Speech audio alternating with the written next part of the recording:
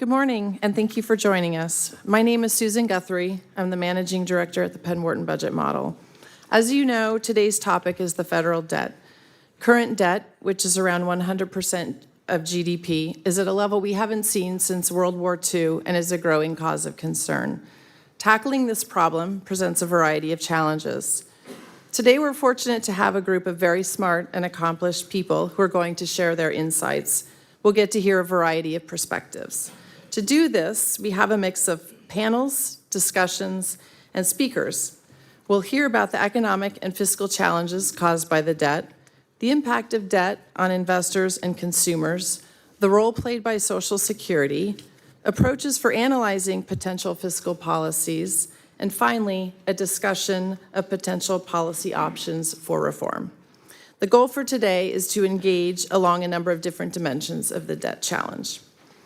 For our first panel, we have two very distinguished speakers, Alan Auerbach and Philip Swagel.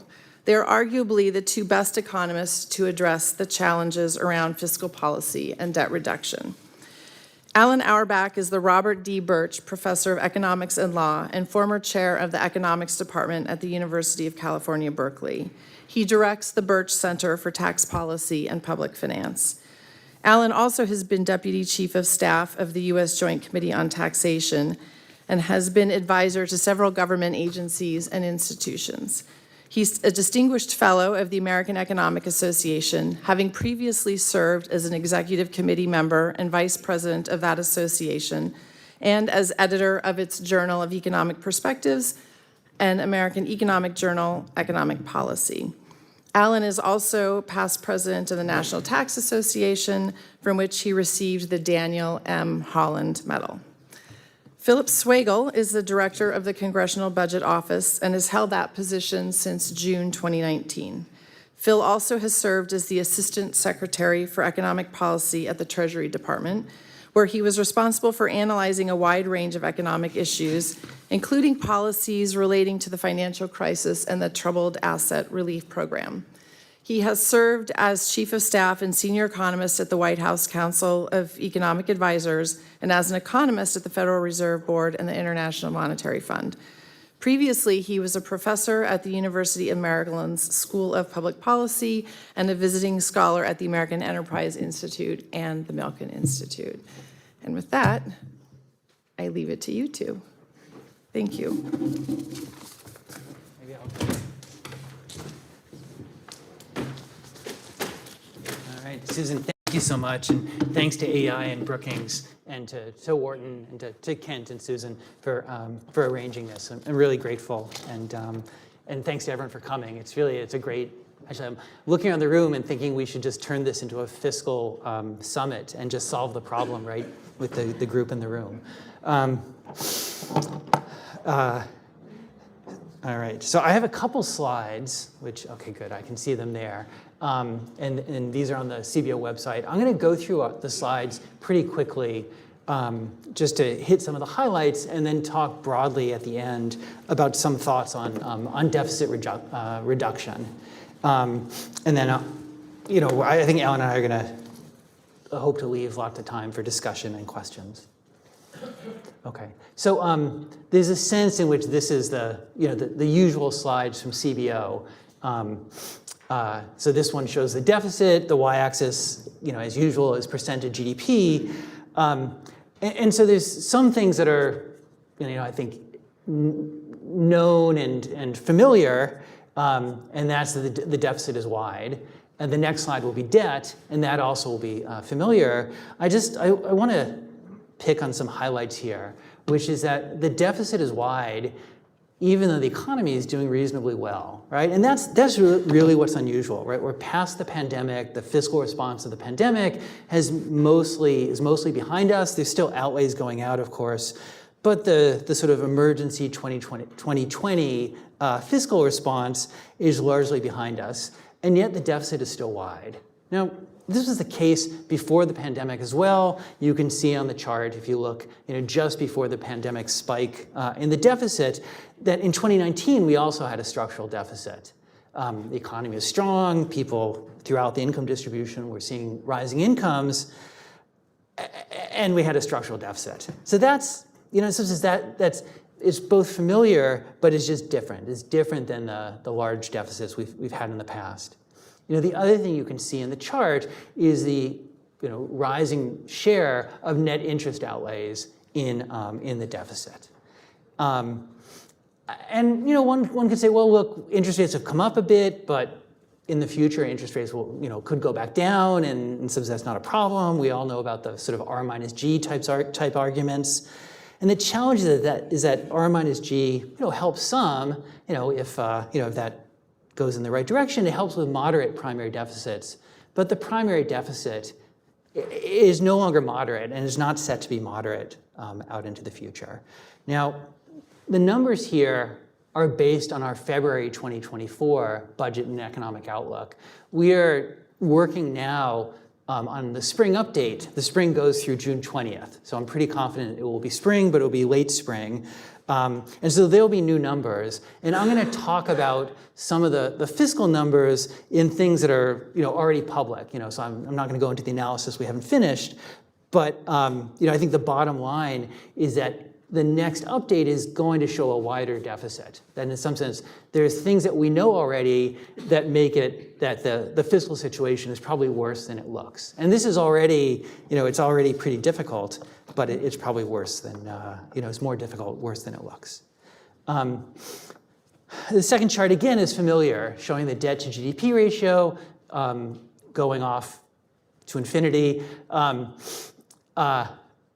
I promise it doesn't get better if you go past 30 years. And we have now what we begin to call the 250% problem, which is, well, at some point, right, the debt to GDP ratio can get to a high enough value that you kind of have to look at it and think, really, is that is it meaningful at that point? And we've decided to truncate our y-axes now at 250% of GDP. So this one doesn't have it, but if you do a few negative shocks, then you can get a worse debt to GDP ratio. And of course, you can imagine negative shocks to both the numerator and the denominator, right? The deficit, the numerator being worse, so the debt being worse, and GDP being lower, so the denominator being worse as well. And then, then you really face the 250% problem. And of course, with more debt and higher interest rates, that means that we're more vulnerable to further shocks. And so CBO published an update to our rules of thumb workbook. This is an XLS spreadsheet on our website, and you can, you basically use that to say, okay, what if I make changes to the CBO budget baseline, whether, generally to the economics. And so I did that. And you can show that 50 basis points of higher interest rates. So if the 10-year yield, if the yield on the 10-year Treasury is 50 basis points higher than what CBO had in our last forecast, which was from December of last year, it comes out to an increase in the deficit of more than $1.6 trillion over the next 10 years. So it just gives you an indication of the sensitivity that we have in terms of the risk of a worse fiscal outcome. All right, I should say, I'm going to talk a lot about dollars. So when I just said it's $1.6 trillion over 10 years, and my charts are in share of GDP, which makes sense, but policymakers think in terms of nominal dollars. So I'll try to speak both languages. All right, let me briefly diverge into good news, which is not always what people get from CBO these days. So this is a chart that shows the change in the 10-year deficit outlook from the prior baseline, so from the 2023 baseline through what we put out in February of 2024. So from May 23 to February 24, and you can see that the 10-year deficit went down. There's a variety of changes in there. The biggest improvement came about because of the Fiscal Responsibility Act that was enacted by the Congress, signed by the president last year. So that reduced discretionary spending. It put caps on discretionary spending. Subsequent legislation, there's CRs, and then the full year appropriations that essentially have embodied those caps with certain adjustments. by statute, CBO projects forward discretionary spending, right? So we make no assumption about what a future Congress will do. By statute, there's a mechanical rule projecting discretionary spending forward. Using that mechanical rule, that gives you the legislative changes. So it says there, it's at 2.6 trillion. So the FRA was 2.5 of it. Now there are other changes. The last line is the technical changes, and that a large part of that is re-estimated costs of the green tax provisions in the 2022 reconciliation bill. And again, of course, that work was done by the Joint Committee on Taxation. The re-estimates were also done by the Joint Committee on Taxation. And it looks like those costs are going to be much higher than was originally estimated. So that instead of offset some of the budgetary improvement, but on net, from baseline to baseline, there's an improvement. Now, what's not in here, now I'm going to have a whole list of things that are not in the projections, but you can see one already that's not in here, and that's that we recently enacted a security supplemental. So this is about $95 billion to Ukraine, Taiwan, and Israel. That's not in here because that was enacted after the February 2024 numbers were locked down. And so it's $95 billion added to the 24 deficit, but by statute, that will be projected forward into the future. So that, rise with inflation. So just mechanically, we know that the next baseline update that we publish in June will show a wider deficit. Of course, it's up to future Congresses to turn that into, to decide whether to turn that into actual spending. Good. But anyway, this is the good news slide. So we'll see. Let's see if I can come back to good news. Okay, actually, I'm sorry. This is also some fiscal good news. So this shows the labor force, again, comparing our May 23 baseline to the February 24 baseline. And of course, the demographic projections and then economic projections are at the foundation of the budget baseline. And this shows an important change that we made in the demographic projections. And there's a sense in which it's a change to the past. So the past is not what we thought it was, because we realized in doing the work on the demographic update toward the end of last year, we realized there's a disconnect between the numbers from DHS, the Department of Homeland Security, on the number of immigrants who are released into the interior of the United States. Those numbers seem to be disconnected from the population statistics that we get from the census. It's not a criticism of census. They do a great job, and it's a difficult thing when things are changing so quickly. And for sure they'll get there. So this is not a criticism at all of census, but this demographic update of the surge of immigration has a huge impact on the economic projections and therefore on the fiscal projections. And so this is just one view of it, looking at the change in the labor force. So it's over 5 million additional workers in the labor force over the budget horizon, over the 10-year budget window. And I should say, in our projections, we have the surge of immigration going from 2022, when it started, through 2026. We actually don't know when it's going to end. So, what's the basis of saying 2026 was a little bit of, we're really not sure, right? Because we're not, there are many factors behind the surge, conditions here, conditions in the source countries, regulatory decisions, policy decisions, social media, lots of things. And it's something we're just gonna have to keep watching and keep our eye on and see how long the immigration surge goes. Now, there's many impacts of immigration, and what we have in our budget baseline is in some sense a relatively narrow view of immigration. It's the CBO view, right? So CBO, right, our job is the federal budget, right? So there's, of course, enormous impacts on the state and local governments from the surge of immigration, and that's not in here. That's not in this chart. It's not in our budgetary statistics, just because that's, we're certainly aware of it. It's important. Obviously, politically, it's important. Socially, it's important. It's important to, if you live in Denver, if you're the local government or local civic groups in Denver, for example, it's very important to you. I want to start by saying it's not in here. The other thing is not in here, meaning in the slides I'm going to show, are the impacts of immigration on discretionary spending.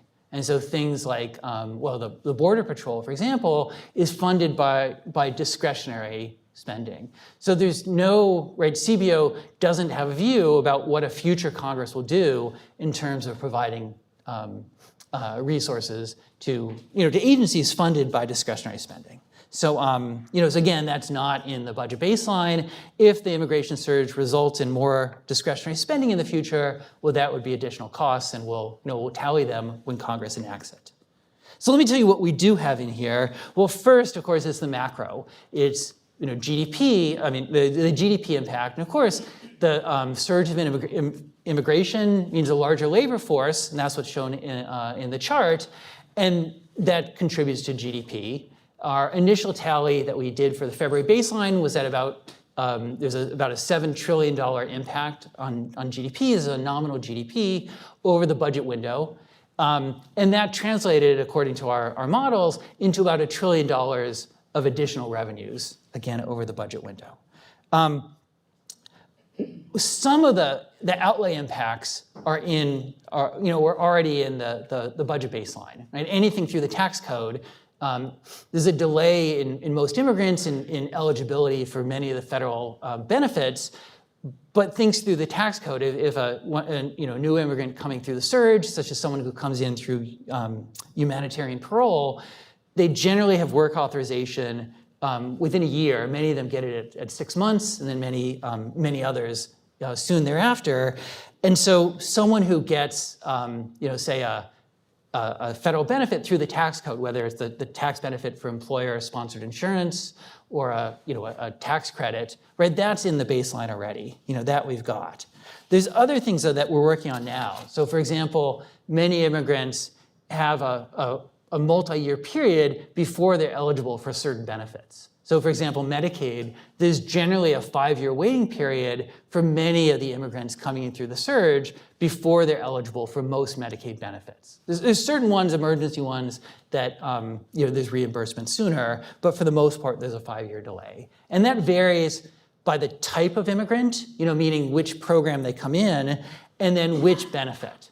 So that's the work that we're doing now, and that I'm hopeful that we're going to have in the spring baseline and put out lots of material with that, is what are the outlay implications of the surge of benefits.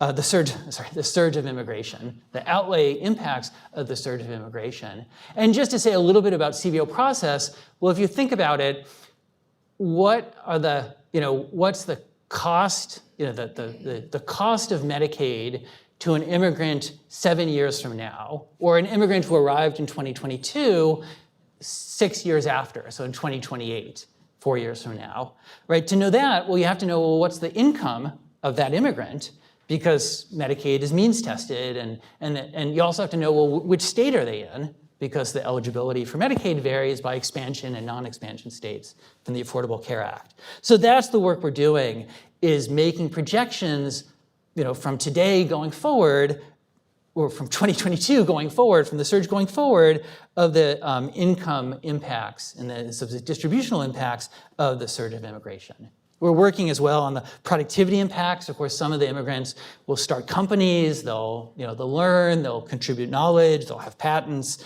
there'll be effects on long-term GDP. We're looking at that. We're looking at the impacts on GDP and on inflation. And of course, immigration affects both supply and demand. It affects labor supply, as I discussed, but it also affects demand. Immigrants buy things. And in the sense that the immigration surge helped loosen the tight labor market, but also contributed to demand. So that we're looking at the balance between those two. All right, just a few last remarks, and then I will, let's see if I can do this. Okay, good, turn over to Alan. Okay, so this slide is from our long-term budget outlook, and it shows changes in the composition of outlays over the next 30 years. So this is from 2024 to 2054. And the top chart, in some sense, is a mirror of the first chart that I showed, the one that on deficits. So that showed the rising importance of net interest outlays. And this shows you the same thing, but over 30 years. Right? So over the 30-year horizon, an increasing share of overall federal outlays is projected to be net interest outlays. And again, I said before, right, more debt, higher interest rates means more net interest outlays. In our calculations, it's about the increase, so it's not shown here, but the dollar increase over the 10-year budget window is about 2/3 from higher rates and 1/3 from more debt. Good. Okay. Then, so that's the top, and again, familiar. It's familiar from my first chart, but new is the rising share of net interest outlays after a long period in which interest rates were low, and in some sense, policymakers just did not worry about as much about the flow cost, so it's the carrying cost of the debt. Then the bottom of the chart shows the rising share of mandatory spending in outlays. And again, I think this is familiar. But it's still worthwhile to see. And you can see at the very bottom, the major healthcare programs. A lot of that is Medicare, but there's Medicaid, there's the subsidies for the Affordable Care Act, and other things in there. And of course, that's both the aging of the population and strong cost growth in healthcare. And then Social Security. Social Security, of course, the bulk of the increase as a share of GDP is in the next 10 years. And then it moderates, and that's why the increase there over a 30-year horizon is smaller. Okay, I have a couple other charts. Actually, I'm going to say one last word on this chart, and then I'm going to skip back to my first chart and just make some general remarks, and then turn it over to Alan. So this looks at population growth, and this is again from our demographic outlook. And the point I wanted to make is that that orange spike, you can see the immigration surge through 2026, and from 2040 on, the net population growth in the U.S. is projected to be entirely from immigrants. And given the fertility rate, we projected is around 1.6 now. We projected to go up somewhat, but still to remain much lower than it was before the financial crisis. Okay, so. Good. Okay, I'm going to skip over my last chart. Is on the website about GDP. Okay, so let me just close with a few broad points. So my term of art for the budget situation is daunting, and there's a sense in which it's yet more difficult than we show in our budgetary projections. And I'm just going to tick through some of those reasons quickly. All right, so certain provisions of the 2017 Tax Act expire at the end of next year. JCT has estimated that extending just the individual income tax provisions of the ones that expire would increase the deficit by more than $3.8 trillion over the next 10 years, including the interest costs on those provisions. But keep in mind, that's in the budget window that goes through 2034. Of course, if legislation is enacted next year, well, then the budget window will go to 2035, and then that 10-year cost will be more, right? Because it'll be one more year with the full cost, and the year at the beginning that doesn't have the full cost. So, so we're already at $3.8 trillion to extend that's the personal provisions of the 2017 Act. And it's more than that. And of those dollars, more than half of them are for households with incomes below $400,000. So, so even if policymakers want to extend part, it's still very challenging. I mentioned before that our projections by law show discretionary spending increasing with inflation, but that means that discretionary spending in the baseline declines as a share of GDP. And of course, there's no normative judgment, right? CBO, and this is from Alice Rivlin, for CBO makes no normative judgments what the appropriate policy is, how much spending should there be on defense, on, the Border Patrol, on Homeland Security, on education, on housing, national parks, all these things. All of that is for a future Congress to decide. If future Congresses decide that discretionary spending should keep pace with nominal GDP rather than declining, that would increase the deficit by more than $1.3 trillion over the next 10 years. And then, of course, I mentioned the security supplemental, that's $95 billion this year, and then it will be inflated out with inflation.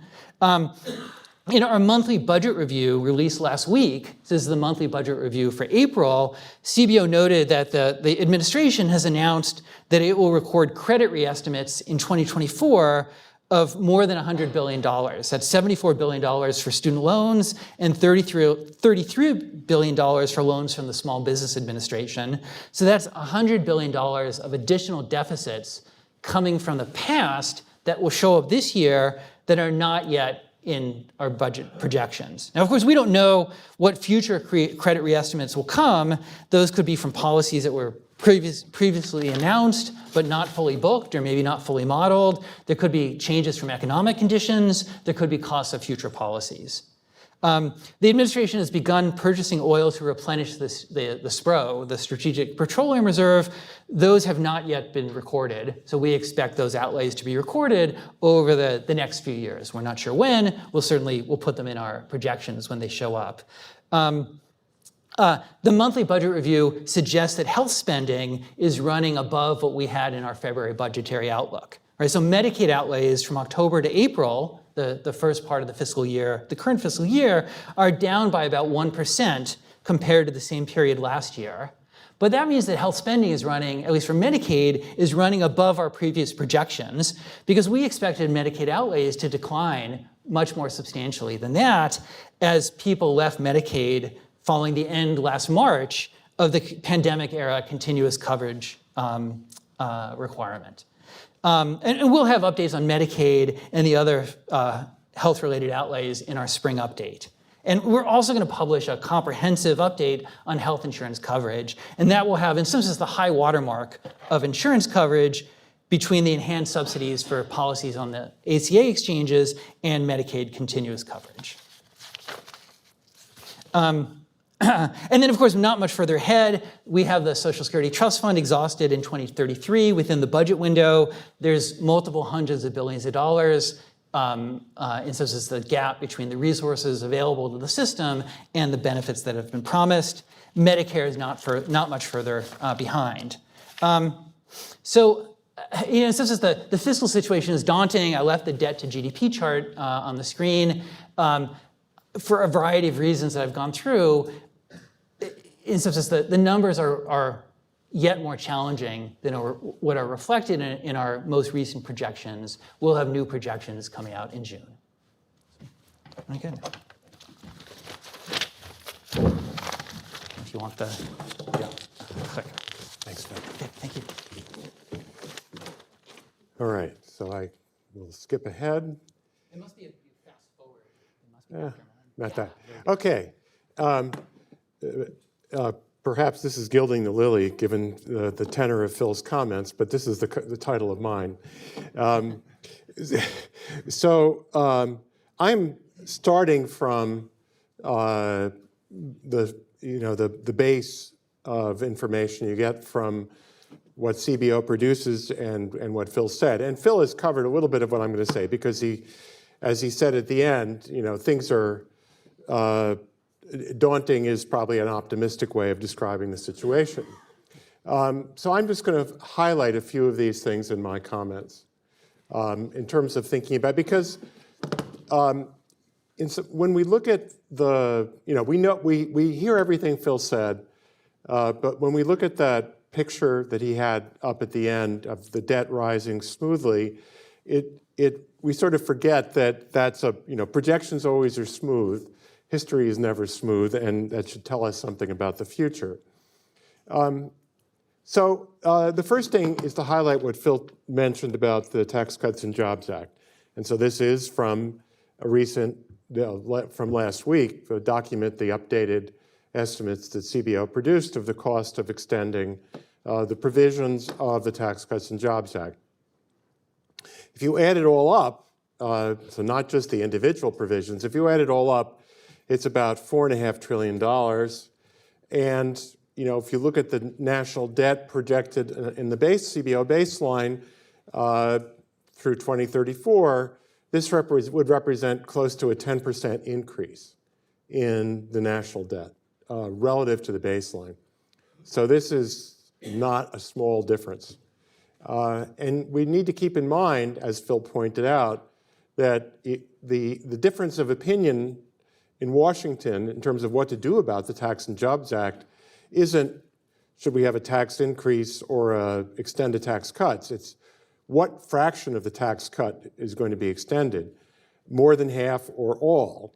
And in recent history, when there are differences of opinion in Washington, everybody can agree on a tax cut.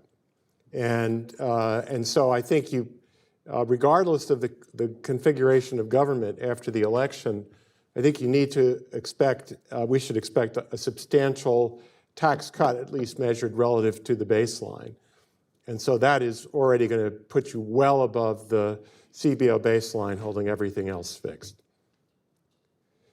The second thing I wanted to focus on is immigration.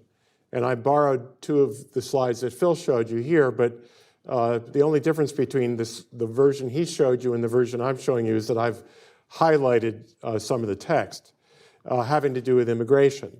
The fact that there was a big surge, unexpected, a couple of years ago, a big surge in immigration that's been happening, and it's really, we were wondering for a while, as we were thinking, well, the economy's at full employment, and we're adding 200,000 or 300,000 jobs a month. Where are all these people coming from? And now we have some idea that we've had a big surge in immigration. It's basically allowed the economy to continue growing much more quickly than we were anticipating a year or two ago. And it's meant that, even being at full employment, we've ended up having much more rapid growth than one would normally expect under those conditions. And the other aspect of this is, again, all of this going forward, all of this projected, to the extent that the population is relatively stable, all of the growth we're going to get in the population is coming from immigration, more than all of it. Because given the low rate of fertility and the aging population, we'd actually have negative population growth without immigration.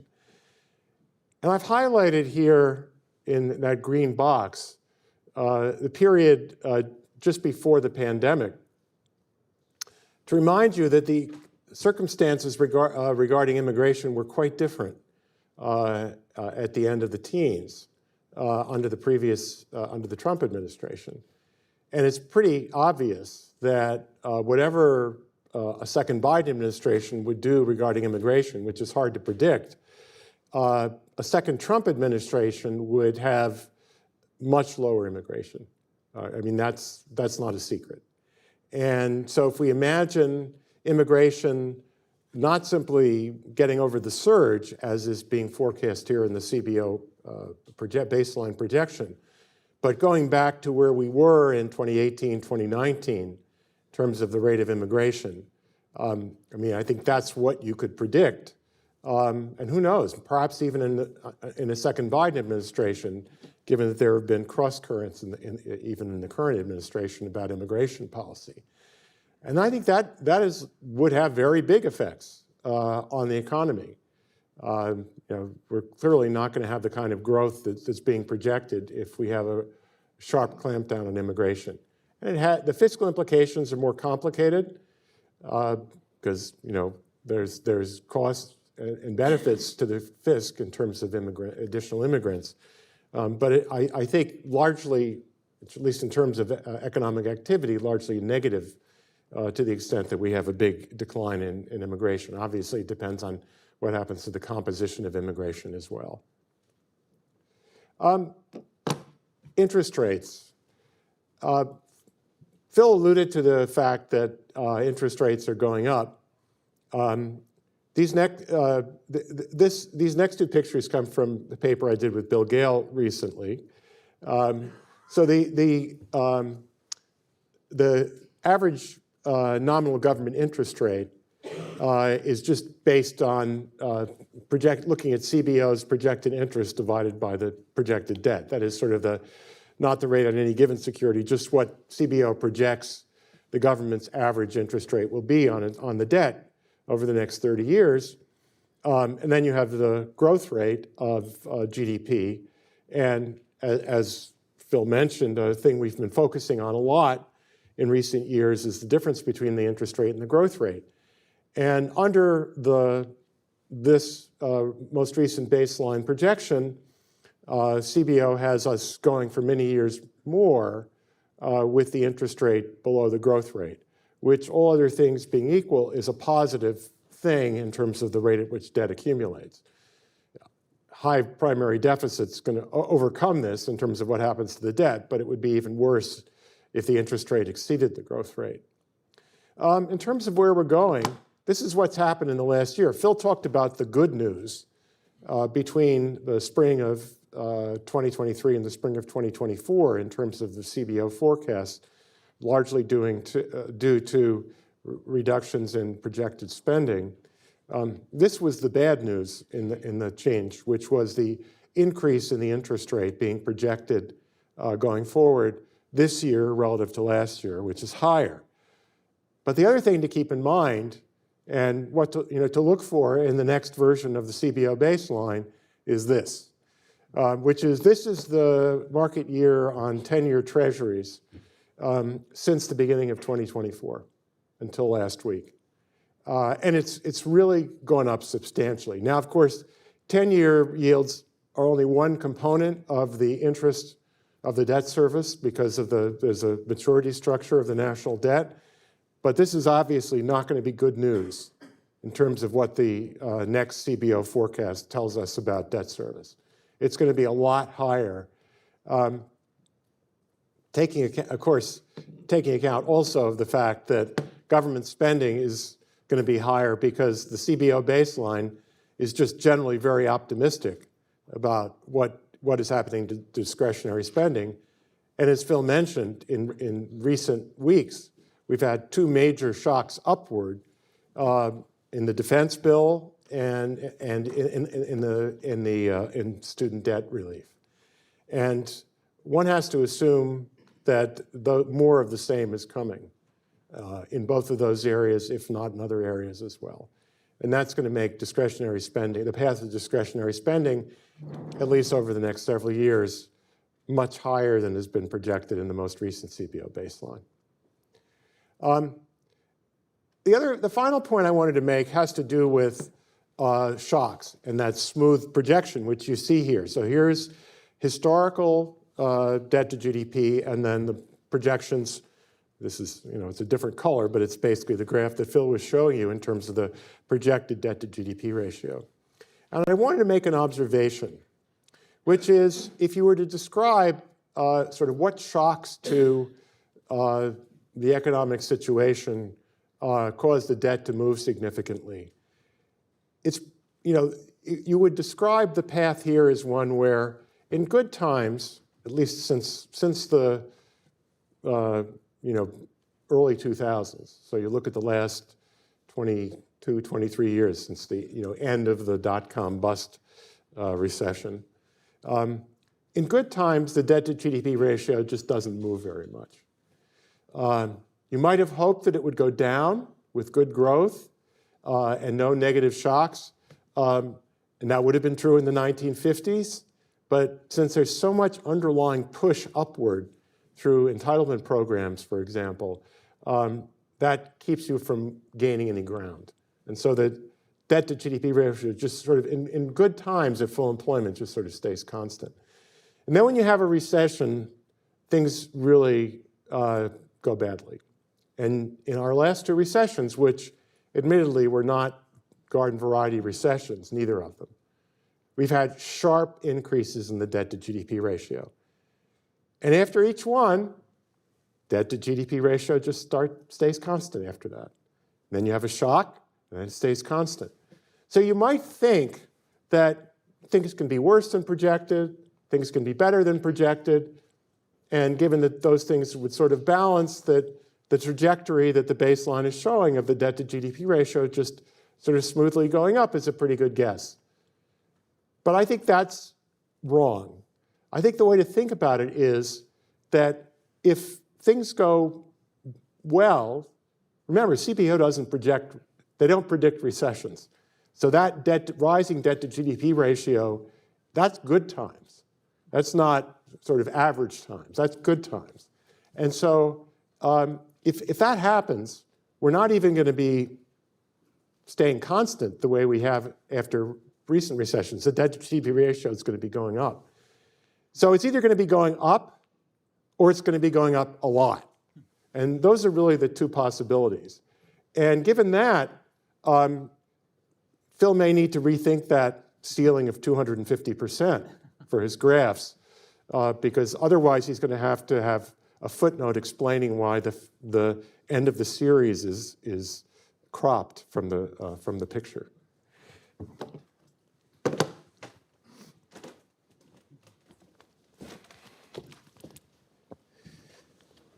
Thank you both. So right now, we'd like to take questions from the audience for the next 9 minutes, and then we have a hard stop at 9:50.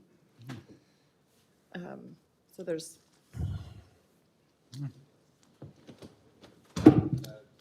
Your graph going back to the 90s surplus, showing the surplus under zero and the interest. Yeah. Besides thinking that surplus was all wrong, unnecessary, just political, Bill trying to find a way to prove he could find $1 trillion. Where does all that interest come from in the 90s while the surplus is there is what I have a lot of political stuff on that, but. Oh, sure. So, so in some sense, it's just the budget arithmetic, right? That, even as the debt to GDP was going down in the second half of the 90s, there's still debt, there's still, interest rates, so we still had net interest outlays. So it was still there, it was just much smaller as a share of GDP. But in some sense, just maybe this is the, I'm sorry, this is the more substantive response is had that scenario been played forward, in some sense had the, deficit essentially gone to zero or even negative, then the net interest outlays, of course, would have gone, even smaller. I mean, I suppose at any point there might still have been some federal debt and some net interest outlays, but it would have, in some sense, asymptoted to zero. The interest stays high. Yeah. So, but it's an important point that, I think it goes with what Alan said also, just the difference in outlook from the 2000s. I mean, it's almost like your chart that you started in 2000 and you skipped the good years of, so the good fiscal years of the, just before that. Yeah. No, thank you. It's a good question. Yeah. I see Rich.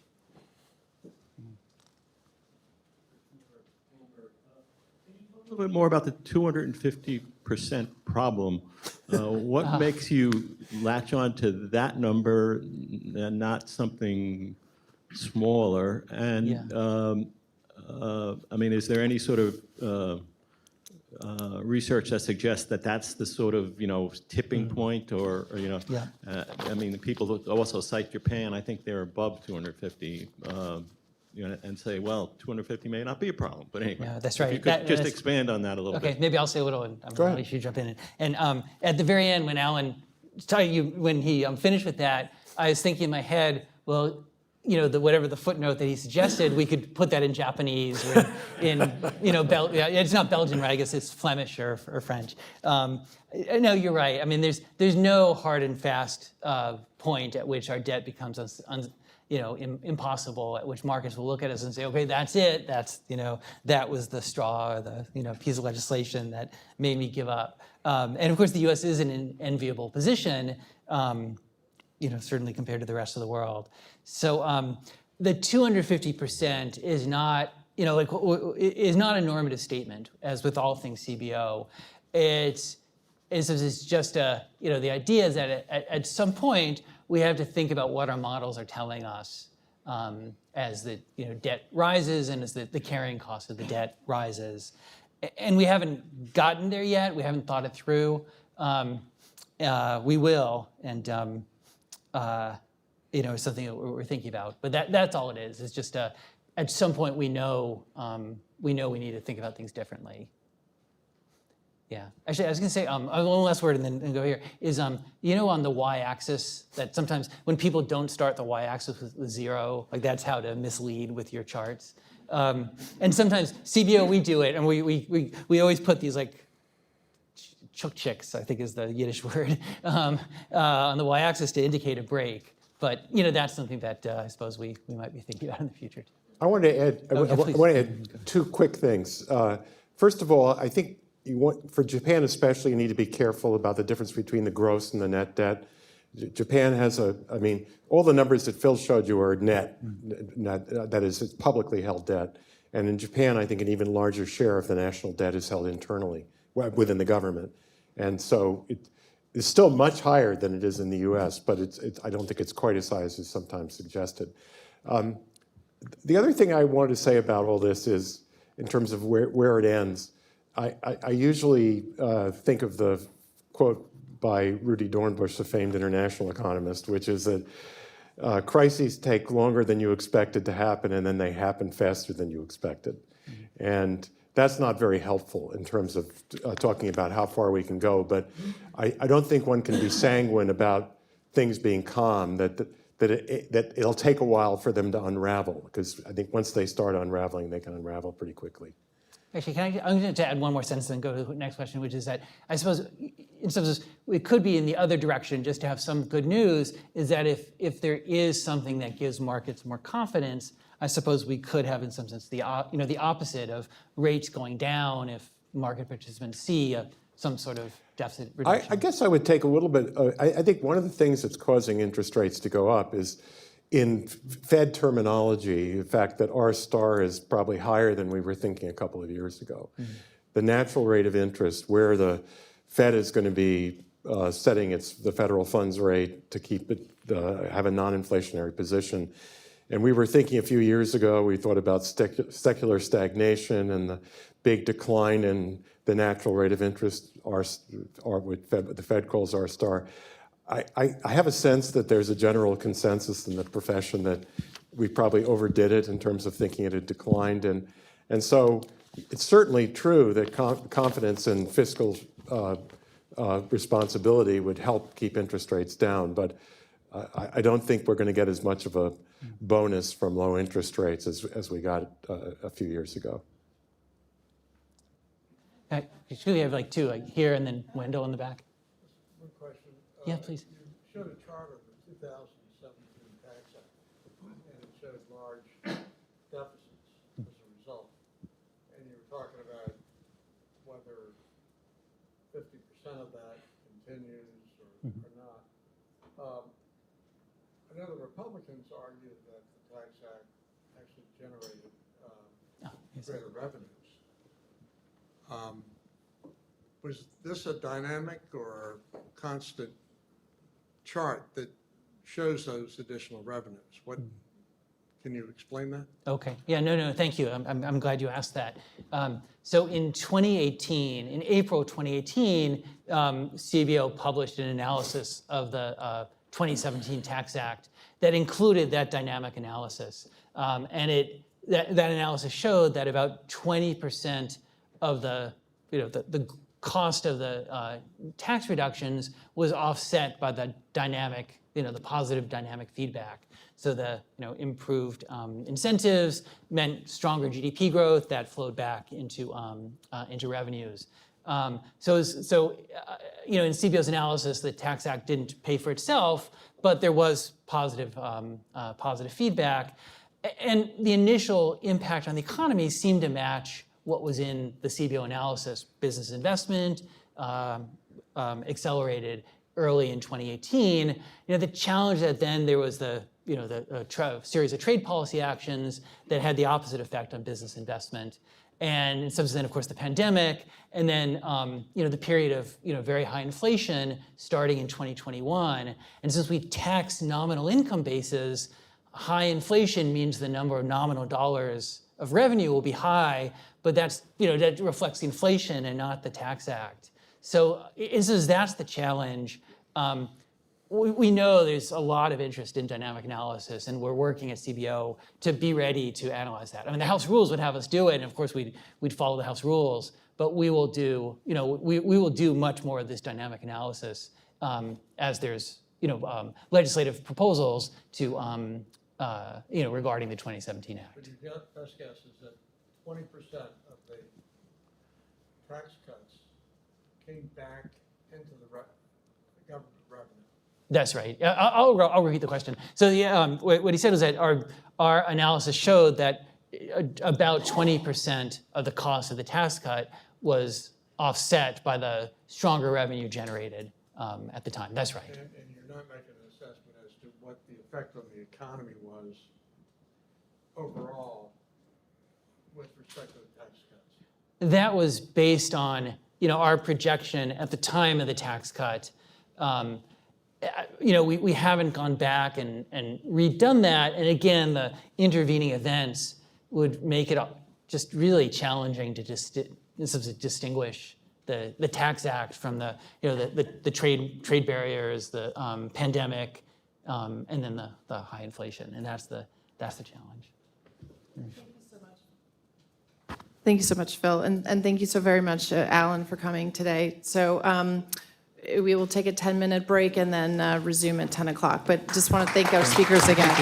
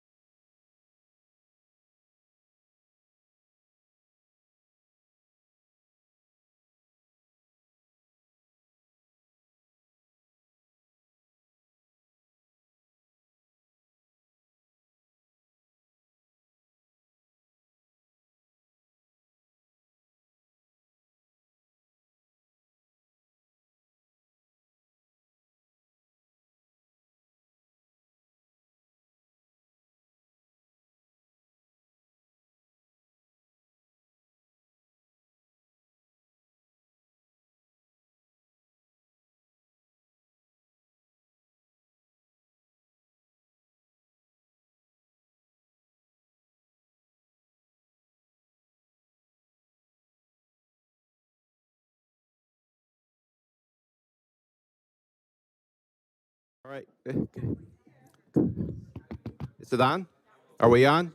All right, if you could grab a seat, that'd be great. Let's get going with the second panel. Next time, I'll try to make that break a little bit longer. Sorry about that. And this next panel, the co-organizers, we thought that it would be great to have a view from the street in particular, trying to understand consumer and debt issues from the perspective of Wall Street and business more generally. And on this panel is Michael Feroli, and you have his bio and everybody else's bio with you. I'll just be really brief to maximize our time. And Michael Feroli is a chief economist at JP Morgan, has a background in Federal Reserve, the US Congress, Joint Economic Committee, and so forth.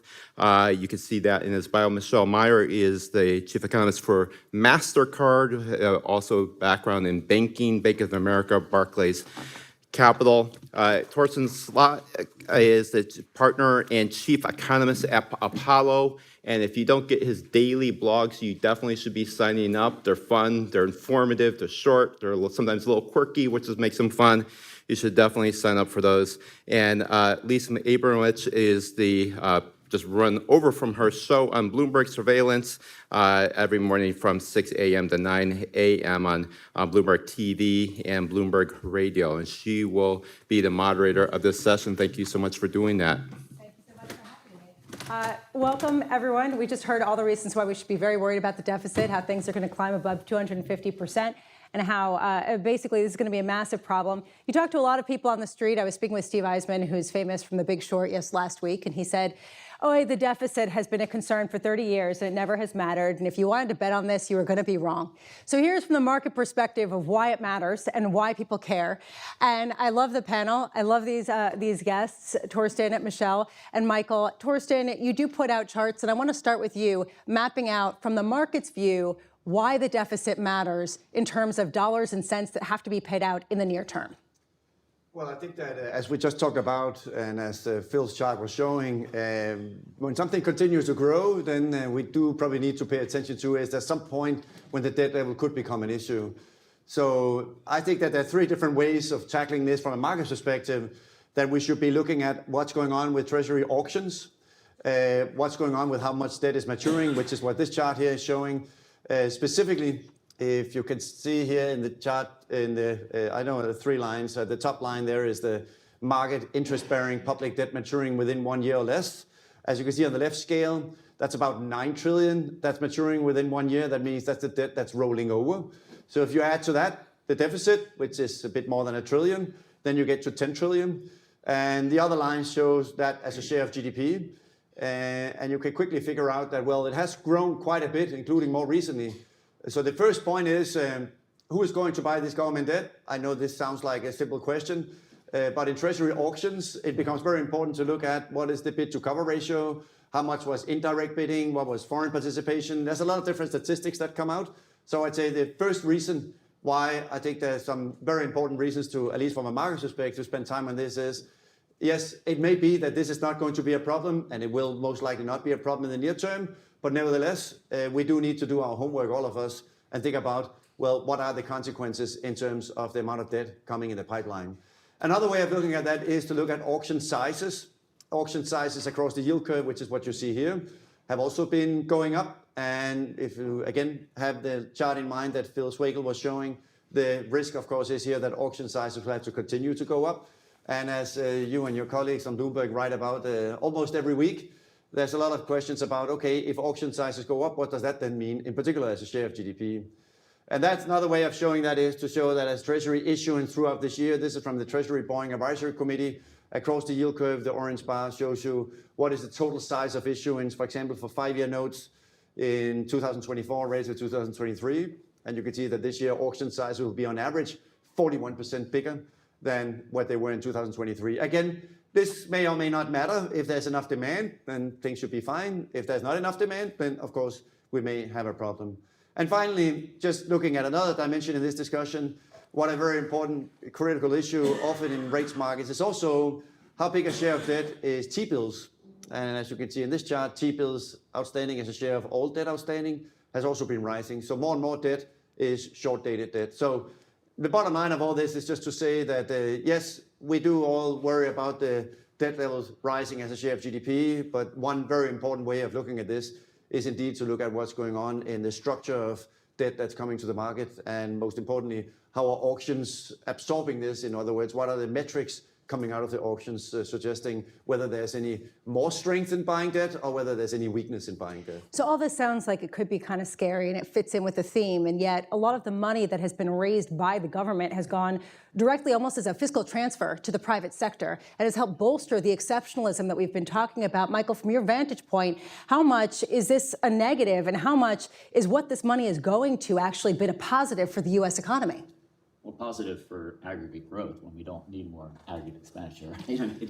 So it's definitely, I think, helped the economy, but probably been at odds with what the Fed's been trying to accomplish in slowing spending growth, right? So I think that may be, we're all trying to figure out why has the economy been resilient, 525 basis points of rate hikes. I think it's hard to avoid that I don't think it's monocausal, but I don't think you can really avoid the fact that you're running 6% of GDP deficits.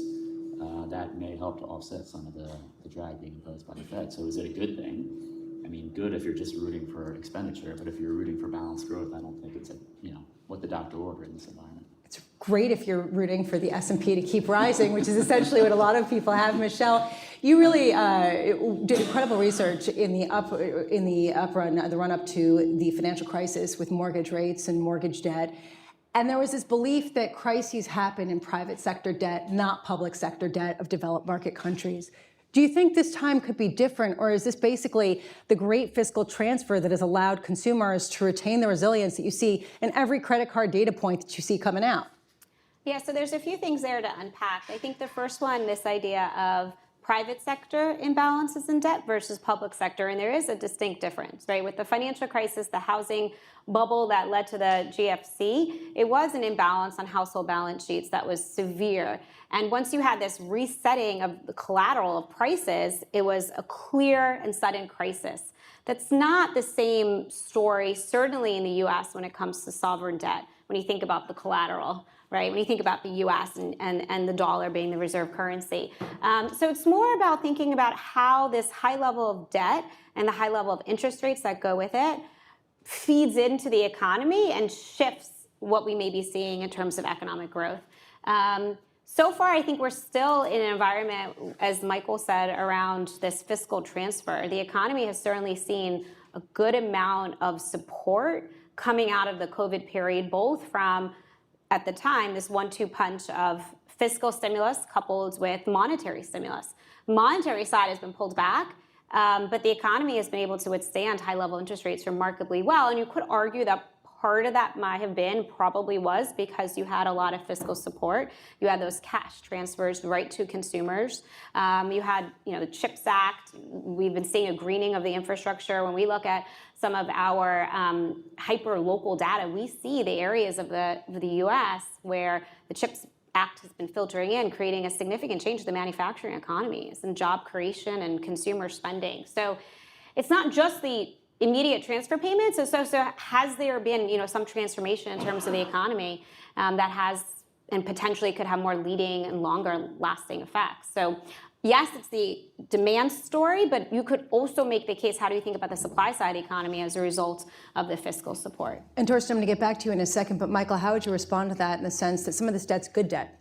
It's being used to spend to transform the economy in new ways and address new economies. Yeah, and look, I don't want to say that the support provided in 2020 was, that's a bad thing. I think almost everyone agrees that was necessary.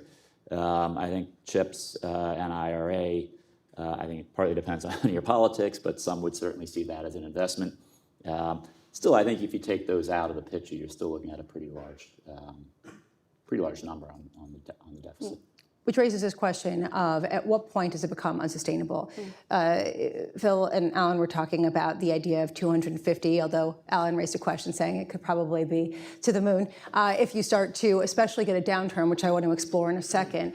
But there's a question of, is there a benchmark line in the sand at which average borrowing costs become overly punitive to the government? Is that something you've studied, Torsten? Well, I think the challenge with that question is that we just don't know where that is. So I started my career at the IMF here down the road, and the first thing you learn is that higher debt levels, in particular when you reach extraordinary high debt levels will eventually begin to cause some problems. It may not be necessarily a financial crisis, but it will certainly be do all kinds of other things, crowding out. It may be spending more money on interest payments, and it may also ultimately, for other countries than the US, mean something for your exchange rate. So there's a lot of different dimensions where higher debt levels could begin to have an impact. But what I think the most critical thing for the US at the moment is really to think about also, okay, so if we don't know when that time is, well, then we should probably be watching as we go along whether we are going to that point or not. And what has been very, very pronounced in the last at least the last decade, is that we have seen a shift in the buyer base. It used to be that it was foreign official buyers, namely China and others, that were buying US Treasuries. They were buying US Treasuries not so much because of the yield, but because they wanted to keep their exports competitive. In other words, they wanted to keep making sure that my shirt was cheap. And if that was the case, well, then they could do what they could to make sure that they limited how much the RMB was appreciating. And instead, they would make sure that the exchange rate didn't go up too much. They did that by buying dollars and selling their own exchange rate. They are no longer doing that because now they have a list of other problems. So now we no longer have this yield insensitive buyer. And we've seen a shift in the tick data that the buyer in the last several years when interest rates have gone up have been households, it's been pension and insurance, and they have all been buying because of interest rates going up. So the risk is if we're shifting from a yield insensitive buyer to a yield sensitive buyer, that may over the next decade or two, again, open up this risk that, well, we no longer have this simple buyer that was buying quote no matter what, because China simply has no number, that doesn't have the same number of dollars to recycle. But now it's instead relying on households, on pension funds, insurance companies that are buying because they like the yields. So what happens when the Fed cuts rates is that they may be, because they're high yield sensitive, therefore less inclined to buy. So there's a very important dynamic also in the last 5-10 years that has changed in terms of who is it actually that's buying US Treasuries. This is one of the reasons why people are watching the auction data every week, even if people say that those people are worrywarts. But, you know, this question of, okay, who's coming in to buy, and is there sort of a line in the sand where people aren't going to buy because of the deficit? Michelle, I'd ask from you, at what point does it become punitive for consumers, for companies? Because right now we're seeing incredible resilience. How much is that just a timing issue? They have a lot of money and they have locked in, you know, debt obligations versus something that really is, this could be the new normal and that's fine. So I think there's a few dynamics that are in play when you think about what's happening for the U.S. consumer. I think first, yes, the Fed has increased interest rates meaningfully. But if you look at the debt service ratio for aggregate for households, it hasn't increased that much. It's back to just above where we were prior to the pandemic, despite interest rates being a lot higher. And I think part of that is because of this unique nature of our mortgage market with 30-year fixed rate mortgages. But that's the aggregate measure. For a lot of households, if you've just purchased a car, you've just purchased a home, or you have student debt, you are feeling that debt service increase. And as a result, shifting in terms of prioritization of purchasing power. But I think the bigger story for the consumer has simply been the strength of the labor market. To me, that has been the number one factor that is leading to this exceptionalism in the U.S. economy. The labor market has continued to show expansion. We are seeing an improvement in the labor force. So not only there's demand for labor, there's also more supply for labor, and that's keeping wages increasing. So for the consumer, they do have to think about their debt dynamics. They have to be careful about that. But a lot of consumers still have a good amount of purchasing power to go out and engage in the economy. And that is very much still in play. And we see that very clearly when we look at the consumer spending trends. And Michael, 5 years ago, people were complaining that if rates ever rose, companies would be absolutely blown out because they all had these really low interest cost debt structures. To Michelle's point, we haven't seen it. They're expanding. How much is this something that's sustainable? And again, speaks to this point that if we stay around 4.6% on a 10-year yield, that's fine. If we have close to a 5% Fed funds rate, that's fine. They can survive. Yeah, well, certainly a lot of companies refinanced in 2020 and 2021. I think we last spring may have begun to see what a lot of us were expecting, which was something breaking, right, with the regional banking crisis. Now, that was short-circuited by the Fed and the Treasury implicitly guaranteeing uninsured deposits and short-circuiting that. But I would say many of us are still a little puzzled by the fact that we haven't seen something break. Now, again, maybe that was the only break that we're going to see in the cycle, but you know, the longer we do stay here, the more firms will have to you talked about this on your show all the time about the refinance wall. It is looming, but it keeps getting pushed out a little bit by. But right now it's hard to see that as a big risk for this year. I guess another way of asking this question is, how much have higher rates slowed economic growth? Well, this is kind of getting back to the same question we started with. I'm going to ask it 5 different ways, see if I get a different answer. So, all right, so I think there's a couple things. So growth is doing well, and rates are high. Yes. And saying R star is higher, I think, is just kind of like almost rephrasing the question. Right? So, Which I can do next. Go on. It just has to be the answer. Yeah. So sorry. but that doesn't really tell you anything about the economy. Now, I think one of the things is the fact that strong immigration growth is probably temporarily boosting the potential GDP growth and what we should think of as strong versus weak GDP growth. So over this period, over the last year, when we've had strong GDP growth, the unemployment rate has risen a 0.5 percentage point, which may tell you that cyclically we're actually a little softer. So I think that has to be one part of the story. I think the fiscal has to be one part of the story. And I think just generally the post-pandemic tailwinds had longer legs than we thought. And a lot of those things are going to be, I think, pretty interest insensitive. So over the past year, where you've seen really outsized employment growth, I think in the second half of last year, it was over half of employment growth, was government, primarily state and local government, and healthcare. And those are probably the two least interest-sensitive sectors I can think of, right? And so I think, and some of that is just rehiring and getting back up to staff after very sharp reductions in the pandemic. So I think that normalization period probably stretched on longer than many of us. One way of rephrasing and answering your question is also Thank you. I appreciate that. I think that the reason why rates have not worked the way that we thought it would, according to ISLM models and RBC models and whatever model you think is the favorite one, I think that it has been impacting those balance sheets that are weak. In other words, consumers that have a lot of debt have been impacted. Firms that have a lot of debt have been impacted. For example, for firms, look at it. If you look at venture capital, enterprise software, tech, and growth, areas where firms are generally characterized by having a lot of debt and very little cash flow, very little earnings, very little revenue. Of course, venture capital is the most extreme. If you have no revenues, interest rates going up are going to hurt you a lot more. So think of this in the capital structure. Firms that are triple C, in some cases also single B, they have been much harder impacted because they have higher debt levels and lower coverage ratios. Likewise for households that have a lot of debt and don't own the S&P 500, maybe don't own their home, and have not been benefiting from higher cash flows because interest rates are higher, they have also been experiencing more distress. So in that sense, it is the most highly levered balance sheets that have been impacted. But because everyone above that locked in their interest rate in mortgages, locked in their interest rates in investment grade credit, which, as you know, is the vast majority of credit markets, that means that, broadly speaking, we have simply not had the interest rate sensitivity except for those household balance sheets and those corporate balance sheets that have the most highest levels of leverage. Michelle? Yeah, and this goes to the reality that this is not a uniform story for the economy. And I think that's been the case throughout this cycle. The pandemic impacted parts of the economy very, very differently. When you think about the early stage of the pandemic, where the experience economy, travel, leisure, was in a very deep recession that lasted for a while the goods economy burst, into expansion, and then that reversed. And the same story now, I think, really holds in terms of that interest rate pass-through.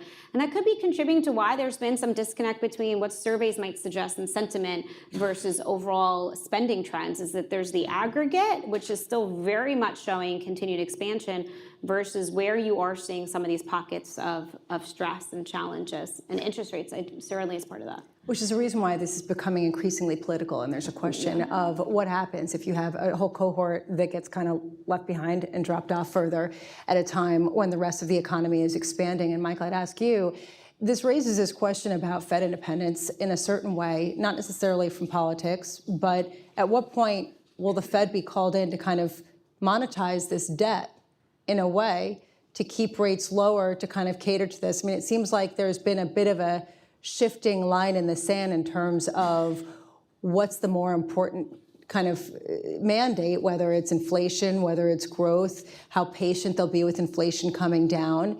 Is that something that you see in the cards?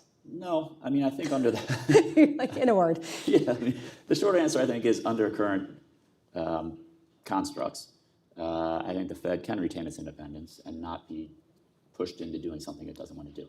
Now, we've seen news reports recently about that, maybe the independence of the Fed being studied as to ways it can be, frittered away. And, if we get to that point, I would have to revisit my answer. But right now, my answer is, I think this Fed, with the personnel in place, can afford to be solely focused on their inflation and employment mandates. Which, again, goes back to this issue of, if that's the case and there isn't real evidence that any of you can really point to of sort of uniform downshifting in growth, at what point do they need to, and at what point is the debt overhang punitive to growth? And Torsten, I would ask you this. Typically in history, whether it was Japan or whether it was some other economies, there was a feeling that more debt led to slower growth, disinflation, at least in developed markets, disinflation, and was actually part of the reason why we had low rates. Why is it so different this time? Well, I think that the interest rate sensitivity is just a lot lower. So I think there are two things, partly because consumers are 95% in 30-year fixed mortgages. So that means that consumers are just less sensitive, at least on the mortgage side, which makes up about 75% of their debt, is therefore less sensitive. Firms were encouraged during the pandemic to lock in their debt levels at much lower levels than what they've seen before. So therefore, investment grade credit in particular, but everything fixed rate, also has still a fairly long duration when it comes to interest rates really not mattering, at least in the next, well, depending on where you look exactly, but broadly speaking, in the next year or two. So I think that the interest rate sensitivity has gone down. And at the same time, I think that we have these very significant tailwinds from the CHIPS Act, the Inflation Reduction Act, the Infrastructure Act. And I also think here, at least more recently, we have had a very significant easing in financial conditions. Since the Fed at the November 1 FOMC meeting stopped talking about rate hikes, and now started talking about rate cuts, and still talk about rate cuts, that has unleashed a significant rally. The S&P is up about 9 trillion since November the 1st. Remember, consumption last year was about 19 trillion. So we have basically given a windfall gain to the US consumer of roughly 50% in a very short period of time. That is not a surprise, therefore, why retail sales, including on Wednesday, could actually still be quite strong, because the consumer is still powering ahead, not only because of the fiscal tailwind, but also because of easy financial conditions, still giving quite some significant support. So I would say those two things, namely less interest rate sensitivity and some significant tailwinds coming from both fiscal and easy financial conditions, are the reasons why the economy is still hanging in there. Which is part of the reason why it seems like all systems are go, and even if things slow, it's not going to be a sharp drop-off. Alan Auerbach sort of hinted at this when he started talking about what happens when there's a downturn. How much fiscal room does the U.S. government have to respond to it, and how much does that create a new paradigm for the debt trajectory? What's your sense, and I would start with you, Michael, in the sense of, how much more severe could a downturn be going forward if there isn't the fiscal impulse? And if there is, what does that mean for kind of the haven bit of treasuries, this question of, do people go there if the government's going to be raising money by selling debt? Yes, I guess one thing I would just say in regard to your question, and building on some of the charts that Torsten's shown, is that while we have increased nominal debt issuance dramatically, dealer intermediation has not increased, right, in terms of dealer balance sheets. And this is looking back 10, 15 years, right? So I think there's also a concern here, not just that the Treasury would have to issue more in a recession, but that there isn't the infrastructure that could, intermediate that issuance in a way that would guarantee that we don't have some problems, perhaps, that echo what happened with the Liz Truss mini budget 2 years ago, or whatever many years ago that was. And look, I think that just means that if we have a fiscal shock, it's nice to have the shock absorbers in the market. And I think that's another concern to build on the ones that Professor Auerbach and Torsten have already shown in their slides. So just to sit on that for a second, because I've been made fun of for saying we could face a Liz Truss moment in the U.S. Are you saying we could face a Liz Truss moment in the U.S.? For different reasons. I mean, we don't have the same. He wants you to go on record. Please, illuminate. I don't, it would be for different reasons, right? So we don't have the same LDI community here, but I think the idea that you have what would otherwise be a negative announcement, but not catastrophic, that could feed on itself because the market can't, sufficiently digest that in the way that it may have 15 years ago. because of the volatility, if the intermediaries aren't acting as a buffer to kind of cushion some of the volatility and the price swings. Michelle, what's your view? So I'll offer another perspective around the question of if there's a recession or a weakening or a downturn, what is the policy response? And when we look back to this question pre-COVID, it was very much the case that, look, the Fed's hands are somewhat tied. We're at the zero bound, or we're close to it. The balance sheet's already high. The burden is going to be solely on the fiscal side. And I think that we can reverse that a little bit now, right? The Federal Reserve has created a lot more policy space. Interest rates are high. If they start easing in this cycle, which I do think they will, which maybe is a debate, as you pointed out, but I do think they will, they're going to likely go slowly. They're going to be careful. And the anticipation is not necessarily to go back to zero very quickly. So the extent to which you have another recession or crisis, there should be more space for the Federal Reserve to cut interest rates and support the economy very, very quickly, which could provide perhaps a little bit less of the burden on the fiscal side. So there is a difference relative to where we were prior to the COVID shock. Torsten, do you agree that the monetary impulse could offset some of what fiscal will have to do going forward? Well, there's always a lot of debate also about this issue that if rates are high, everyone who owns fixed income is getting a cash flow and could be a reason why consumption is still doing well. But the response, of course, from how will policymakers react if we have a crisis, let's just agree that if you have a rising debt level and you have a pretty significant deficit, then your vulnerability in case of a shock is just higher than normal. What the response exactly would be, whether the Fed ultimately, I mean, we all hear various stories, will do QE again in different forms. What will the fiscal response be? It depends exactly on what the nature of the shock is. But I still think that we can quickly agree that if you have a rising debt level, the way that Phil Schwegel's charts here were pointing to, and at the same time you have deficits even in a good economy at 6% of GDP, that's just making you more vulnerable to different types of shocks that could begin to have more significant implications. Torsten, how would you respond to what Michael raised, which is the idea that the infrastructure just isn't in place to handle an expansion of the debt load, an expansion of the U.S. Treasury debt market, and the expansion, frankly, of where the buyers are coming from? It's not from the same kinds of buyers in the same way. Is that a real concern that will lead to some messiness? Well, one way to answer that is to look at this chart here, which is again the TPAC, the Treasury Borrowing Advisory Committee. This is their so-called neutral issuance scenario. So this is their forecast of what do they think under a neutral issuance scenario will be issuance across the yield curve. And the first observation that stands out is that the TPAC and the Treasury seemingly thinks that the orange bar should be higher in the front end of the yield curve than it should in the long end of the yield curve. So look at 30-year government bonds all the way to the right. Yeah. So as you can see, last prediction here is that issuance will be around 300 billion. Why doesn't the Treasury just say, hey, let's just issue $1 trillion? Because the problem is that the pension funds that need duration, they would say, well, we only get $100 in every month. So if you come with $200 in supply, we can't buy all that supply. So that's why the TPAC's goal and the purpose of the TPAC is to sit down around the table and say, well, maybe we will not be able to issue as much in the long end of the yield curve, much more than 300 billion. So maybe therefore that's a limit to how much duration demand there is, for example, from the pension community. So that's why another way of answering your question, Lisa, is to try to sit and think hard about, okay, so if there is some limits on demands for duration, well, maybe that's the reason why the orange bars here are so high in the front end of the yield curve. And of course, the more high the bars are in the front end of the yield curve, the more you run into this risk that the markets, which it does at the moment, spend so much time thinking about how much is coupons and how much is T-bills. And T-bills has been going up. And the more your T-bill snowball grows in front of you, of course, the bigger and bigger it gets, which is what the green line is showing here.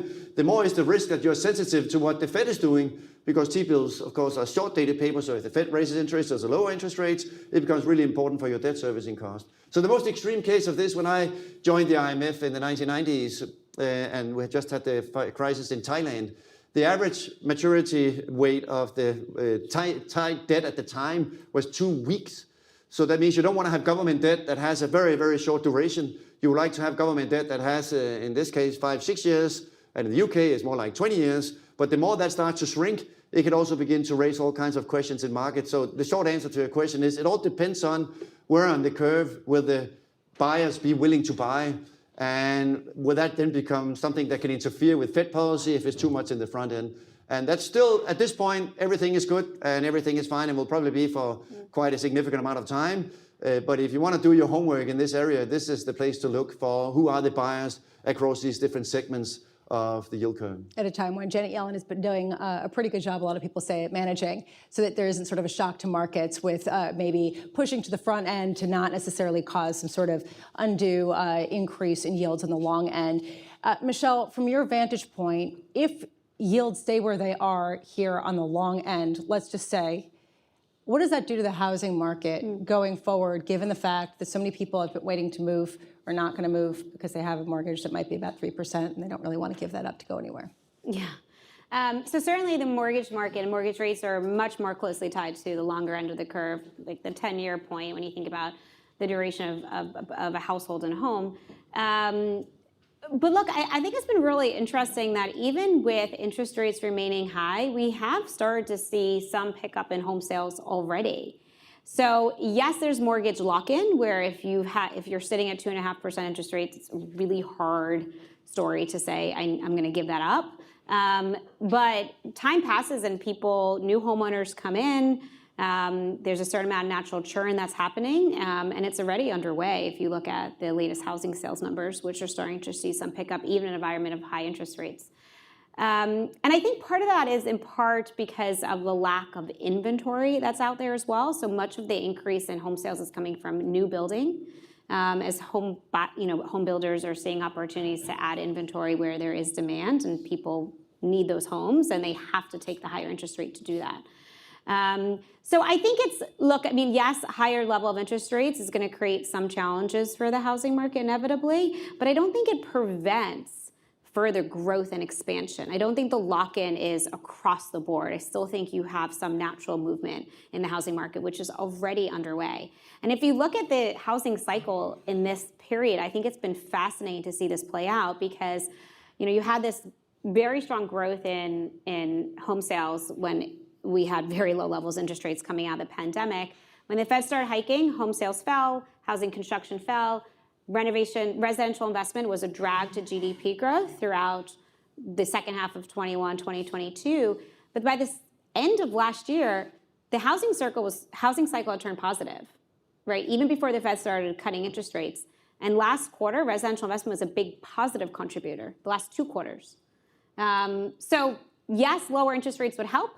But no, if we stay at this level, I don't think it means the housing market is permanently broken.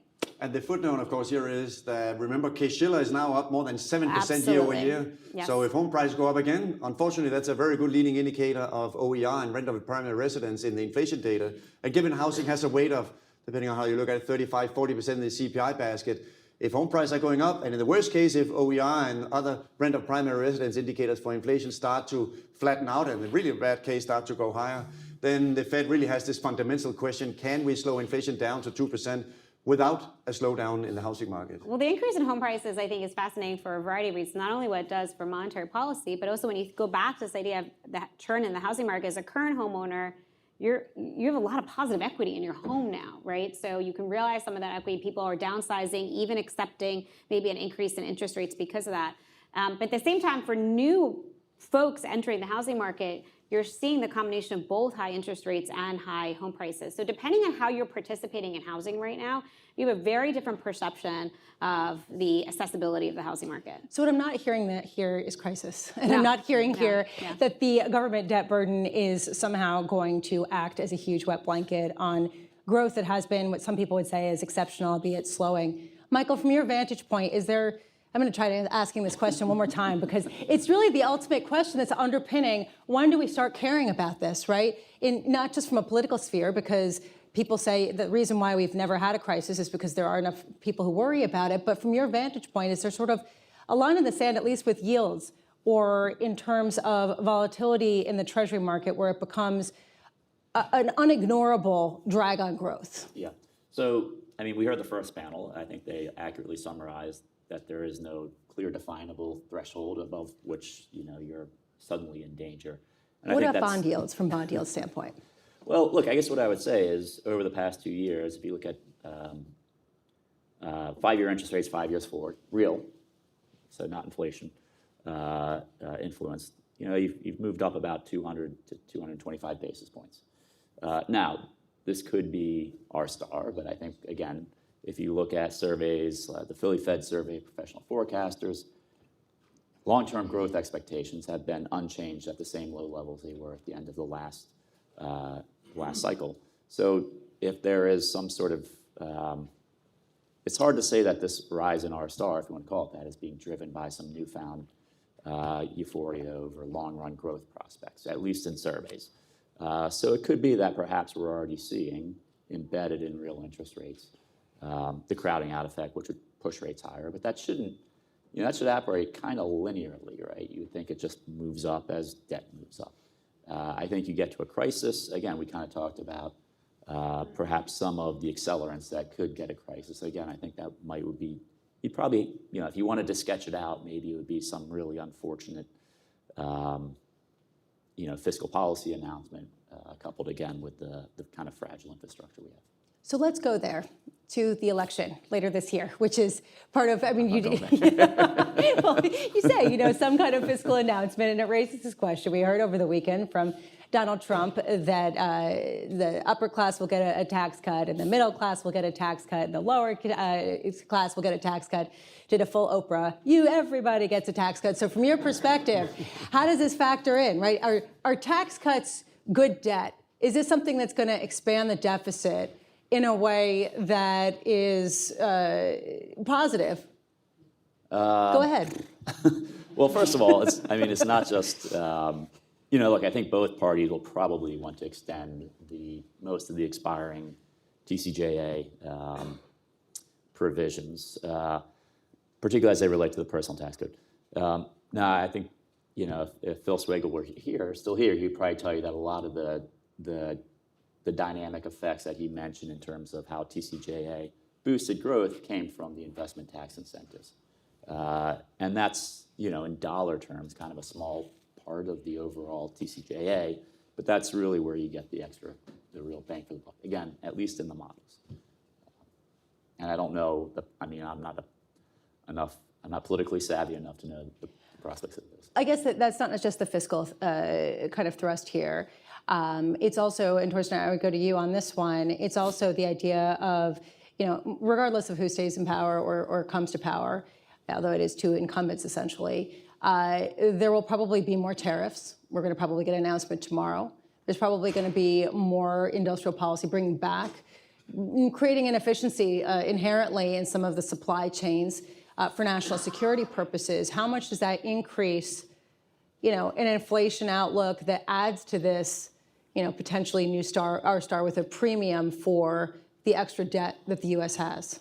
Well, with inflation already in the last several months beginning to show signs of moving higher, then adding on top of that, of course, tariffs, maybe not here in the near term, but at least down the road, will, of course, raise all these questions about maybe R-star and maybe the level of inflation more permanently is really higher because of either deglobalization, energy transition, or defense spending, or other arguments that could say, well, these are the reasons why we should expect maybe inflation will be permanently higher, and therefore we should maybe expect also R-star to be permanently higher. So that's why the Fed's review that's upcoming of do they want to raise the inflation target, which is a question surely we all debate all the time. It does become really, really important because it's the framework that the Fed has at the moment, the right one for addressing a lot of these moving parts that we're talking about here. I know we're getting to the point where people can ask questions, but Michelle, final word. Well, I think you both mentioned this idea of R-star rising could be because of long-term growth prospects, could be because of stickier, higher inflation. But I think it comes to the same point, which is that we're probably in an environment where interest rates are likely to be higher for longer. And potentially in part because of some of the good reasons, the structural changes that the economy underwent in the last few years. And I think we also made it very, very clear that the U.S. consumer and a lot of the corporates on aggregate have been able to withstand higher interest rates very well too, which also supports this idea of potentially a bit higher for longer. So to the point that I think Alan made in the panel before, this concept that we had prior to the pandemic of secular stagnation, very low levels of interest rates permanently, that I think has been really, really challenged. And we're all, I think, in agreement around that on this panel. All right, questions? Yeah, wait for the microphone and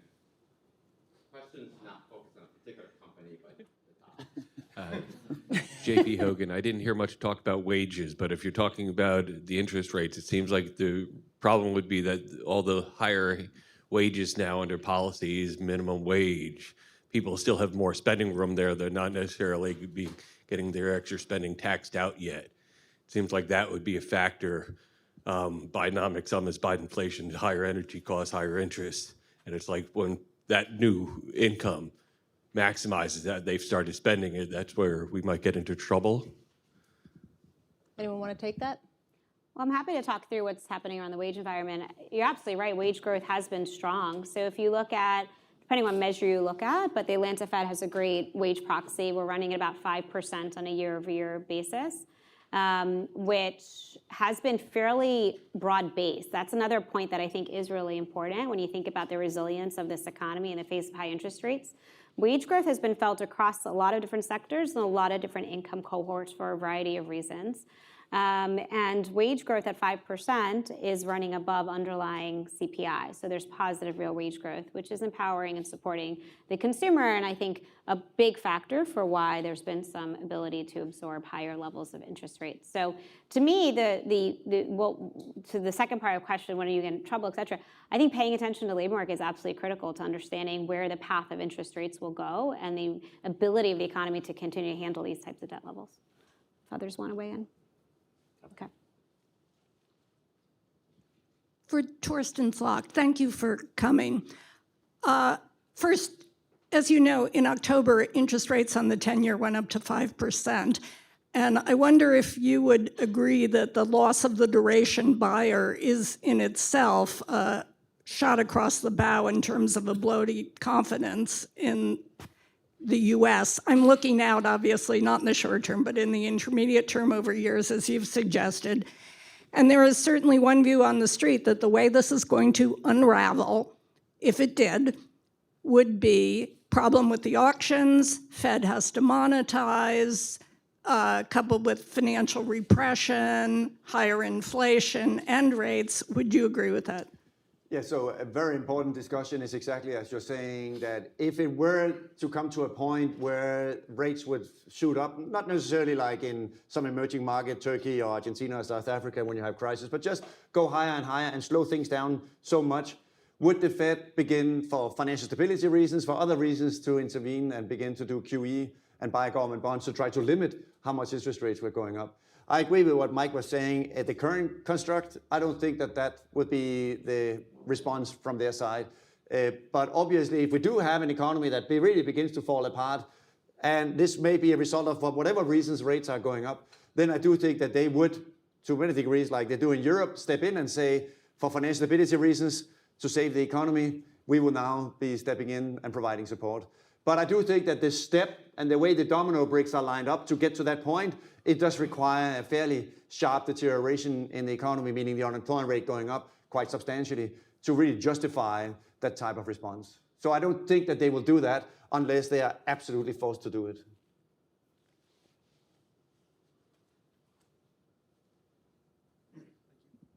Thank you. Question on, there's more talk, I think, about perhaps a very concentrated increase in the tax rate on the ultra wealthy. I don't know if that would be 0.1% or whatever, but very small. And I was just wondering, would that be primarily symbolic and sort of a political gesture, or could actually have an impact on the debt trajectory and how the economy looks going forward? Michael, want to take that? I haven't seen, I'm sorry, I haven't seen the projections on that particular type of, I don't know if anyone else. No, I haven't seen that either. I haven't seen any quantification. No. Sorry. Thank you. This has been a great discussion.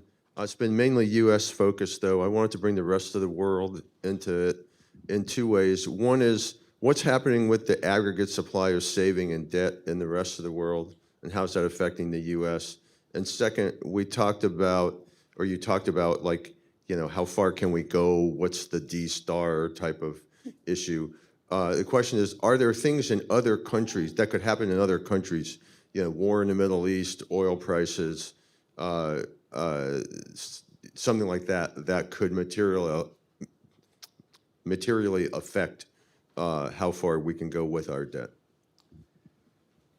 Well, at least, I mean, with my funny European accent here, maybe I should also answer this. I mean, I still think that Europe, you have seen that private foreign buying has actually been quite strong of US Treasuries, because European investors are looking at their own backyard and saying, wow, interest rates are really low here and growth prospects are not that great. So maybe I should take some of the money and invest in US Treasuries. So this is call it the decoupling of the US and European business cycle is almost a new source of buying for US Treasuries. On the other side, you have, of course, China slowing down. That has, of course, meant almost the opposite, that China has fewer dollars to recycle into Treasuries. So in that sense, there has been an important, in the global buyer base of Treasuries, an important shift, broadly speaking, away from China and more towards European private buyers. But from the global savings club perspective, the US still is exceptional, and all the other things that, of course, go into this discussion are that for that reason, if there's generally is higher growth in the US, if we have higher interest rates, that probably also means that capital will continue to come to the US. The question is just whether that exceptionalism will continue and what would be the reasons for why this could be undermined, which is a very important part also of this debate here, namely to what degree are foreigners participating in Treasury auctions. So that's why an important part of homework also in that discussion is to look at what is foreign participation in Treasury auctions, which comes out literally of every single Treasury auction, and what is the appetite for foreigners relative to domestic investors for buying US government bonds. Michael, did you want to weigh in? I guess since we should always talk about our star. We'll ask the question again. Everything is brought back to us. The current account deficit can be thought of as a summary statistic for how much global forces are influencing domestic interest rates, right? And so the U.S. current account deficit is now a little under 3%. Not as large as it was prior to the pandemic, but still pretty large. And by some estimates, that would be pushing U.S. interest rates down by over a percentage point. So under autarky, our star would be even higher than what we may think it is now. I think we just have time for one more. You had your hand up. Thank you. Keep talking? Okay, thank you. I really appreciate the look into the Treasury data. I monitor that pretty closely. And so I have a question for Torsten and also for Michael. Thinking about, we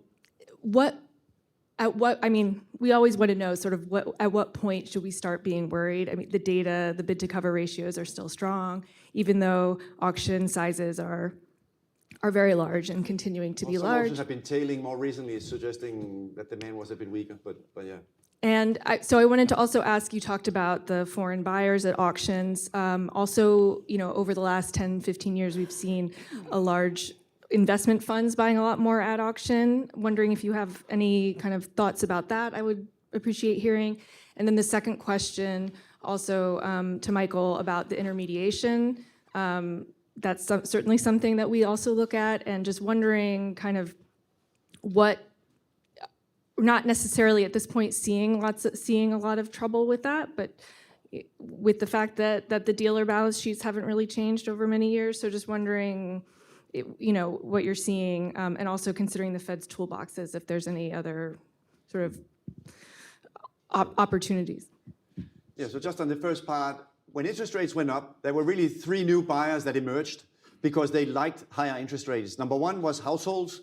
Households have been significant buyers of treasuries, also significant buyers of credit, because they have for years, in some cases decades, been waiting for higher levels of yields. So that's why across the board in fixed income, household demand, and in particular in long duration, but also the belly of the curve, has been much stronger since the Fed began to raise rates in March of 2022. You've also seen pension funds have also for a long, long time been waiting for higher levels of interest rates. So what pension funds are doing at the moment is the pension risk transfer, where they are finally fully funded because all their equities are now bringing up to 100 in terms of funding. That means that they are now saying, there was an example more recently, Kodak basically laid off their whole pension department and said, well, we can finally lock in our assets and our liabilities and no longer worry about, in corporate pensions, the risk that we're not fully funded. And therefore, pension funds have also become significant buyers when interest rates went up. And finally, insurance companies, in particular life insurance companies, have also been significant buyers, because anyone selling annuities at the moment will experience a lot of sales because a lot of retirees like a higher cash flow And when interest rates went up, that meant that cash flows into insurance companies and life insurance companies were a lot higher. So they have also been significant buyers of treasuries and of fixed income. So that basically brings you back to the point, namely that, okay, but all these people suddenly appeared out of the woodwork and said, now we'd like to buy a lot of treasuries because the yield level was so high. Well, what if the Fed begins to dramatically cut interest rates? Will these buyers then sell? Will they basically move around from fixed income to equities or to cash?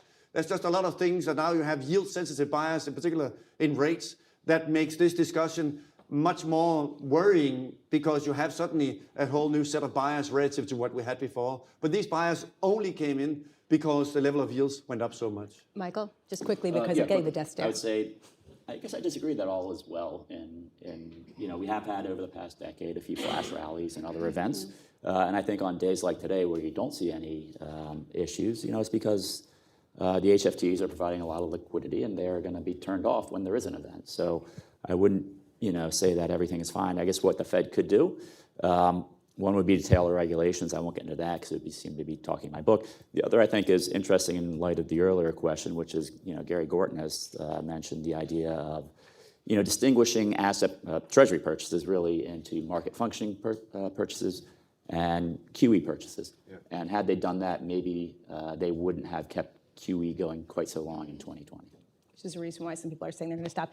We have to go, but thank you so much. This has been terrific. Thank you so much. I love that we are color-coded. We did that on purpose, and thank you so much.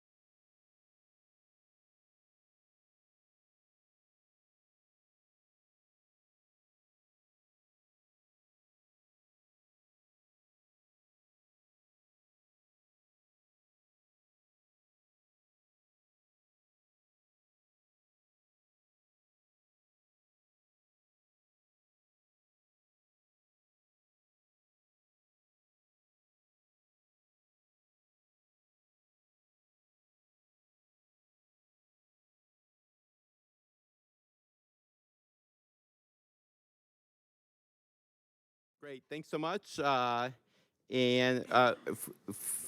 coming back, and the next panel here is on Social Security. The organizers, Ellen Auerbach, Bill Gell, and Andrew Biggs, and myself, thought we would highlight this particular topic just because of the timeliness of it, and it's such a big program. So this particular panel is going to have Andrew Biggs, who's a senior fellow at the AEI here, and a former principal deputy commissioner of the Social Security Administration. Again, you have your bios in front of you. And Luis Schreiner, who's the Robert S. Kerr Senior Fellow and Policy Director at the Hutchins Center at the Brookings Institution, and also with us, a Social Security expert, and Sita Slovak, who is a non-resident Senior Fellow here at AEI, as well as Professor at George Mason. She and I, as well as Luis, served a couple years ago on the Social Security Technical Panel. And Shai Akabasa, who's the moderator, who agreed to take on the task as moderator, really appreciate it. He's the executive director of the Bipartisan Policy Center. And before that, he worked on a lot of the debt reduction task force material with Jerome Powell, and he's agreed to moderate. Thanks so much. Well, thank you, Kent, and thank you to AEI and Penn Wharton and the other co-hosts for having us here today. This is really an important event because there aren't enough of these discussions about the broad fiscal picture and then digging down deeper into some of the drivers behind it. We at the Bipartisan Policy Center have been working on this issue for many, many years, and unfortunately not much has changed. We ran a debt reduction task force, I think Kent alluded to that, way back in 2010, that was sort of the shadow commission for the Simpson-Bowles Commission that President Obama set up. And a few of those recommendations were enacted, but many of them were not, particularly on an issue like the one we're talking about on this panel, Social Security. At BPC, Margaret Spellings, the former Secretary of Education, is our new president, and she has really committed to fiscal policy being top of the agenda for BPC in the next 18 months, especially as we approach the fiscal cliffs of the year ahead. So one thing we're going to be doing is trying to better link fiscal policy to the many other policy issues that our stakeholder communities care about, and trying to help explain why they need to be invested in resolving the fiscal challenge. In terms of our panel today, we're going to zero in on Social Security in particular, and on that issue, I have a fantastic group of folks here. Really could not be any better to dive into this and help folks here understand where we've been, where we are, and where we might be going if action isn't taken, and what action could look like if policymakers do finally get their arms around this issue. Our work at BPC on this issue was led by Kent Conrad and Jim Lockhart, the latter a former deputy commissioner of the program, just like Andrew was. And the two of them had a commission that proposed a comprehensive package to resolve Social Security's financial challenges. Unfortunately, that was way back in 2016, and the situation has only gotten worse since then, and we'll talk about that a little bit on this panel. But we continue to work with a lot of Hill offices on this issue. The key that I think the promising element here is that many members of Congress individually behind the scenes are trying to work towards solutions on this. You don't hear about it in the press. Very few of them are eager to get out there ahead of the election, but I think we can remain cautiously optimistic that after the election, if the political stars align, there might be movement to help us at least advance the conversation from where it's been in recent years. So with that, I want to start and just help people level set of where Social Security is right now and the importance that it plays in people's retirement security, because I don't think that can be understated. There was a recent survey that came out that showed that 80% of working age Americans are either worried or extremely worried that Social Security won't be available for them when they reach retirement. And that is both understandable, given all the headlines that we see about it, but also a little perplexing, given that most of the folks in this room know that even if Congress takes no action, 79% approximately of benefits will continue to be paid out after the trust fund depletes. So that doesn't necessarily mean those people shouldn't be worried, but the idea that they're worried that it won't be there at all for them is a little bit of the misconceptions that get played out in the media around this issue. With that, Luis, I wanted to turn to you first, and if you could just talk a little bit about how Social Security factors into people's financial and retirement security so we can level set where this issue comes from and why it's so important to the vast majority of all Americans. Yeah, so Social Security is obviously a very important program. People rely on it for their retirement security. It accounts for about 30% of the income of the elderly. You sometimes hear higher numbers than that, but it's actually not a number we know that well because we know what Social Security benefits are, but we don't necessarily have great data on the other income of the elderly. But the best estimate suggests it accounts for about 30% of the income of the elderly, and about 40% of elderly households rely on it for half or more of their income. About 20% of the elderly rely on it for 75% of their income. So certainly for a subset of the elderly is crucial, and calculations suggest that if they didn't get Social Security, about 10 million more elderly households would be poor. So it's a very important anti-poverty program, and something that people rely on for a very big chunk of their retirement security. Thanks, Louise. And Cedar, Andrew, do you want to weigh in on sort of how different folks and places in the income distribution factor that into their retirement planning in different ways in general? I don't see, do you want to go first? Sure, and I think the Social Security benefit formula is progressive in the sense that if you people with higher earnings do receive higher monthly benefits, but those monthly benefits are a smaller percentage of their prior earnings. And so it tends to be lower income individuals who rely more on Social Security and receive more generous Social Security replacement rates. Andrew, anything you want to add, particularly in terms of sort of where the rest of the retirement system comes in? Sure. I'm thinking of CBO data for calculations from a couple years ago where they looked at Social Security benefits as a percentage of people's pre-retirement earnings. So your Social Security benefit is a percentage of your earnings adjusted for inflation. And if for people in the bottom quintile, the lowest income quintile of retirees, they receive Social Security benefits equal to about 80% of their pre-retirement earnings. So if you wonder why low-income people don't save very much, that's part of it. That there's not that much reason to. When you go to the middle, you're looking at about 50% replacement rate. When you go to the top, you're looking at about 25%. So this explains the outsized role of Social Security for lower income retirees. My sort of cottage industry is telling people that the U.S. retirement system is actually working pretty well. We don't face a retirement crisis, so on and so forth. At the same time, though, if you were to look at the sorts of cuts to Social Security benefits that would happen if the trust funds run dry, that would in fact be a retirement crisis, particularly for the people who need it the most. Yep. Today's conversation is very timely because just last week, the Social Security trustees released their latest projections for the program. And when I was glancing over them, I was reminded of the recent Billy Joel song, Turn the Lights Back On, because the second line to that song is, nothing is different, we've been here before. And Andrew's definitely been here before. And Andrew, if you could help level set, using that word several times to sort of, before we dive into the forward-looking portion of the panel, but if you could talk about where the program is and why it's so concerning when we look out into the future decades. Sure. I sometimes say if you read a New York Times article from, say, 1990, you'd pretty much know what you need to know about the financing challenges for Social Security. Social Security is a pay-as-you-go program, so money paid in by workers. Most of it immediately goes out the door to pay for beneficiaries. And so the demographics, the aging of the population is the main challenge you're facing. In the latest Social Security Trustees report, well, let me back up a little bit. Social Security is essentially a retirement program and a disability program. And often when we think about the finances, we assume those two things are merged. But I'm going to talk a little bit about the retirement program by itself, and I'll explain why in a moment. But the retirement program, it's projected the trust fund would run out in 2033. At that point, you're facing a cash flow shortfall in today's dollars around $350 billion. So that's real money. If you wanted to keep the program solvent for 75 years, you'd have to immediately and permanently increase the payroll tax rate by around 3.6%. The unfunded obligation is around $25 trillion. So the reason I excluded disability is in the past, the disability system was always the least well-funded part of the program, and retirement was better funded. And it was sort of assumed you would merge the funds and the retirement program would subsidize disability.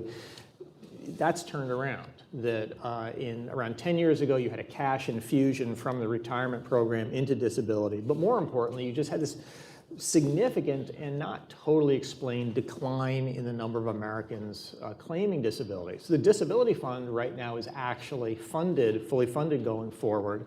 It's the Social Security retirement part that the real problem is. And so I suspect that reforms are going to play out mostly on the retirement end. Luis, do you want to talk a little bit about build on anything Andrew said, but talk about the factors that are leading us to this problem? Sure, but yeah, and let me put the Social Security depletion in context. So when you think about the debt challenges, and CBO does their debt challenges, they assume, it's one of the places where you'd say maybe they're not exactly following current law, is that they assume when the trust fund assets are depleted that benefits get paying out at 100%. So one of the reasons this was zeroing in on the whole debt thing is that the Social Security imbalances are a large portion of the total fiscal challenges, right? So it's not a different topic, it's like the details of the fiscal challenge topic.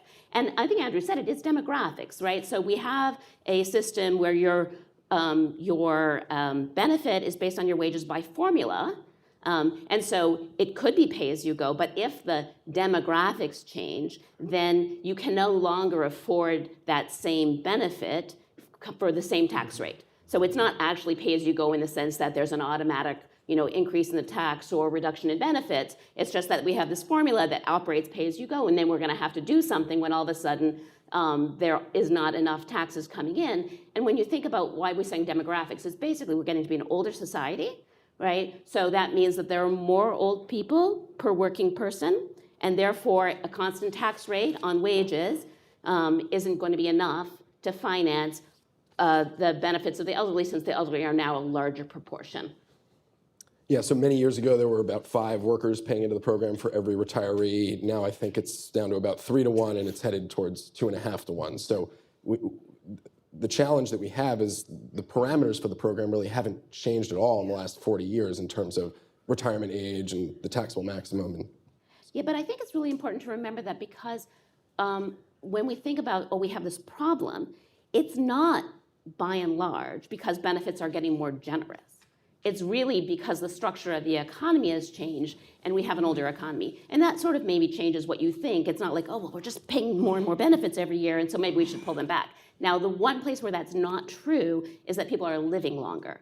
And so you have this, in a lifetime sense, Social Security is more generous, but not on an annual income sense, right? That hasn't changed. It's been a formula, and that's been replacing about 40% wages on an average. And so that changes how you think about where you want, we have this problem, but how do you address it? Well, what's really the cause of the problem? It's not overly generous benefits or growing benefits. Benefits as a percentage of pre-retirement earnings remain constant in the formula. Exactly. But benefits in real dollar terms, and somebody claiming benefits this year gets a monthly benefit about 40% higher in real terms than somebody who claimed it 2000.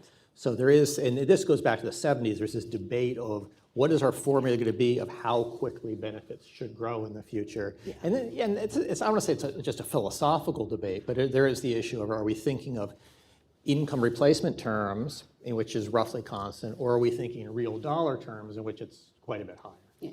And when you think about what standard of living do you want the elderly to have? Do you want them to have a standard of living that's rising with everybody else's standard of living, which is how it works now, because benefits rise with wages, with productivity, with the standard of living? Or do you want to say, no, it's really just a floor to make sure that they're not poor and they have enough to eat, and the rest of it is up to private? And that is the philosophical question.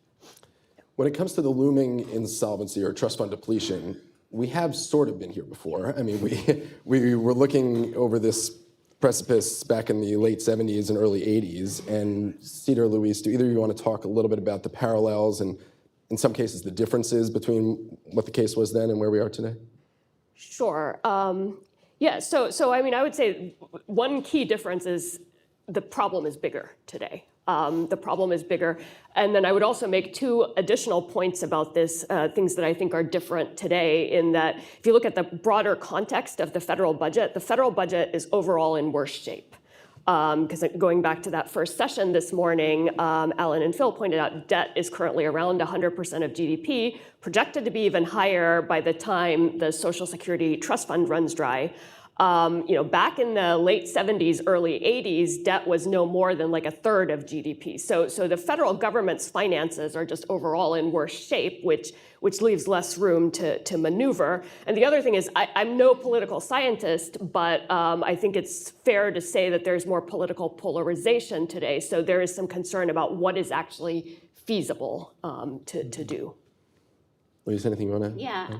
So I think that the 80s is really interesting. People talk about it. The last time we made a Social Security reform, we were able to do it because, and I think this is really important, because there was a crisis, right? And so one of the reasons we think there might be potential that something will happen over the next 10 years is something will have to give. Something will have to change. There will have to be legislation. But the experience in the 82 was really different in the sense that in 1979, the projections were that the social security system would be fine for 30 years. And what happened was that there were two recessions in 1980 and 1981, number one. And two, the trust fund at that time was very small. It covered like 20% of expenditures. So if you don't have a large trust fund and then you are hit with recessions, you can then have a system that was solvent appear insolvent. In fact, it only appeared even when they acted insolvent for 5 years. They thought, it'll be 5 years where it's insolvent, and then it goes back to being solvent, partially because they already had tax increases that had been legislated that were going to happen. And so it was you had to do much less than you have to do now, as Sita said. So it's like we have to do between 2 and like 4.5 times as much. Back then they kept 2 sets of estimates, so like the optimistic and the pessimistic, so depending on which one you use, but it's a much larger problem. And we don't have the same kind of runway that we had then, because as I said, then it was like a recession that induced some temporary problems in the program, but then you were gonna be fine until the baby boomers started retiring, which was a long time ago. Now we're like almost we're sort of almost done with the transition, so we can't like not do anything for 30 years and announce a change that happens 30, 40 years later now. That's not going to work as well. I think the problem is when I've spoken to members of Congress, they'll look back to the 1983 reform and say, well, we did it at the last minute, then we can do that again. And as Louise said, it's the problem in 1983 had completely different causes. It's of completely different size. In 1983, they would have come back into solvency. They really could have easily avoided that or just borrowed or something. With the 2033, 2034 problem, you're not looking at like a 4% cut lasting for 6 or 7 years. You're looking at a 20% cut lasting forever. And I think a lot of policymakers don't quite appreciate the larger task at hand for them. Yeah, absolutely. Let's start looking forward and about what policymakers could actually do to resolve this. To begin, Luis, we talked a little bit about, given where we are now, and this relates to the point that Andrew was just making, is it realistic to think that policymakers are actually going to maintain the strictly pay-as-you-go nature of the system that we have today, where you can fill that 21% gap that shows up in 2033 with either more taxes in the form of generally payroll taxes or reductions in benefits, or are we too far down that road to preserve that structure? I think it's pretty likely that we're not going to keep the sort of we have this guardrail around Social Security. The only money that can come in are from payroll taxes and some other designated taxes, and then the money can go out for benefits. And the type of tax increase, we're not acting in next year anyhow. We're not acting in 2 years. We're going to be acting right before, I think is the most likely. We don't have that much time, really. And so I think, I think it's extremely likely we're going to use general revenues, and I also think we should use general revenues. So let me tell you about why.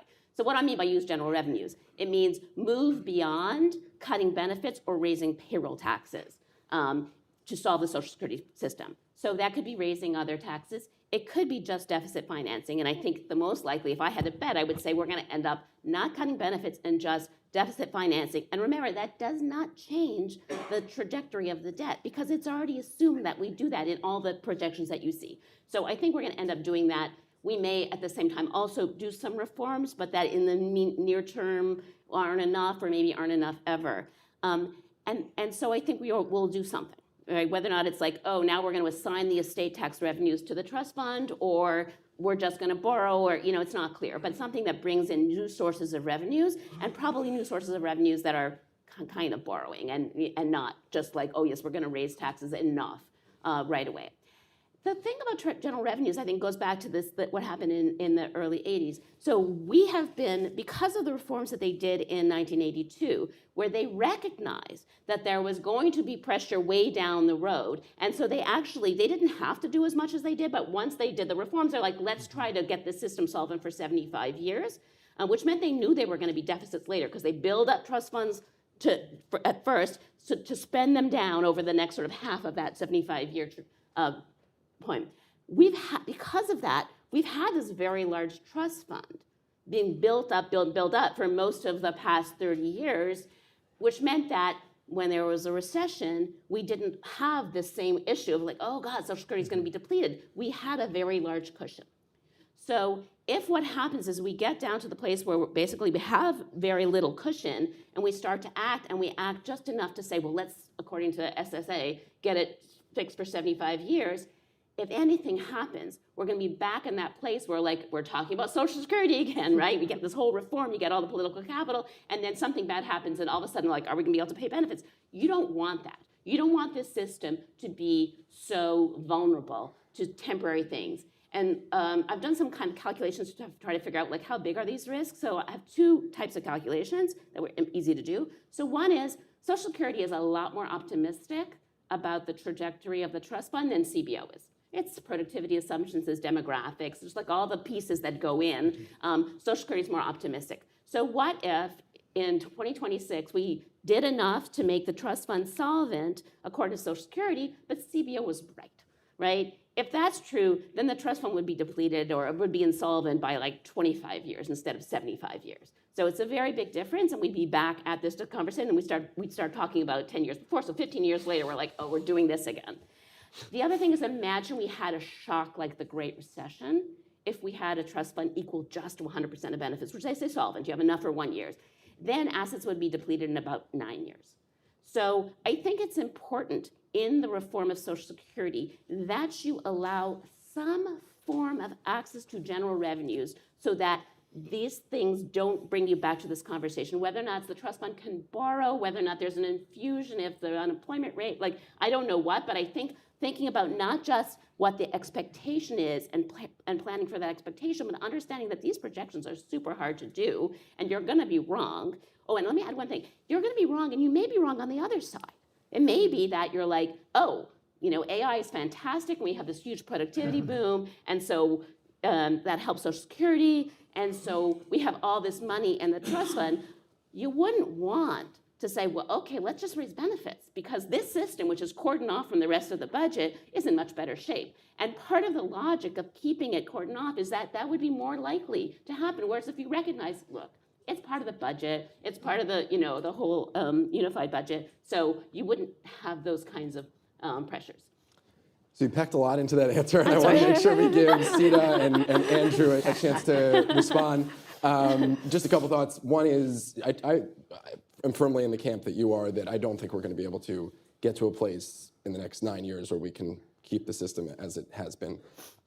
But I also feel like, given what Sita was saying about the overall, and what we're talking about today with the overall fiscal projections, that is still a pretty concerning outcome in terms of just, even though it's baked into CBO's projections, continuing on that path is clearly an unsustainable path. And then I also think you raise a really important point about the lack of action by policymakers being dramatically unfair to people who are trying to plan their retirements. And I think that is often overlooked amidst all of this, which is we just sort of assume that they're going to fix it, but how can you plan retirement accurately if you don't know what 20% of your Social Security benefits or more are going to look like? And if you don't have a firm understanding of the issue, a lot of these people think the program's going away entirely. So it just leaves you in this entirely hopeless state, which I think is really a disservice from policymakers to their constituents. Let's Sita and Andrew jump in, though, on any of the thoughts that Louise was sharing. Sure. I mean, if I had to make a prediction, I would say they're going to use general revenue, and it's going to be debt financed. And I consider that actually a pretty pessimistic projection. And I think one of the concerns I have about it is, this deadline of 2034 or 2035, depending on how you want to look at it, I think there's actually a political economy benefit to having a deadline like that. It functions as a fiscal rule that forces action in a situation where the political incentive is to procrastinate. And to kick the can, to issue debt. And so I do think there is some value in having an artificial deadline like that. I do appreciate the concern about, things are going to get out of whack occasionally, and we do have to make adjustments. So it would be good to have a rule in place so that people can actually plan for their retirement. So I do appreciate that point. Yeah. Thinking about using general revenues, I think there's sort of a risk, but also an opportunity. The risk is, if you go back to the last panel, Michael Feroli said that, we're talking about some sort of fiscal crisis. It could be premised on, I forget the term, an adverse fiscal announcement or something along those lines. Well, I think the announcement that effectively we're going to cover the Social Security funding shortfall going forward with debt is, about as adverse as you get. Because it doesn't, because we've always been fiscally responsible. Something like that institutionalizes the fiscal irresponsibility. At the same time, though, I think the use of general revenues opens up some opportunities. As I see it, the real funding problem, or the question we have to face with Social Security is, are we going to levy higher and higher taxes on middle and upper income Americans in order to pay higher and higher benefits to middle and upper income Americans? Just to give you an idea, if you're what Social Security calls a medium earners, retiring today, your combined Social Security benefit would be somewhere north of $58,000. That's right around 3 times the elderly poverty threshold before you touch a penny of your own retirement savings, which for Americans, even in the middle, are at record high levels. Americans are working later in life. And so we have more capacity on the private retirement income side than we have had in the past. I mean, much more. And so you do get the issue of, at some point, do you say this is enough? I mean, 2 high earners today, both making $168,000, would retire on $96,000. If that same couple were living in Canada, which is not like, some sort of libertarian paradise, they would receive something like $31,000. And rich Canadians are not, roaming the tundra, starving. They respond by saving more. So I think there is a solution here, which is consistent with how other countries similar to us, UK, Australia, Canada, New Zealand, how they do it, which is really focus your resources much more on preventing poverty in old age, which we don't do as good a job of as those countries, and then essentially you tell middle and upper income people you are going to have to save more for retirement, and you facilitate that, say, by making sure everybody has a retirement plan at work. This is not an unsolvable problem. Our problem here in the US relative to other countries is not a policy design problem. It is simply a governmental process problem that we are unable to make the sorts of changes that people might want to make. Do you want to talk a little bit more, Andrew, about the proposal specific proposal, which is in a similar vein that you've made with Alicia Minnell from the Center on Retirement Research at Boston College, talking about that balance between private savings and Social Security? I recently wrote a paper with Alicia Minnell from Boston College, and Alicia worked in the Clinton administration, so she's sort of center-left. I worked in the Bush administration, so center-right. Many things Alicia and I disagree with each other about. How do you fix Social Security, the state of the US retirement system? But what we found we agreed on is neither of us thinks that the federal tax preference for retirement savings, the tax deferment for 401ks or pensions, neither of us think that does a lot to raise Americans' retirement savings. And at first glance, people assume it does because you get this tax break. But when you actually look at the research, what you tend to find is you get more of people substituting money from taxable accounts to non-taxable accounts to get the tax preference. You find people might save a little bit more because their tax bill is lower, but then that's offset by higher debt on the government side. And this is real money. I mean, if this year it's probably close to $200 billion a year. Now, I am on the far end of the willingness to cut Social Security benefits. I mean, I think we should transition to kind of an Australian-style flat benefit for everyone. Even then, though, I would need extra money. We have left it so late that there's just no feasible way to do a benefit cuts only approach to solvency. 20 years ago you could have done it, now you can't. So the idea that Elise and I threw out there was, well, let's roll back that tax preference for retirement savings. Take that money, put it into Social Security, whatever, and it can fund whatever reform you want it to fund. We can still differ on that. At the same time, though, on the private side, roll out something similar to what the UK has done, where every worker is offered a supplementary retirement plan with automatic enrollment, deduction from their paycheck. In the space of a decade, their private sector retirement plan participation rate went from 42% to 86%. So the way I see it is if you transition the US from what we currently have to sort of a flat benefit for everybody, with these supplementary universal accounts, that solves your elderly poverty problem, it solves your Social Security financing problem, and it solves your retirement savings problem. And to be able to solve those things while still leaving some space in the budget for Medicare and everything else strikes me as a pretty reasonable way to go about it. So that I would categorize as a very aggressive version of means testing, so to say, or of sort of flattening the benefit formula. Sadie, you've also written about there are ways that you can do this that maybe are not more politically palatable, but moving in the direction that Andrew is talking about, but not quite as far there. And I think a lot of the bipartisan proposals that we've seen come out do have this as a significant element. So if you want to explain a little bit more. Yeah, so the first thing I want to point out, so when I talk about means testing, what I mean is reducing benefits for higher earners.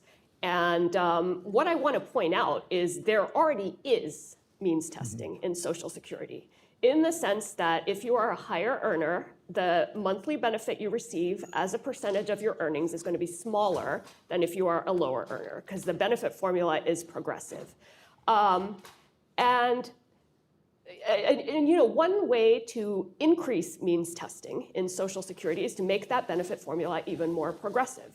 And I think the nice thing about the way existing means testing is done is it is based on an average of your earnings over your working life.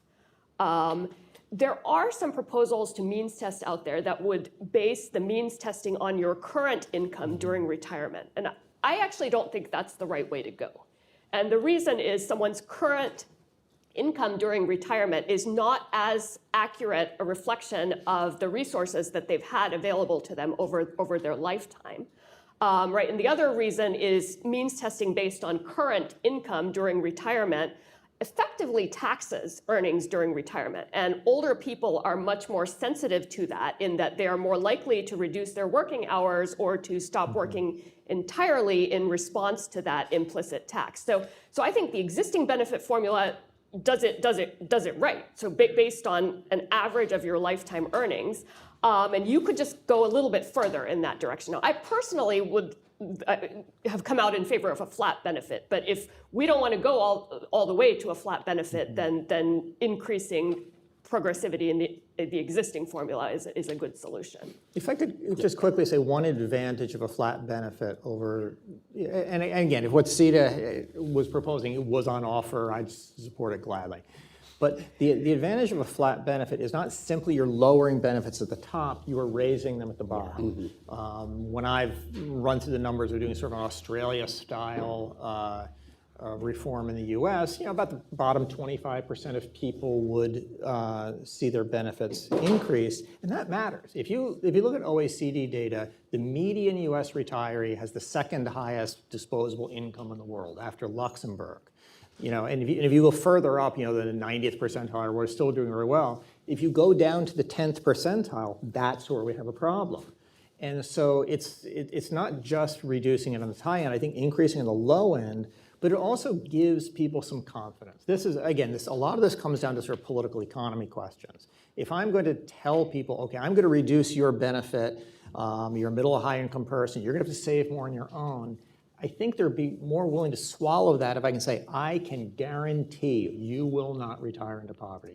Our elderly poverty rate will be 0%. And it's not very expensive to do because we don't have that many poor people, but it's important, if you're in poverty, your poverty rate is 100%. So again, it's framing things in order to try to build confidence that I'm willing to take these sacrifices and take these risks if I know I really have a solid backup behind me. Luis, I want to build on that by asking you a question about the other major proposal that's often proposed on the benefit side, which is raising the retirement age. And two things that I think are very evident are, one, that as we talked about, we have a society that is living longer, and we can't just continue to fund longer and longer retirements with the same amount of years that we pay into the system, but also that not everybody is living longer in retirement, and there's been quite a lot of discussion about disparities in life expectancy. And what that says to me, which goes to the point that Andrew was making, is that if we go down a route like raising the retirement age, where we are accounting for overall in the population that we have these longer life expectancies, then we also need to accommodate for the fact that many people do not, and that speaks to increasing benefits at the bottom end and making sure to effectively protect them from any type of retirement age increase from which they would be adversely harmed. So if you could talk a little bit about your perspective there, and if that's how you see it. I know at Brookings there's been quite a lot of writing about this life expectancy disparity as well. Yeah, so first of all, let's talk about what raising the retirement age means. Raising the retirement age is just a benefit cut, right? Because if you keep the early retirement age at 62, then all it means is when you go and you retire, they use a formula that says, oh, well, you're actually, 8 years from retirement instead of 5 years from retirement, and so you're going to get your lower benefit, and that's true regardless of what age you're retiring. So it's a benefit cut that only affects new retirees, because anybody who's already retired is going to be exempt. So you could think about raising that early retirement age, because the question is, why do we have an early retirement age at all? Why not let people, well, here's your actuarially fair benefit, take it when you're 20. And the reason we don't is because we are concerned about people being myopic, not understanding that they will be poor if they don't wait. And so there is this question is there the best thing someone can do to make their retirement better is to work longer? And so there is a question is, can we do things, or do we have impediments to increasing work? Should we think about raising that 62 and then making it easier to get disability or something for people who can't?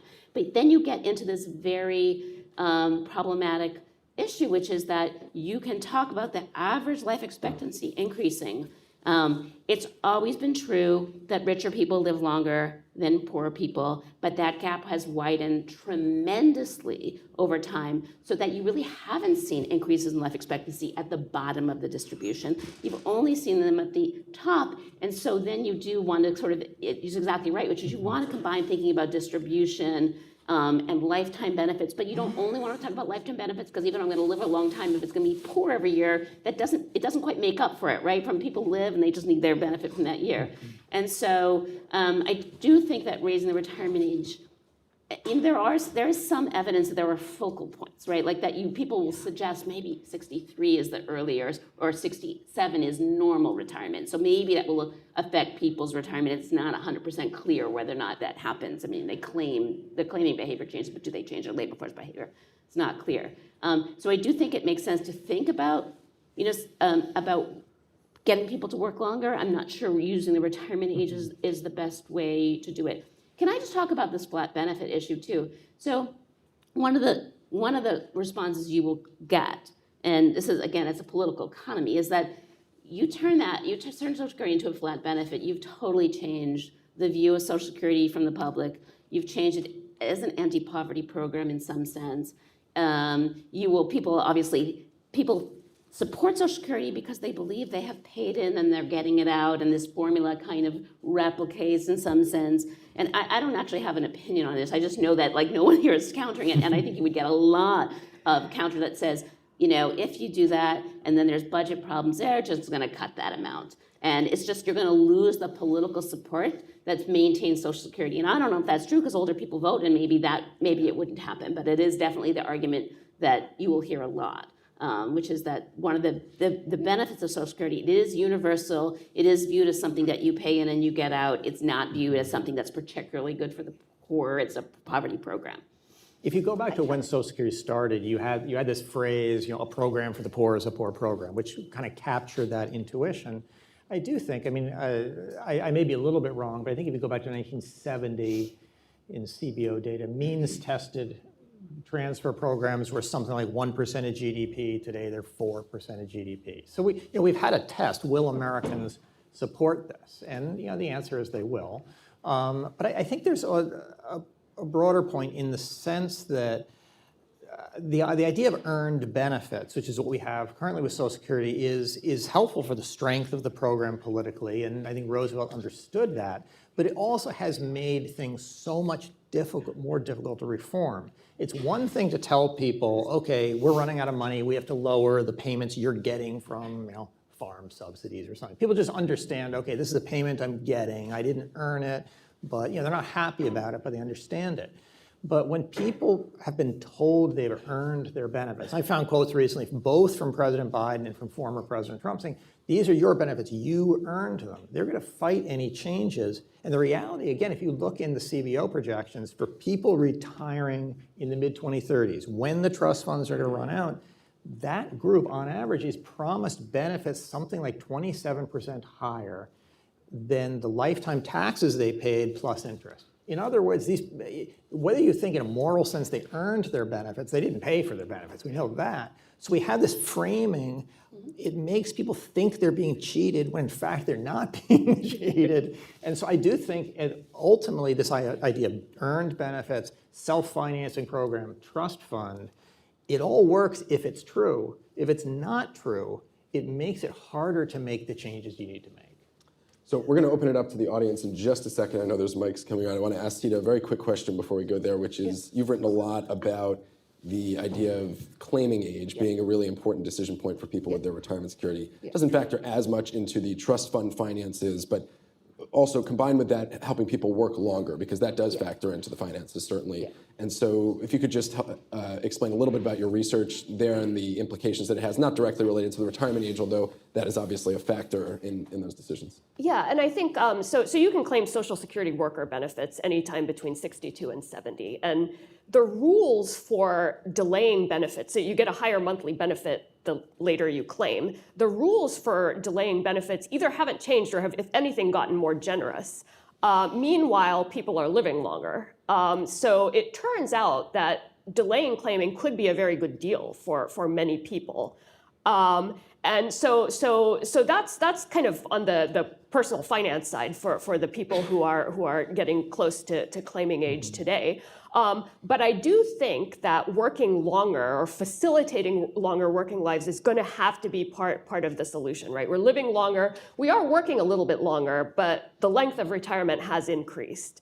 So I think there are things that we could do to facilitate longer working lives. One of the things I've looked at is work disincentives in the Social Security benefit formula, for example. Are there things that could be improved to get people to stay in the labor force longer? but I know we're out of time, so I'll wrap up there. Yeah, and that is a topic that we could probably spend an entire panel on, but I think it can't be overstated the amount that could really improve people's individual retirement security and also perhaps the program itself. Yep. Yes, could you talk about who doesn't pay payroll taxes? And state and local employees, clergy, the list goes on. But they end up working enough later to draw benefits. Yeah. Could you? So I'm not an expert in this. I know that this is a problem that they, well, maybe you're an expert, you should. It's mostly a state and local benefit thing. Clergy can, my mom was a minister and she chose to pay into Social Security. I'm like, there you go. But doing her part. Yeah, she died at 68 too. Go figure. But it's mostly state and local government employees who have their own retirement system outside of Social Security, and they were not, there's this idea that this is a very quaint ideas of federalism, we can't force them to participate. But if they also qualify, think of a school teacher who is not covered by Social Security but then works during the summer. And so they qualify for Social Security benefits, but they also have a pension. Now there's rules in place where their Social Security benefit would be reduced based on the size of their pension. And public employees go bananas over this because they think they're being treated unfairly.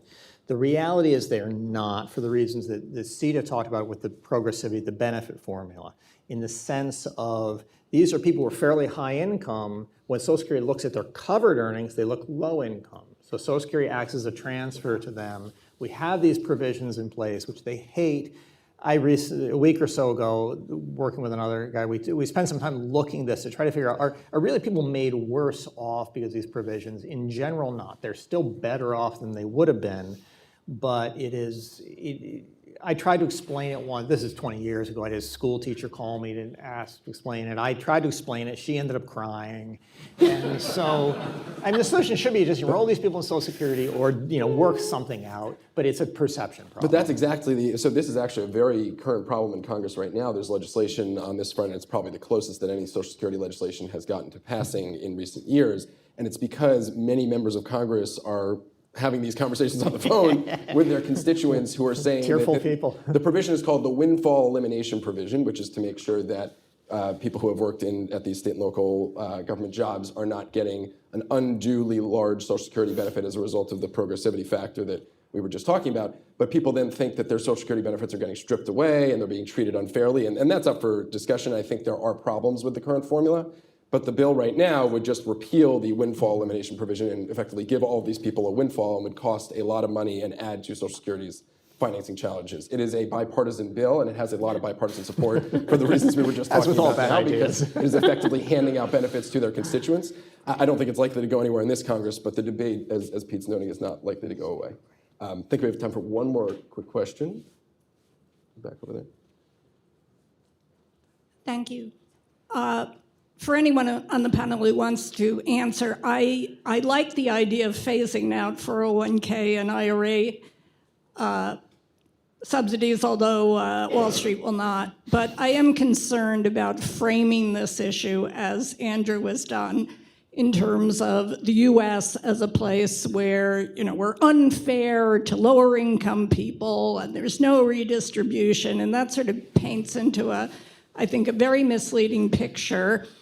And I'm reminded of a very important piece of research that was in part sponsored by AEI, led by Phil Graham, which said anytime you talk about incomes and poverty, you have to look at the whole panoply of government transfer programs at the bottom, and you have to tax affect the payments at the top.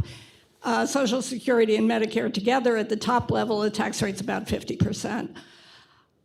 Any thought to that, or is that entered into the discussion at all in terms of how this is reviewed?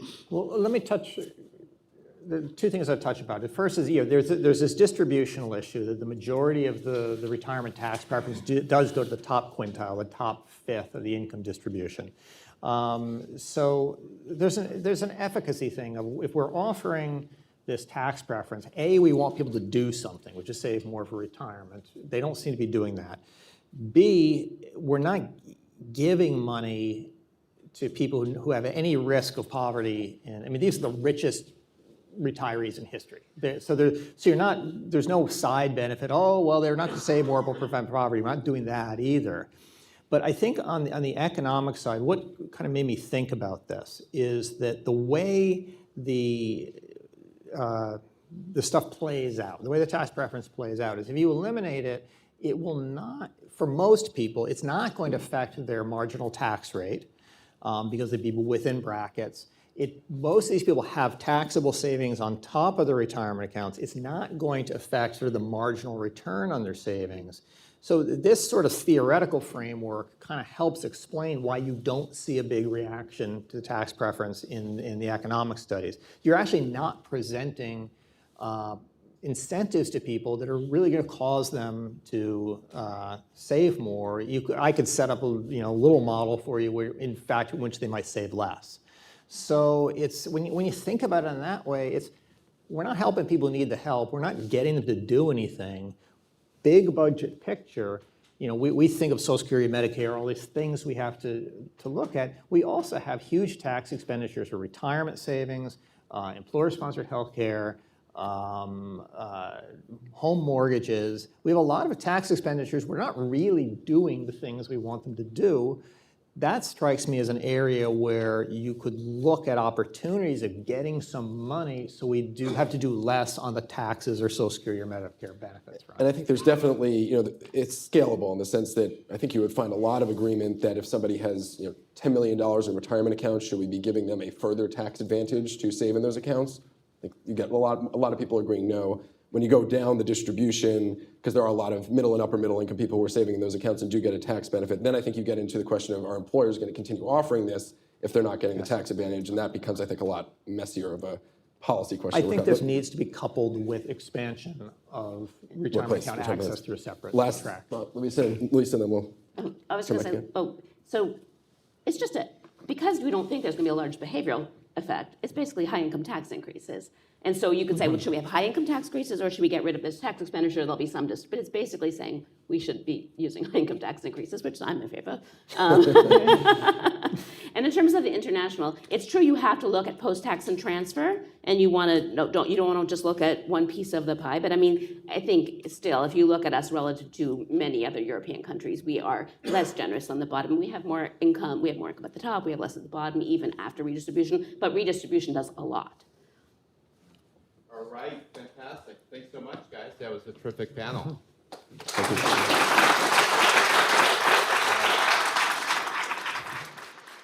It's very informative. So we're going to take lunch, a quick break here. Let's be back in our seats at 12:15. So we're running a little bit behind, but we have some time on the back end to deal with that. There are lunch boxes out there. Please use the washroom, get refreshed, and so forth. Bring a lunch box back with you. 12:15, hard start.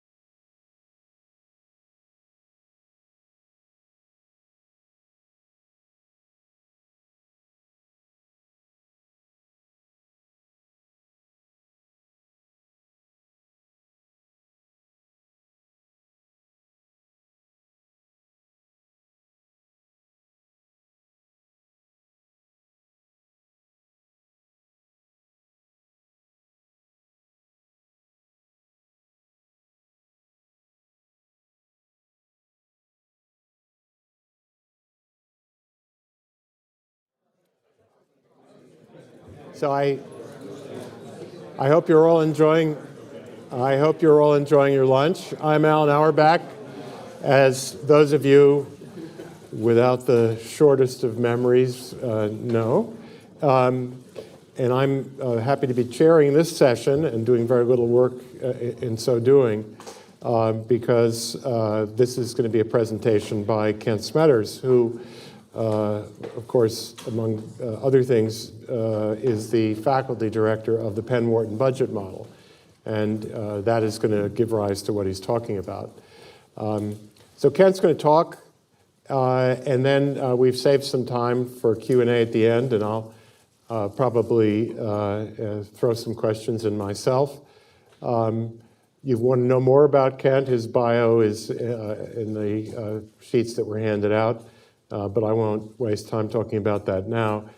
So as you enjoy your lunch, let me just turn the floor over to Kent. Thanks. Thanks, Alan.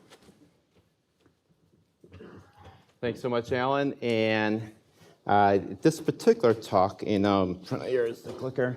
It's a little bit more academic-ish in style, but trying to level set a little bit. How do economists really think about this issue and the budget and so forth? I'll be essentially channeling Alan Auerbach's career in lots of what I'm going to talk about.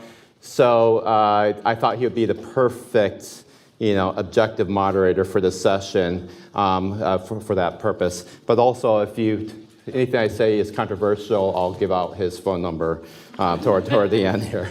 Just kidding. All right, so federal debt. In particular, we've heard about the $34 trillion in federal debt, some initial level setting here. The $34 trillion debt is not really that meaningful. Alan is referred to in Japan and other places. We have these trust funds where the government holds some of their own debt. What we really care about is the debt held by the public.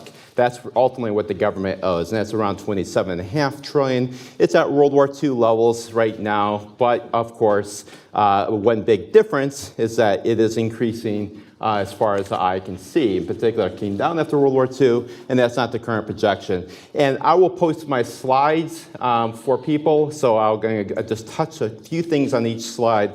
And in particular, we have an exploding level of debt, CBO and Penn Wharton Budget Model. We have slightly different projections, but we both agree. And this table also shows the interest sensitivity of that debt. Phil mentioned a little bit about that this morning. And I didn't have time to talk about it right now, but we actually have done calculations like how high can the debt go before capital markets cannot possibly rationalize keep on contributing capital. Even though ultimately, when you face a spiraling condition like this, it really comes down to when do capital markets figure it out? When do they stop believing that Congress will eventually do something about it? And even in the most optimistic expectations, we calculate that it's about 190% to 100% debt GDP ratio is really kind of that upper maximum. And so the debt problem also has been masked a little bit. So when we think about programs like Social Security that are largely pay-as-you-go, what's the internal rate of return of Social Security? It's going to be due to population growth and productivity growth. And that will give the internal rate of return. And so that's how tax bases grow over time, population growth and productivity growth. Well, that what we sometimes call skill-adjusted labor supply was really aggressive a couple decades ago. Some of that was females entering the workforce. That gave us a one-time level shift. But that's not going to be a permanent growth effect going forward. We're forecasting that is actually going to go down quite a bit. And also keep in mind, we're actually in the good days in many ways. So we have a capital glut. We have a high amount of capital per person in the world because of baby boomers going into retirement. That's not going to persist, but that helps mask some of the problems going forward. And so, by the way, I'm always asked, what about Japan? That's come up a couple times. Keep in mind, as Alan's pointed this out, Japan and the United States really are not comparable for lots of different reasons. Our household saving rate is very different in the United States relative to Japan. And in particular, even if you do some adjustments But NIPA doesn't measure capital gains, for example, as part of saving. In Japan, it's one of the few industrial societies where housing prices actually lose value due to earth movement. That even if you make those adjustments, we still save much less in the United States. In terms of national saving, they still actually have a higher saving rate than we do once you count for household and subtract public dis saving. So let me get now a little bit more into the weeds a bit. Now try to do this without equations, but just pure simple graphics. What is debt really measuring? This is a question that Alan and Larry Kotlikoff and others have tried to address. Not surprising, all students of Marty Feldstein, who really try to get people to think harder about this issue as well. In particular, let's consider, and basically my hint here, it's not really measuring much. And in particular, let's consider a really simple two-period model in the spirit of Paul Samuelson years ago. And I probably shouldn't have called these years, I should have called these periods, because each year here could represent maybe a couple decades and so forth. Simple two-period model, and in particular, we have generation 1 here, who is their working year is year 1 here, and they retire in year or in period 2. And they're followed by an overlapping generation, who when they are retired, they're followed by a next generation who are working, and then they retire in the following year, and so on. And so suppose that we do the following. We do a tax cut where Treasury gives $1 to generation 1 here, indexed by their working year, and we don't pay for it from generation 1. What we do is we simply tax future generations 2, 3, and 4, so on, just for the interest payments. So we just roll over that $1, constantly making interest payments. And suppose that we start in a simple world that Samuelson actually considered, where say R, which is the borrowing rate of government, is say 10%, the growth rate is 0 here, and just to keep it simple, everything generalizes. And what you have is a simple, you can see that ultimately generation 1's well off, they get $1, that frees up in terms of year 2 amount, that's $1.10, because if that frees up some money that they can then save for year 2, interest rates 10%, and we then finance that simply by rolling that dollar over and hitting future generations with a 10 cents per generation interest payment. Okay, so far so good, and this is Treasury debt of $1. I could construct the exact same cash flows without using government debt. In particular, what we do is we simply make a promise to generation 1 here, working age in year 1, that when you retire in year 2, we're going to give you a transfer of $1.10. And how we're going to pay for that? We're going to pay for that by taxing the next generation, pay as you go, $1.10. And by the way, we're going to give them the same promise, where we're going to say when you turn age 2 at period 3, we're going to give you a benefit of $1.10. And how we're going to get that is we're going to tax that next generation after them the same amount, pay as you go. Notice the first generation gets this windfall of $1, or in year 2, $1.10.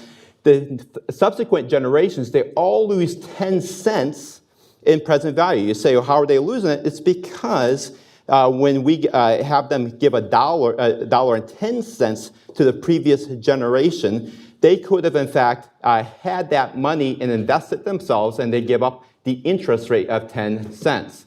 So in present value, it's identical cash flows. Everything is exactly the same between these two approaches.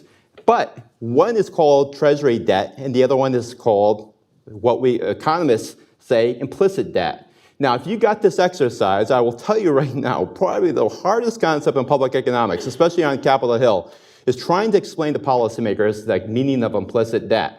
But that's all we're doing here. In particular, we have $1 of explicit debt backed by the full faith and credit versus $1 of implicit debt. And yes, there are some legal distinctions between these two, although some implicit debt, like Social Security, is indexed to inflation in the way that, and even wage growth, the way some other explicit debt may not be. But either way, our job as policymakers, or not policymakers, but as scorers and of policy, of analysis, is to look at law as is. And economically, why do we care about debt? I kind of blew through this a little bit earlier, but ultimately why we care about debt is because Torsten earlier today mentioned the crowding out effect. In particular, if debt is being used primarily to fund immediate consumption, then that means we are giving up some investment. And in particular, that debt's competing with private capital for the same cash flows from households and international capital flows.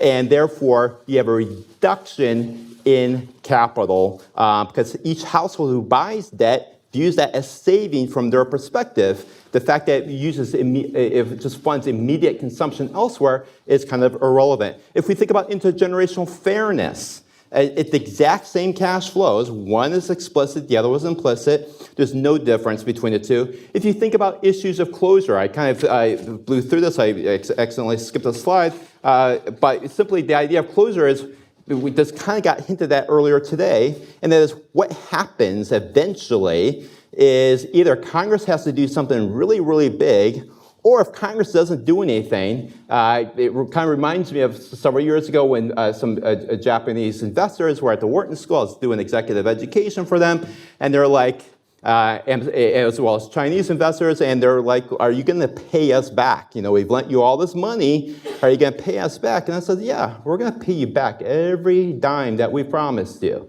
There's no question. We are not going to default on that. We will make sure to print enough money to pay back every single dollar and dime that we promise. The point is that when you think about what is inflation, inflation ultimately is a tax. It's simply a tax on net long duration. And so ultimately there has to be closure somewhere in the model. Now you may say this is all good at theoretical exercise. Economists have known this point, especially if you're a Feldstein student. This kind of got grilled into you over the years. Alan Auerbach and Larry Kolikoff made this point very famous some years ago, what they call the labeling issue. It's just labeling. But how big of a point is this economically? And it's a big point. In particular, the current explicit debt is about $27 trillion. However, if you look at the implicit debt, that is about, and that only for Social Security and Medicare, in particular, that you simply ask the question, how much have we given in the form of transfers of Social Security and Medicare to people alive in the past, as well as people today, how much are we projecting to give them, versus how much have they paid into the system, all done properly in present value. The difference is about $62.7 trillion according to our calculations here. Now I want to be very clear, this is, if those of you in the weeds know this stuff, we call this a closed group liability. This is not open group. This is not accounting for shortfalls to future generations that are not currently balanced. That number gets even bigger than this. So as a measurement, federal explicit debt is not a great measure. Implicit debt does a better job. It's hard to explain, of course, but nonetheless, it is simply more comprehensive and better. So you may say, or it corresponds, I should say, to what ultimately we would think we would care about in terms of economic effects, in terms of intergenerational fairness and things like that. Let me give you an example. Let's look at the Social Security 2100, or Social Security Act of 2100, or the Social Security 2100 Act. And in particular, I'm going to look at the original version of it. It was a pretty clean act. I think things have changed in that, doing like temporary benefit changes, things like that. Let's put that aside. Let's look at what's kind of the most original version just a couple years ago, just to kind of make it crystal clear. In particular, the Social Security 2100 Act, both the Social Security actuaries and Penn Wharton Budget Model agree that this basically solves the 75-year problem. We estimated it's not quite fully solving the 75-year shortfall. We have different projection assumptions and so forth, but nonetheless, we project it mostly solves the shortfall that exists, and I have a link to the study and so forth that you can look at if you want more details on that. And as Louise Schreiner pointed out earlier, almost everybody looks at what's called scheduled benefits. In particular, even though scorekeepers are supposed to look at current law as literally written, we don't do that for Social Security and Medicare, in particular because if we looked at literal current law, that would be slashed benefits by almost a quarter in less than a decade, and no one's really talking about that. By definition, Social Security would never have a problem under current law because we would just cut benefits at that time, including on 90-year-old people and so forth at that point. So we really look at scheduled benefits. However, here's the thing that is pretty interesting about the 2100 Act. It actually did decrease explicit debt. How did it do it? Because this is all relative to scheduled benefits. As Louise pointed out earlier, that in particular, when these shortfalls happen in Social Security, they show up as though it's general revenue shortfalls, as though it's future debt that is required to make these payments. But what we showed is that the implicit debt actually goes up by more than dollar for dollar than the decrease in explicit debt. And how is this happening? Because part of that act actually removes Social Security benefits taxation, and that loses some revenue, quite a bit of revenue over time. Remember, benefit taxes, how they're constructed, the gory story behind that, they're not even indexed to inflation, more people are going to pay them over time. It gets rid of that, and it funds that shortfall by increasing taxes on working generations going forward. And so the implicit debt actually goes up by more than the explicit debt goes down. And as a result of that, we actually find it contracts the macroeconomy, even relative to pure deficit financing of scheduled benefits. And by the way, we found that almost every reform to Social Security that basically grows the economy relative to scheduled benefits. This is actually one exception because it was so generous in terms of actually giving benefits to older people. So in sum, the way I say it is that implicit versus explicit. You might say, okay, maybe we're getting the baseline wrong. We're not measuring debt correctly on the baseline because after all, we're ignoring these implicit transfers. But I'm saying even on a policy change, it's not getting it right.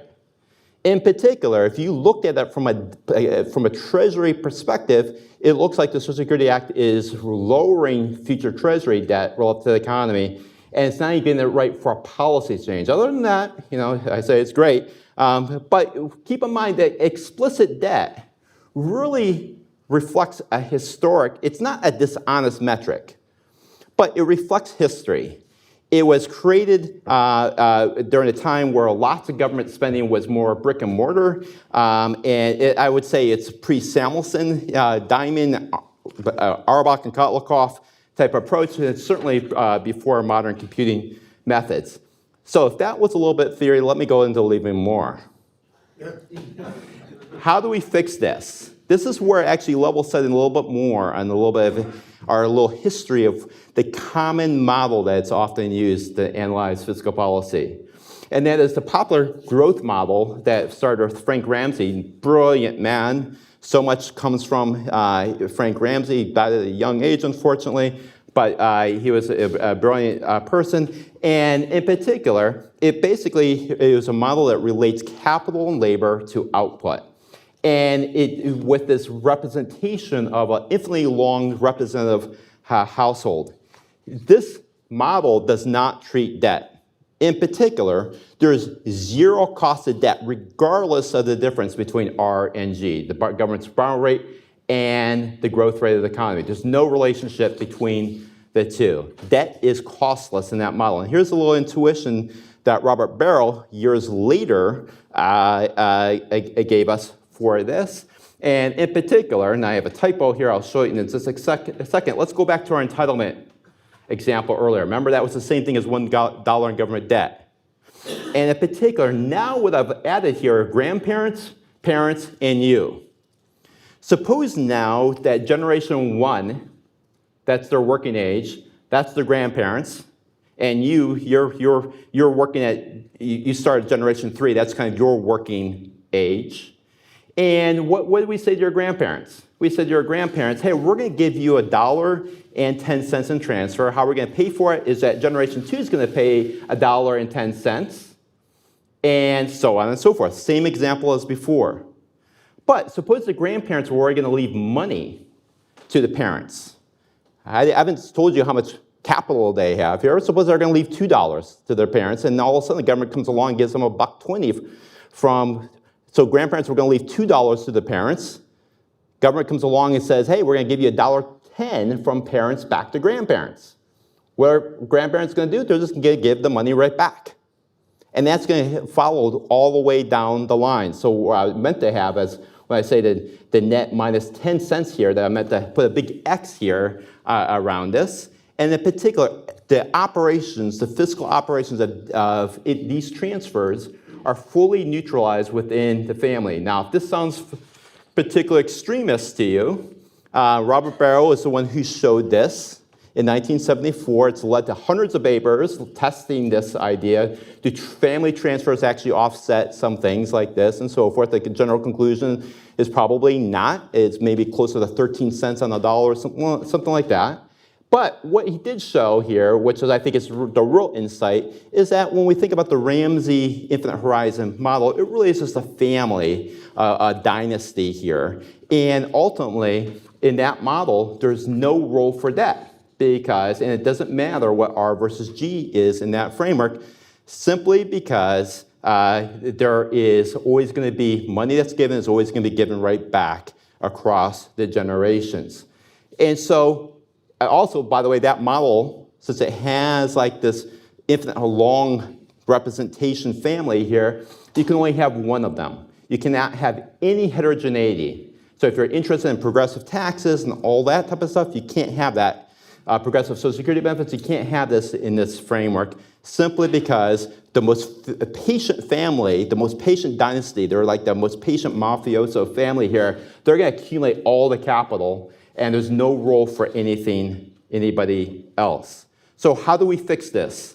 Well, here's the reduced form attempts to fix this, is what I call the reduced form, and in particular, they're just simply limited in scope. In particular, one way you could do it is simply have a rule based on, say, empirical, that simply says, every $1 of new debt, let's reduce capital accumulation by, say, 50 cents, based on some empirical relationship. And so the problem is, this actually doesn't, suppose that we even believe that estimate of crowding out. It actually doesn't cover implicit debt. It still only covers explicit debt. And the example I just gave you of the Social Security 2100 Act or these pay-as-you-go transfers, that's going to still show up as a debt reduction. That's therefore going to show up as a capital increase, positive macro, even though we know the implicit debt actually went up by more than the explicit debt went down. So it's going to miss that. Also, there's some issues of how we compute the 50 cents and so forth. And that is, it's an average marginal effect. It really is good in the particular range that it was computed. And in particular, the better way to do it is with a more structural approach. Let me talk a little bit more about that a little bit later here. So how do we generally fix here? Well, we know how to fix. Alan Auerbach. That's how we fix this. In particular. That book's out of print. Oh no. But you can still download it for free. And I'll give you my photocopy. It has some notes in the margins. In particular, we can compute these types of models, in particular the life cycle framework, hence the title of the talk here. What is the life cycle overlap in generations model? It simply is saying we're going to explicitly model households. We're going to explicitly model how they overlap. We're going to explicitly model the business sector, the government. And there's now been thousands of papers written based on this type of framework. They were the first to really take the Samuelson-Diamond thing and really blow it up, make it big, and do it in the computational framework. At the time, thought to be impossible, but they, in fact, did it, DRI, computer, and so forth. The whole story behind that. But in particular, the real point here is not what's your model. The point here is what makes this model, I think, the real way to start thinking about fiscal policy is that it's just simply being explicit about things. So we use this at the Penn Wharton Budget Model. It's part of our larger platform. I don't have time to go into in a lot of detail. Again, I'm happy to provide slides. But the point is that we start off with microstimulation, where households have 60-some different attributes. Kids grow up, they get married, have kids, education decisions, and so forth. That ultimately feeds into overlapping generations model. The one reason why we do this is we want realistic demographics and lots of other things. But an OLG model also has some dimensionality issues in terms of computation, so that dimensionality reduction is something that we've been solving more and more. But let me give you some examples of how this would treat a few things differently. We've posted some analysis of the Penn Wharton Budget Model recently, and that is what we just simply call options for policy or federal budget reform. And in particular, we never make a recommendation, very much like CBO in that sense. Well, I say that we are not opinionated when it comes to policy, we are strongly opinionated when it comes to methods.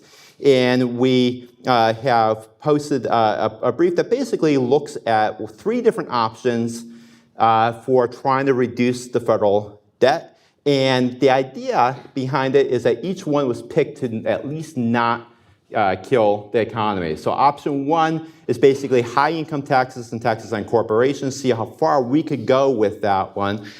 We don't call it the liberal option, but effectively, that's how people would think about it. Option 2 is how do you get rid of, Andrew Biggs talked earlier about the 401k adjustment before AGI gets calculated. There's another one there. Sorry, it's a small print. We can also get rid of the employer-sponsored health adjustment, or at least get rid of any excess relative to the median health plan out there. That's a big revenue raiser and so forth. And so what happens in this plan, what we show is that indeed the economy grows and so forth. If you were to compare this, partly because of the capital increases, the crowding in of capital as debt comes down and so forth, suppose that we're going to compare this now to what we call bundle 3 in this analysis. This is what we don't call it the moderate plan, but essentially has a grab bag of different things like a value-added tax, a carbon tax, get rid of some of the deductions and so forth, but also slowing some benefit growth and so on. Notice, and I'm sorry, hopefully you can see this, is that the total debt over time between the 2 plans actually goes down more under bundle 3 than in bundle 2. So total explicit federal debt goes down more in bundle 3, but notice the macro gains are actually smaller with bundle 3 than they are with bundle 2. The intuition behind that is simply that explicit debt is not measuring the change in implicit debt. Implicit debt actually goes down more still in bundle 2, simply because of the reduction in pay-as-you-go. And bundle 2 also accommodates things like moving to a flat benefit and so forth. So we can see that even with larger reforms, this is when some of the stuff really kind of shows up. And the real advantage of the life cycle framework too is, so I say, good, better micro flows to macro and back again. So it captures things that economists care about. For example, the payroll tax is not like any other tax. Luis and others had talked about this earlier. In particular, the payroll tax is not as distorting as that same 12.5 or 15.3% tax levied on individuals like a simple statutory tax that goes and pays for public goods, roads, and so forth. The payroll tax is less distorting simply because you earn wages to pay the payroll tax, and if you didn't earn those wages, you're not going to get Social Security benefits. In fact, in the world where R is equal to G, and there's no redistribution, and there was actually no differences in lifetime, how long people lived and things like that, a really simple world, the payroll tax would actually be non-distorting. And the reason is it's just giving you a return that you otherwise would have gotten in capital markets. Well, we want to account for that, and the life cycle framework automatically gives you that type of micro foundation. Also, it accounts for the fact that lots of times the interactions on the conventional side, how we often show things, is on the conventional side, sometimes these interactions will be quite negative. If I am changing the Social Security retirement age and the Medicare retirement age, you can't count those things as independent because they're going to have effects across each other. If I'm increasing the corporate tax rate and the minimum book tax rate, those aren't not independent. They have strong interactions with each other. And so often the interaction effect on a conventional basis is negative, but when you think about it in a macro, you have a macro framework as well, they can often be positive. One change to Social Security affects the tax base for non-Social Security as well. Also, the life cycle model can also explain something that is not well understood, and that is, if you look empirically, there's a positive but weak relationship between debt and interest rates. There's a nice CBO study on this. But most historic debt, and Alan pointed this out this morning, is actually counter-cyclical in nature. As a result of that, what happens when you actually have a negative shock in the economy? Supply of debt goes up, but the demand usually goes up as well. And in particular, so we don't expect from a counter-cyclical increase in debt that you will necessarily have a reduction in a capital or an increase in interest rates because both supply and demand are changing at the same time. And it's with a realistically calibrated overlapping generations model, we can almost perfectly replicate this. This, by the way, goes into another thing that Alan Auerbach and Larry Kotlikoff also pioneered some years ago, is using simulation data itself to generate a data set on which you then perform the reduced form estimates to see if you're replicating what you've seen elsewhere. I was going to talk a little bit about how is government debt, suppose that the government debt is actually just immediately consumed versus how if it's invested and so forth. Here's the one thing I will simply say about this, is that it's true that government investment, if you take that debt and you invest it in something that has long duration, public roads and things like that, you can actually get a positive return and things like that. However, when you do it realistically in a realistically calibrated framework, that high marginal product of capital for government capital actually falls very quickly. And it's another way of saying it, you can't just look at the marginal benefit from one additional dollar. You have to look at it comprehensively. Let me give you a little bit of an example here, and that is, in particular, let me dive into this next topic, and I'll try to wrap up in about 15 minutes here, and that is what our conventional distribution table is actually measuring here.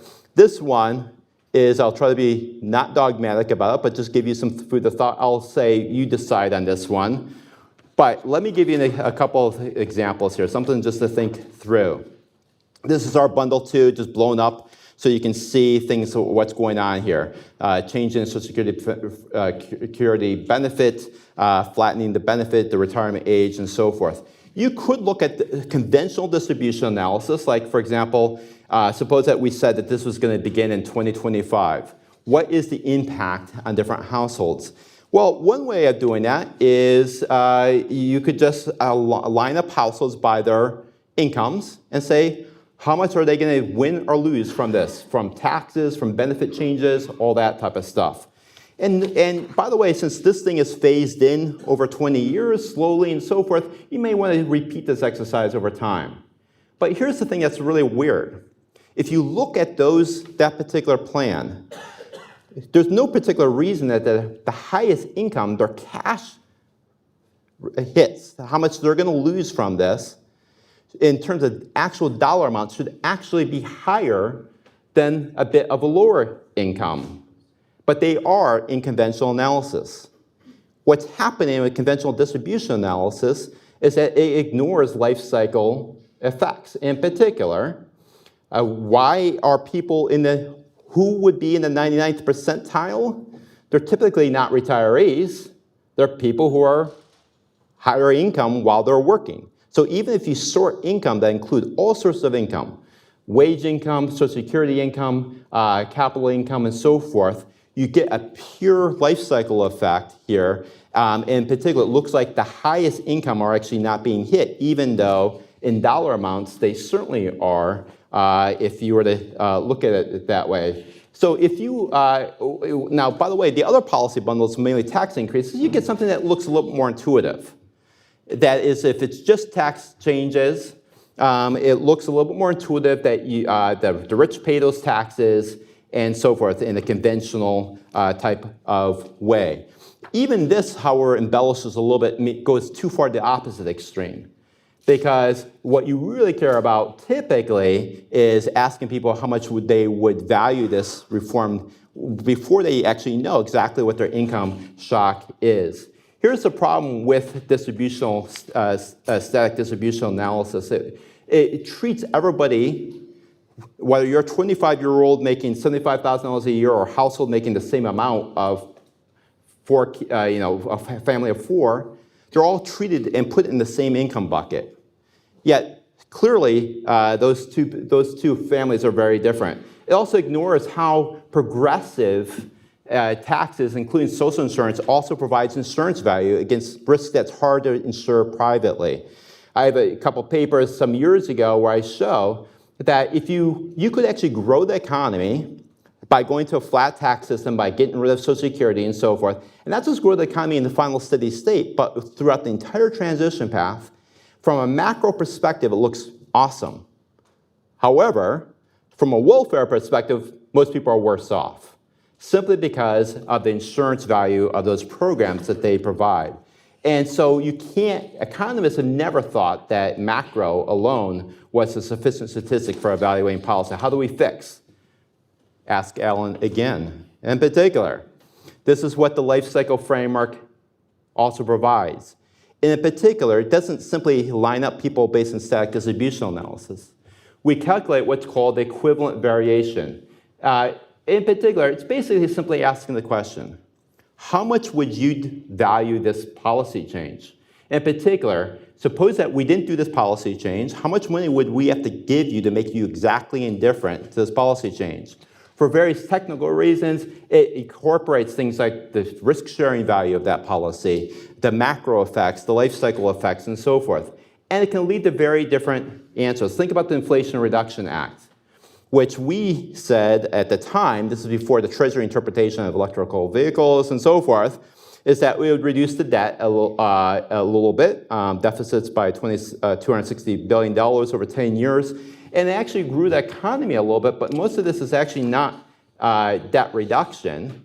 It's because, in fact, from a static conventional analysis, it looks like it's all loss.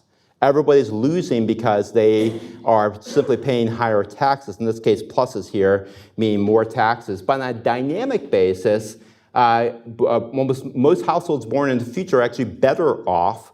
And that's simply not because of just the capital accumulation. It's also less carbon. It increases TFP in the model. What the life cycle model lets you do is be also selective and clear about things like pre-K education, who actually benefits from that. Some people are already going to get it. You don't want to count them twice. You don't want to treat that as a TFP. You want to go to individual productivities. In the case of carbon, that is more like TFP. Think about this, and so how we read this dynamic table is simply it's saying, if in fact you happen to be in the bottom quintile, how much does this plan make you better or worse off at a particular birth year? And that is, in particular, it says if you're age 40 and you're lowest quintile, this plan hurts you by about $700. That's a one-time payment. But if you're basically unborn, that is your year 25, you're in the future here, this plan, even though the bottom quintile, helps you by about $1.9 thousand.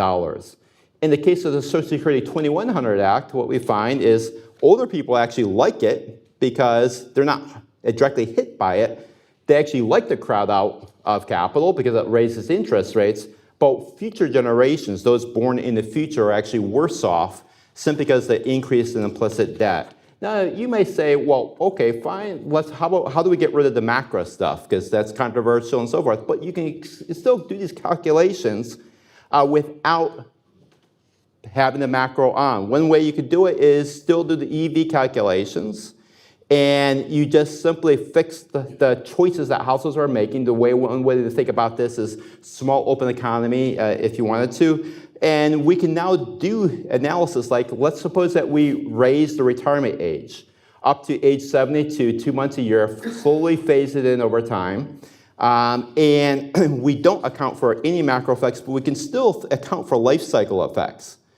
And that one should be way less controversial. And we can see is that there's some positives and there's some negatives for future generations. But when we account for life cycle effects, what happens is that we get a change that's almost Pareto improving. Almost everybody's better off through capital accumulation. How something can be Pareto improving is partly a result of existing market frictions, known as fiscal externalities and so forth. I realize this is a lot here, but let me tell you what I think is the real challenges in this space here. I think arguments against OLG models are not so much arguments about OLG models. You can incorporate frictions. It's just about being explicit. I think there's a large cost of entry into these models. And the fact of the matter is economists are to blame. We face very few rewards to making our models reusable. We don't care. And in particular, there's very few rewards to making our models clear, reusable, extensible by others. I call it passive obfuscation or hide your IP in plain sight. Write really cruddy code that only you can understand so that when you post it and the journal requires you to post it, it's really hard for other people then to take your intellectual property and use it for their purposes as well. And there's also free rewards for making a model that is really comprehensive as well. That includes a lot of different fiscal systems and interactions and so forth. And if you want to do serious cost-benefit analysis, I think that's what's required. And the few shops that with an OLG model, it's often like somebody knows, Sailing Joe kind of knows how to run that model. It's one of the models off the shelf here.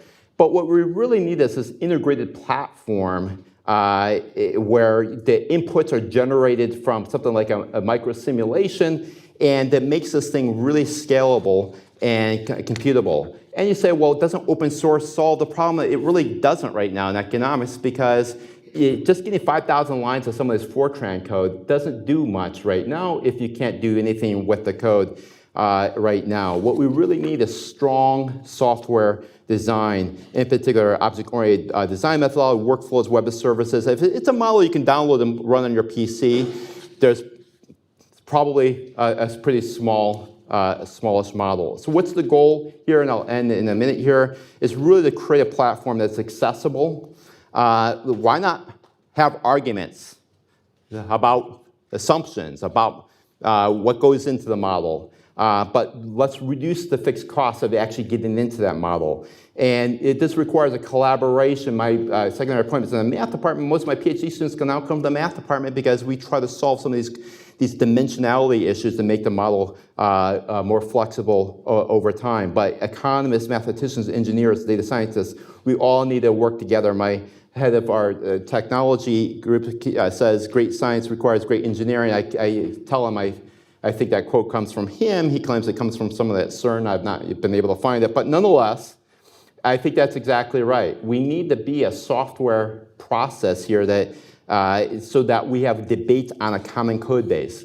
And let's lower that cost. And so that's really our goal with Penn Wharton Budget Model, is really to do that. And we spent a lot of time really trying to create a platform that other people can eventually use. We are not there yet. And I will end with this slide here. And sometimes people ask me, like, are you trying to put CBO out of business? And it's like, no, just the opposite. We're trying to be a complement, not a substitution in the production process. And in particular, I think scoring agents with reasonable independence are an absolute critical part of American policy going forward. Everybody loves to hate on JCT, CBO, and other groups like that. I will say there's one thing that's way worse, and it's not having them. In particular, just look to Europe, how budget often works there. The policymakers, the politicians will tell the scoring agencies what number to come up with, and it is a really problematic process there. So they're busy, and academics need to really get involved in these groups to help and bring that sophistication. But let's not bring that sophistication with throwaway code. Let's really bring it in a platform that becomes reusable In the United States, we've been contacted by lots of other countries. Can we use our base? And it's like, not quite yet, but that's what we're working on, is to really make that base usable by everyone. And eventually, by the way, we're going to start even our grant-making process. If you have an idea of how to use the model, instead of you paying us, we'll pay you to try to get the framework used and so forth. All right, that's me.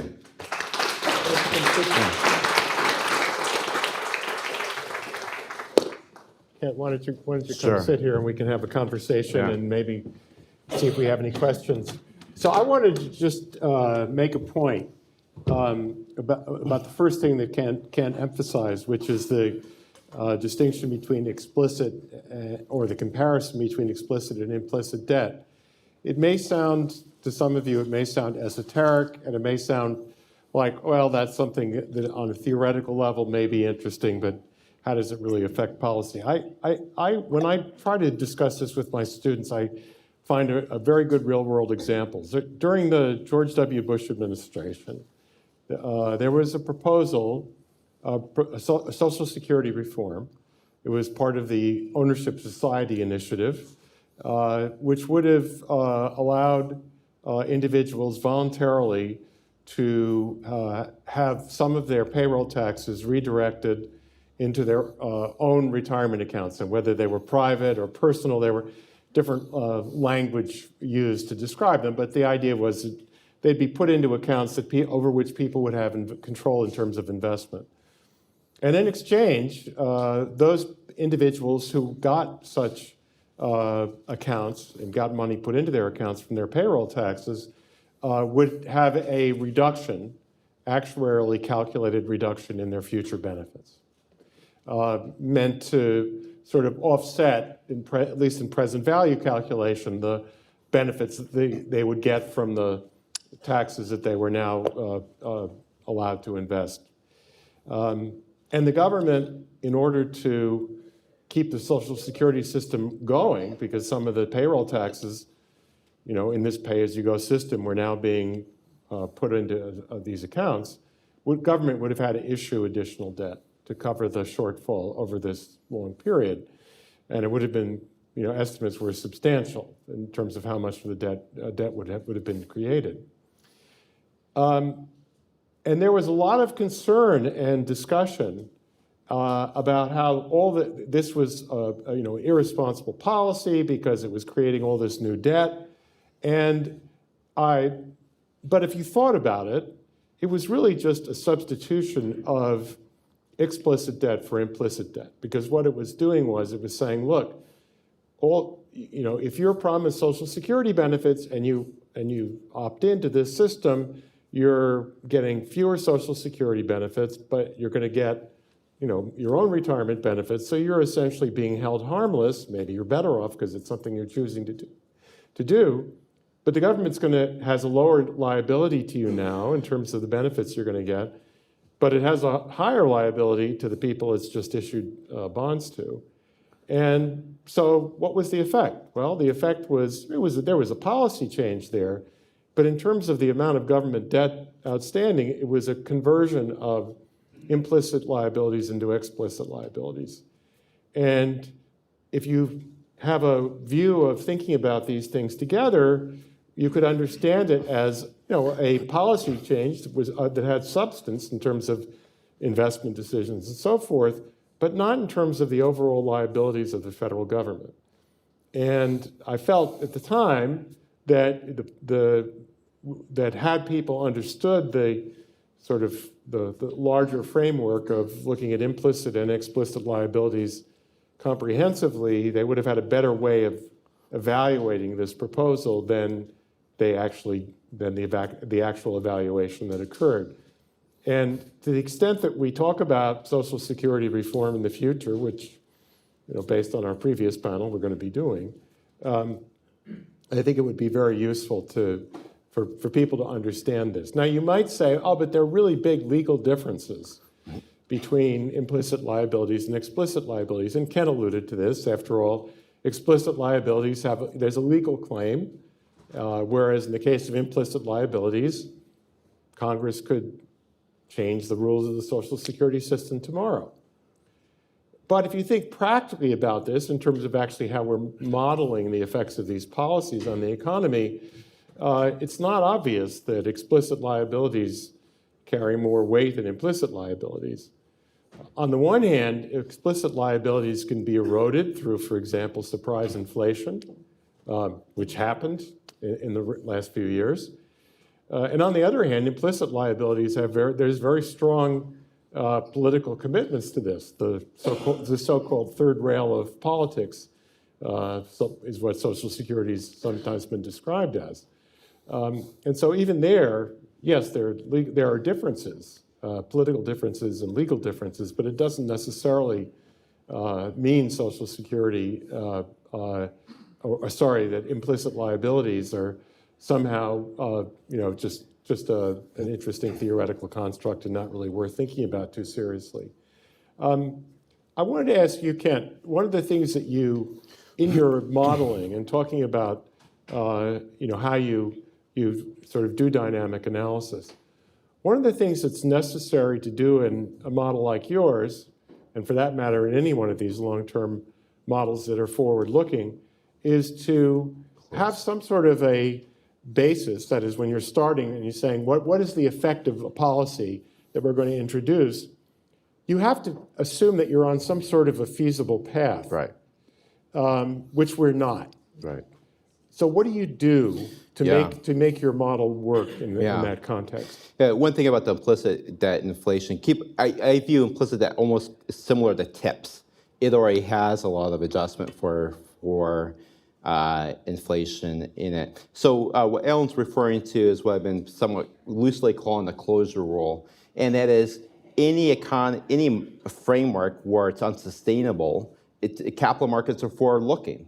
And if it's unsustainable, you're going to backward induct eventually, and they're going to, again, it comes down to when do they get spooked, when do they believe it's not going to be sustainable anymore. What I like to say is every model has a closure rule. It's just a question, are you being explicit about it or not? And so in this forward-looking model, you have to be explicit about it. And so what we do is we assume that within 30 some years that the government will eventually get its act together. And so exactly how it gets its act together is part of, can affect things. And in particular, are they going to use something akin to like a value-added tax? Are they going to use a lump sum tax, which is more of a hypothetical? Are they going to use something like a progressive income tax? And the closure rule can in fact sometimes matter. I view that really as a feature, not a bug, because it's really forcing you to be very explicit about what you're doing.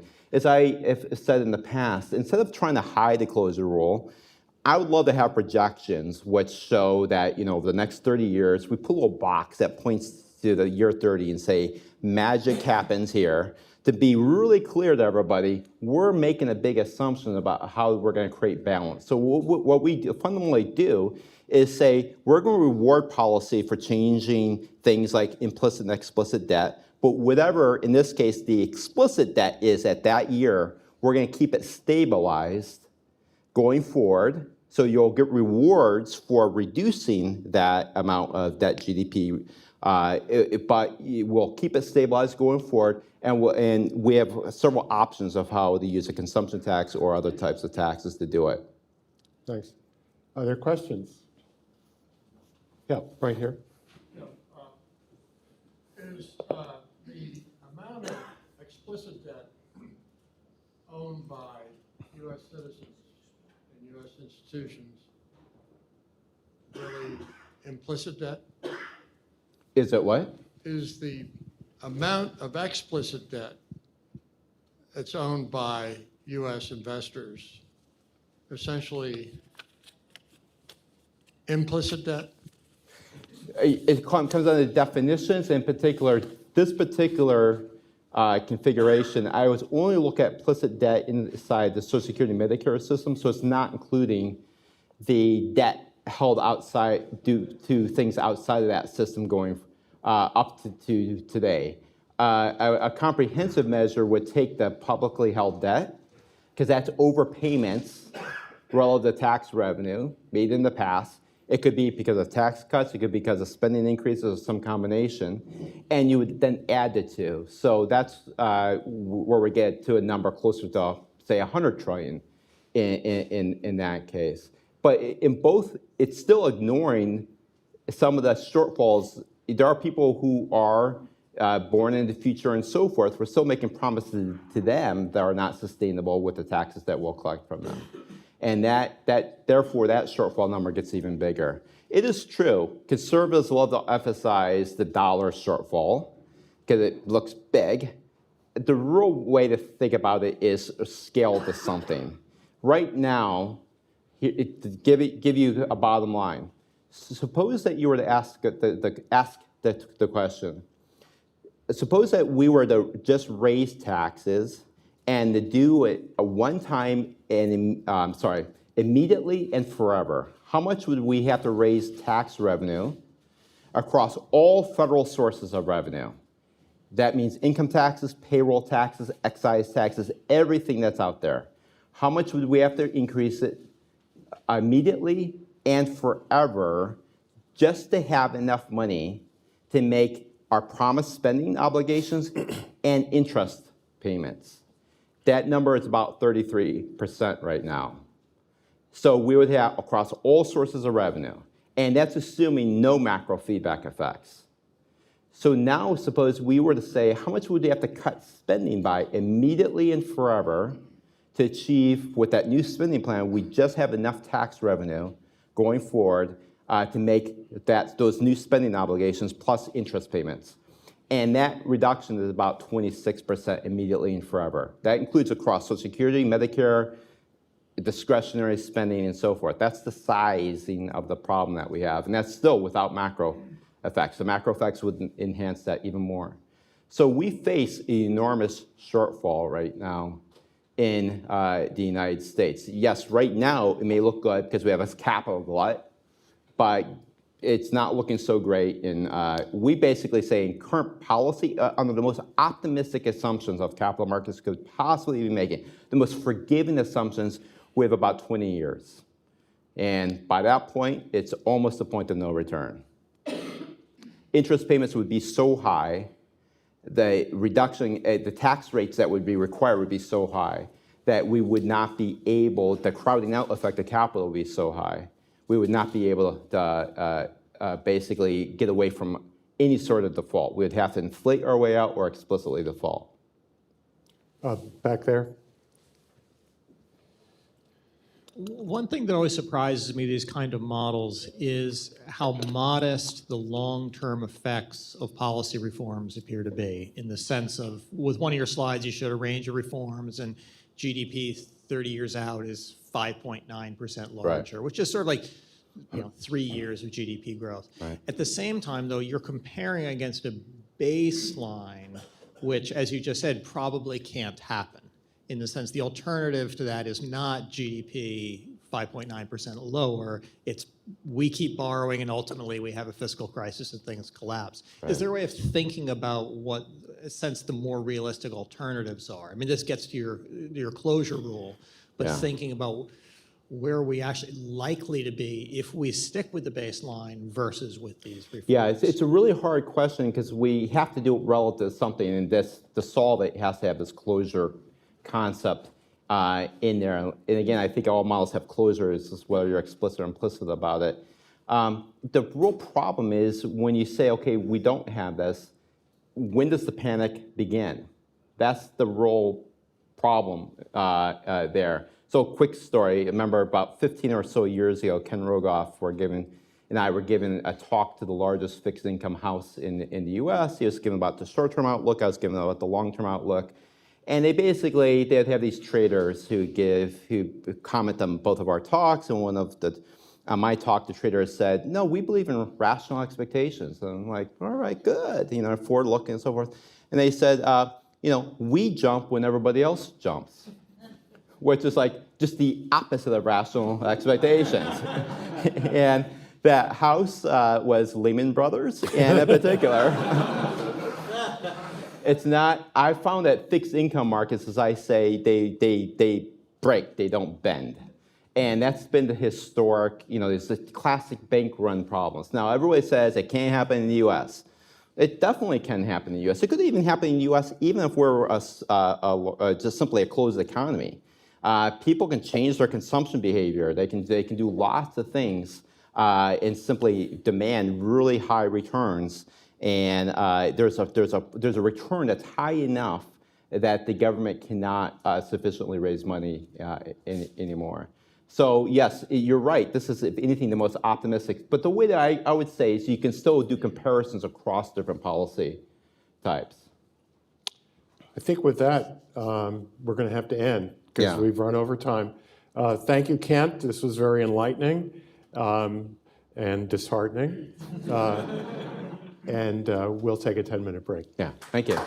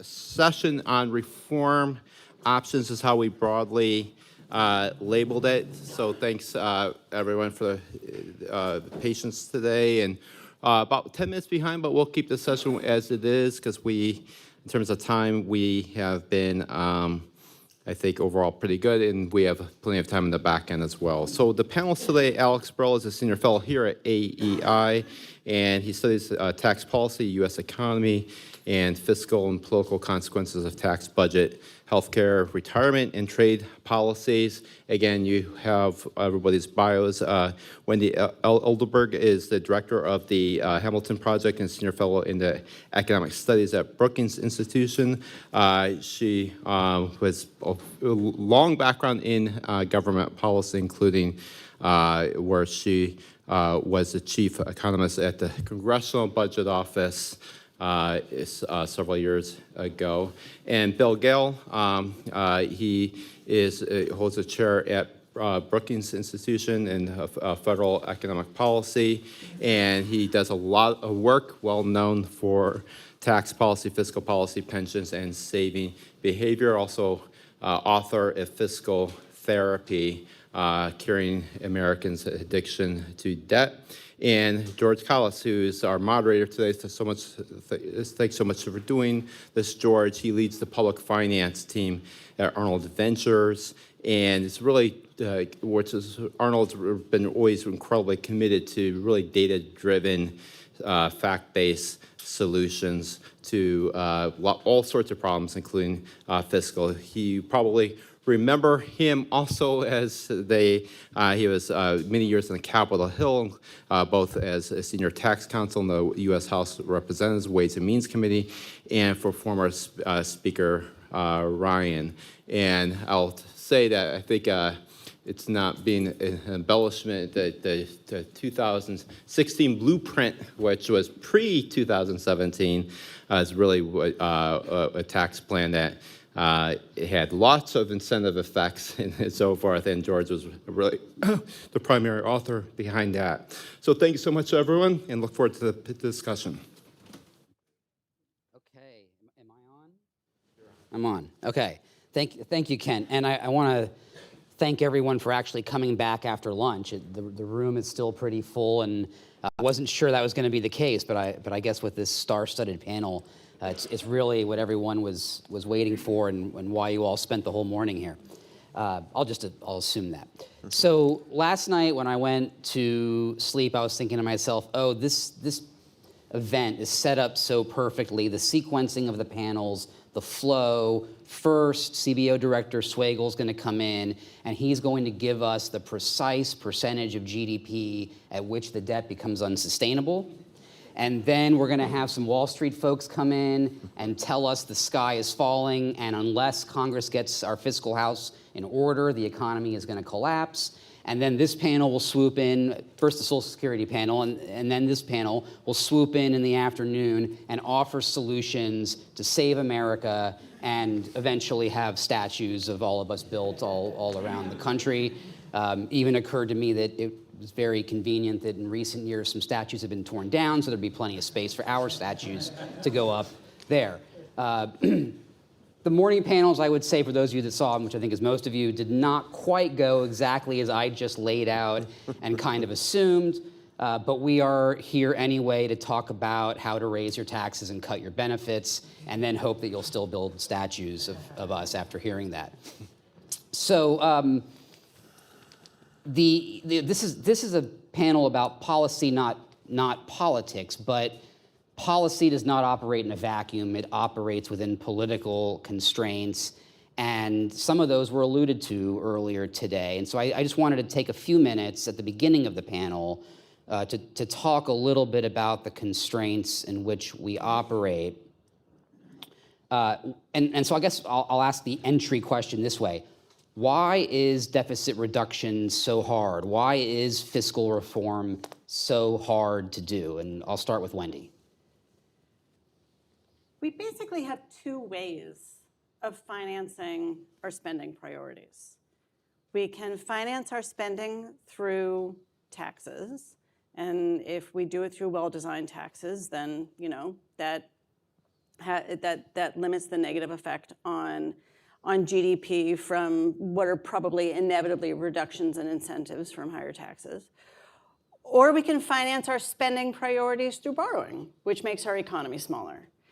And the salience of who gets hurt and benefits from those two different ways of financing spending, the salience is really different.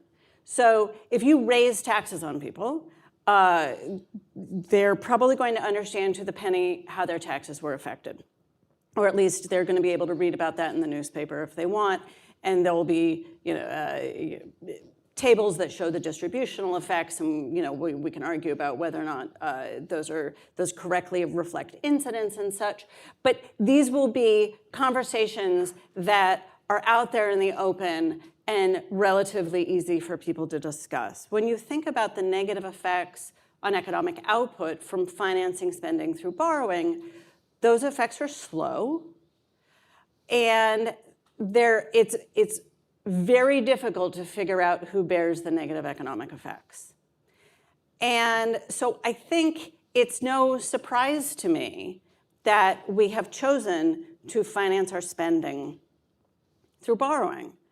Just because someone's given me the floor for a minute, I will say I think when you look at CBO's projections of how financing our spending through borrowing does indeed crowd out economic output, those effects are estimated to be, because we have a very large capital stock, and we borrow a fair bit from abroad, which limits the negative effects on the capital stock, though it has its own GNP versus GDP effects.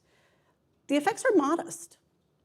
They're negative. I am very confident that financing our spending through well-designed tax policy creates a bigger economy over time than financing our spending through borrowing. But financing our spending through borrowing, the effects are the negative effects are modest, and they're slow, and we're a big economy, and I do not at all. I mean, I don't want to do. If anybody would like to come up to me afterwards, I have strong opinions about where we will and won't see major disruptions and how markets are responding to that slow, grinding negative effect. Fine, I will now come back to the actual question at hand. I think the reason it's hard is because one way of feeling the pain of paying for our spending priorities is really salient, and the other way is really opaque. And we don't really have a national conversation that says, these are our spending priorities. This is our consensus for what our spending priorities are, even though I think that there's very significant revealed preference as to what our spending priorities are. We don't really have a conversation in this country of saying, this is clearly what we have revealed ourselves to want to spend money on. Let's now figure out how to pay for it. Alex, Bill, either of you, any thoughts on that? I'm going to give you 6 reasons why it's a hard problem. Okay, first of all, I hope somebody's taking notes. Founding fathers made it difficult to make big changes, deliberately. That's a feature, not a bug of our system most of the time. It's a bug when you need the government to do something. It's a feature when you want the government out of the way and let the private sector go on. But you have to get the House, the Senate, the White House, et cetera. This is not a parliamentary system. Reason 2 is the classic Mansur-Olson concentrated costs, diffuse benefits. You raise taxes on somebody, you cut their spending. They're very aware of that. The benefits accrue to future generations. They may not even be alive right now. In the interest of time, I'm going to cut down to 5, not 6. The third problem is there's no deadline. We talked earlier today about how nobody quite knows where D-star is. They're not going to act until they have to on something like this. The fourth problem is that even if they could agree on a compromise, they need to have a way to be sure that the compromise gets implemented. Nobody wants to be the sucker left holding the bag and all the cuts they didn't want happen and all the cuts the other side did want to happen. So there needs to be some guarantee some way of assuring that the cuts actually happen. And the last reason is the public. The public is so conflicted about this that it provides no support for any politician to stick their neck out. If you ask people, do you want tax increases? They say no. If you ask people, do you want spending cuts? They say no. If you ask them, are you okay with big deficits and debt? They say no. So what's a politician supposed to do with that background? I don't know. I wonder what the sixth one is. It should be the one that I answer now. But I would just say, I just pick up on the point. We have Q&A for that, by the way. I would just pick up on the last point about the public. I mean, there's a myopic nature of the legislative process, which encourages politicians to think very intensely about those voters. And again, that's maybe a feature, not a bug in many respects, as you noted earlier. But there is something that is not cool, not trendy, not popular about addressing these issues that make it not a priority for elected officials' constituents. Right. Okay. So with the political and public choice challenges in mind, we're going to shift a little bit to the policy discussion, the main purpose of this panel. And as that part of that transition, I'm going to read off my phone my favorite Milton Friedman quote, because I can't memorize it no matter how hard I try. Milton Friedman once said, and I think this is in Capitalism and Freedom, somebody at AEI can probably check that for me, only a crisis, actual or perceived, produces real change. When that occurs, the actions that are taken depend on the ideas that are lying around. That, I believe, is our basic function, to develop alternatives to existing policies, to keep them alive and available until the politically impossible becomes the politically inevitable. And so I think that is the task of the panel here is not to make the politically difficult political reality, but to keep ideas alive and available until the political moment arises. And so in that spirit, let's start at the highest conceptual level and kind of work our way down to details. First, let's start with what is the right conceptual framework for constructing a sustainable federal budget, both on the spending side and on the revenue side, how those should be constructed, the relationship of spending to revenues, the relationship of those two things to other metrics, whether it's size of the economy or whatever metrics you prefer. Let's start there, because I actually think there are, before you get into specific policy disagreements, like I like this tax, no, I don't like that tax, there may not actually be consensus on the right basic framework to use. Wendy, do you want to start? Yeah, I mean, first, I find it remarkable that I'm going to say I think that was a great quote. But because I think, and I think it does come back to what Bill was saying, why this is so hard, and your point about how there really isn't a lot of, it's not sexy. If market perception changes, and because of politics, because of a disruption in financial markets, because there's a failed auction, if market perception changes radically about what's happening with debt and deficits, it will become sexy to think about how to raise taxes and reduce spending to satisfy markets and get interest rates down and bring stability back. And I think it's absolutely right that it's conversations like this one that make sure there's lots of well thought out ideas on the shelf to take off the shelf in that moment. And I think part of the challenge is that the likelihood of us acting well in advance of that moment seem really low, but nonetheless, I absolutely agree with the premise that we should be making those decisions now.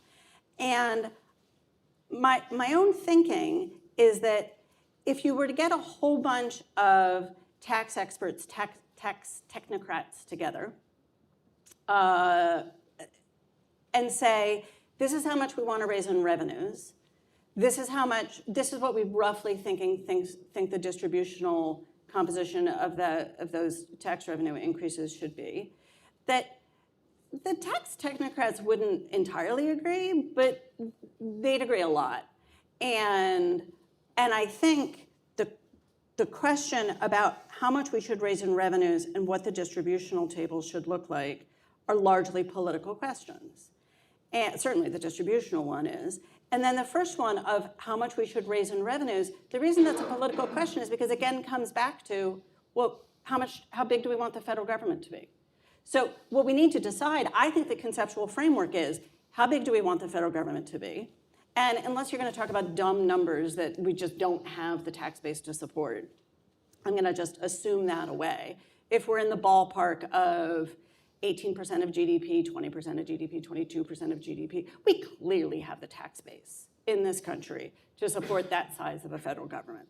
So what we need to decide is how big of a federal government we want, and then now decide how we want to finance it. I appreciate that there's going to then be some interaction, some iterative nature in all of that when people say, wait, I'm sorry, that means the taxes are what? Okay, so fine. But that's around the edges. We're a really rich country, and we just need to decide, do we want the federal government to be spending this money, or do we want the private sector to be spending this money? What do we want where do we want the spending to happen? So I think it goes in that order. How big of a federal government? Okay, let's figure out how we're going to finance it and have the politicians tell us what the distributional table should be. Alex, thoughts on that? So in both of your comments, Wendy, you made references to like well-designed tax policy relative to debts and deficits, and I think that alone is is an important topic. What is well-defined tax policy? There's also a question, and maybe the technocrats could agree, but there's also a question about whether or not that's a realistic alternative to debt and deficit, or is just tax increases the alternative? So what I'm saying is there's a question about like we don't have a perfect tax code today. We all agree with it. I think we would all agree it's not perfect. We might disagree about why it's not perfect, but it's not perfect. If we wanted to get more revenue out of the system, are we going to make it more perfect or less imperfect? We're going to try to improve the efficiency of the tax code while raising more revenues. How would we do that? We would, maybe broaden the base. Maybe we would change the distribution of the tax code, or we could raise more revenues in the future than we do currently and make the tax code less efficient, right? I mean, those are their choices, right? And so we have some system today with some inefficiency and some progressivity, and as we move to a system that generates more revenues, if we move to a system that generates more revenues, there is this question about who is making those changes. And whether it's the technocrats that have a way to see this opportunity to say, okay, given the fact that we are agreeing if it is the fact that we're agreeing we need more revenues, now more than ever we should have a system that's more efficient than the old system, broader base, lower rates, that kind of stuff. Or we could say we need more revenues, and I want the system to be more progressive, right? I don't like the change in the income distribution and the rich aren't paying enough, or this thing or that thing, or these base broadeners obviously we'll never get at them, so therefore we should just change the rates. And we could make the system bigger and less efficient. And I think we just need to recognize that that's a choice that politicians will make, and they may not make the right choice. And so as the system gets bigger, it may get less efficient. That's not. I'm not saying that what should happen, but I just think that that's a risk that we should acknowledge. 2 quick points. One is when we talk about the right conceptual framework, it's not just how big or small government is, what government actually does that I think is central to the question. And second, there's got to be, I think this is obvious, but there's got to be some balancing of costs and benefits. It would be, it would be great to say if the government we think the government could do X. If X turns out to be prohibitively expensive, maybe we don't think the government should do X. But there's got to be some balancing of costs and benefits. Bill, you mentioned not just how big government is, but what government does. I mean, we could get into conversations about things like people have proposed like capital budgets before, right? Like in investments that increase productivity versus transfers with a leaky bucket or whatever. I mean, is that what you were getting at? No, I was just getting at people say government spending should be 20%, in Europe it's 30%, it should be 22%. That's one dimension of the debate, but there's another dimension of what's the government actually spending it on? What are they doing? I think this comes up particularly in the debt debate, where we tend to focus on deficits and debt rather than what the money is being used for. And we would all take a step back and agree there are good uses of debt and bad uses of debt. Well, even within that framework, right? Even if you say like, oh, healthcare is a good thing, spending on healthcare, but then there's a how level. Right? And it's the same thing. It's the same as it's the outlay side of my tax point, right? Like we can have 18% of GDP revenues or 19 or 20, but how we raise those revenues really matters. And the same thing with the spending. We could spend it wisely or we could spend it poorly. Yeah, your tax point is key. It's like we're not talking about best systems that exist only on paper. We're talking about systems in the real world.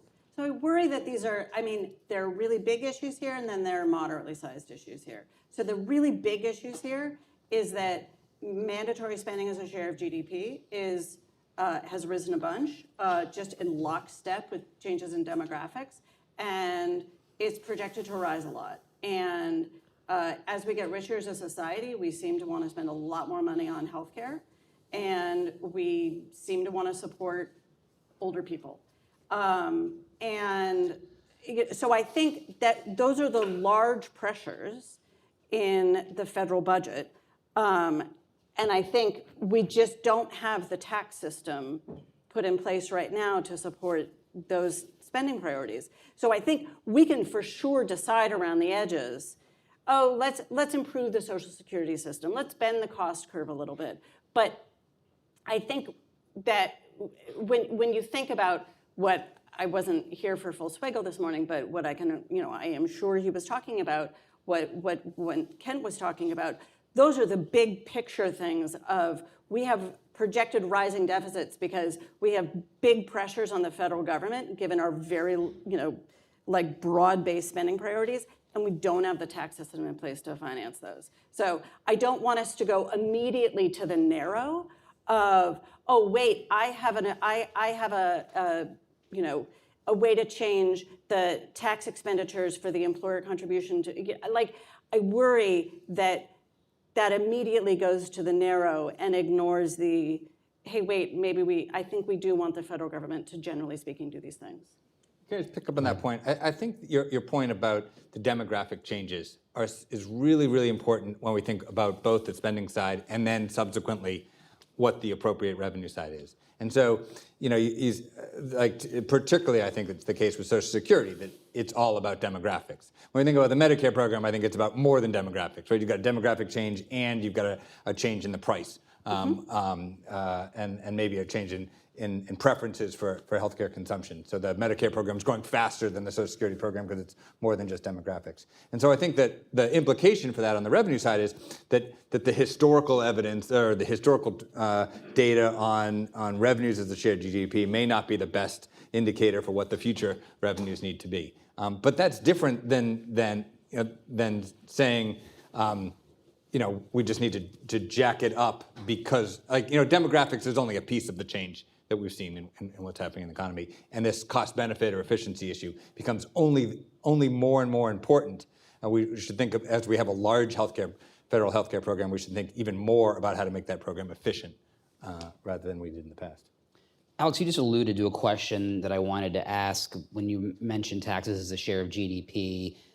Because there's sort of this, sometimes people say, oh, all the policy experts, the technocrats, I think was the word you might have used, can agree on a lot of stuff, and then there's the political problem, right? Kind of bringing it back, though, do even the policy experts, much less the elected officials, agree on, and this is almost a first principles kind of thing, how to measure whether a deficit reduction package is increasing or decreasing spending or revenues over the long run? This is kind of getting to the question of baselines and what's the proper way to look at these balances, current law, current policy, constant share of GDP. I mean, is there even, and we saw this first with the Bush tax cuts, and we've seen it subsequently.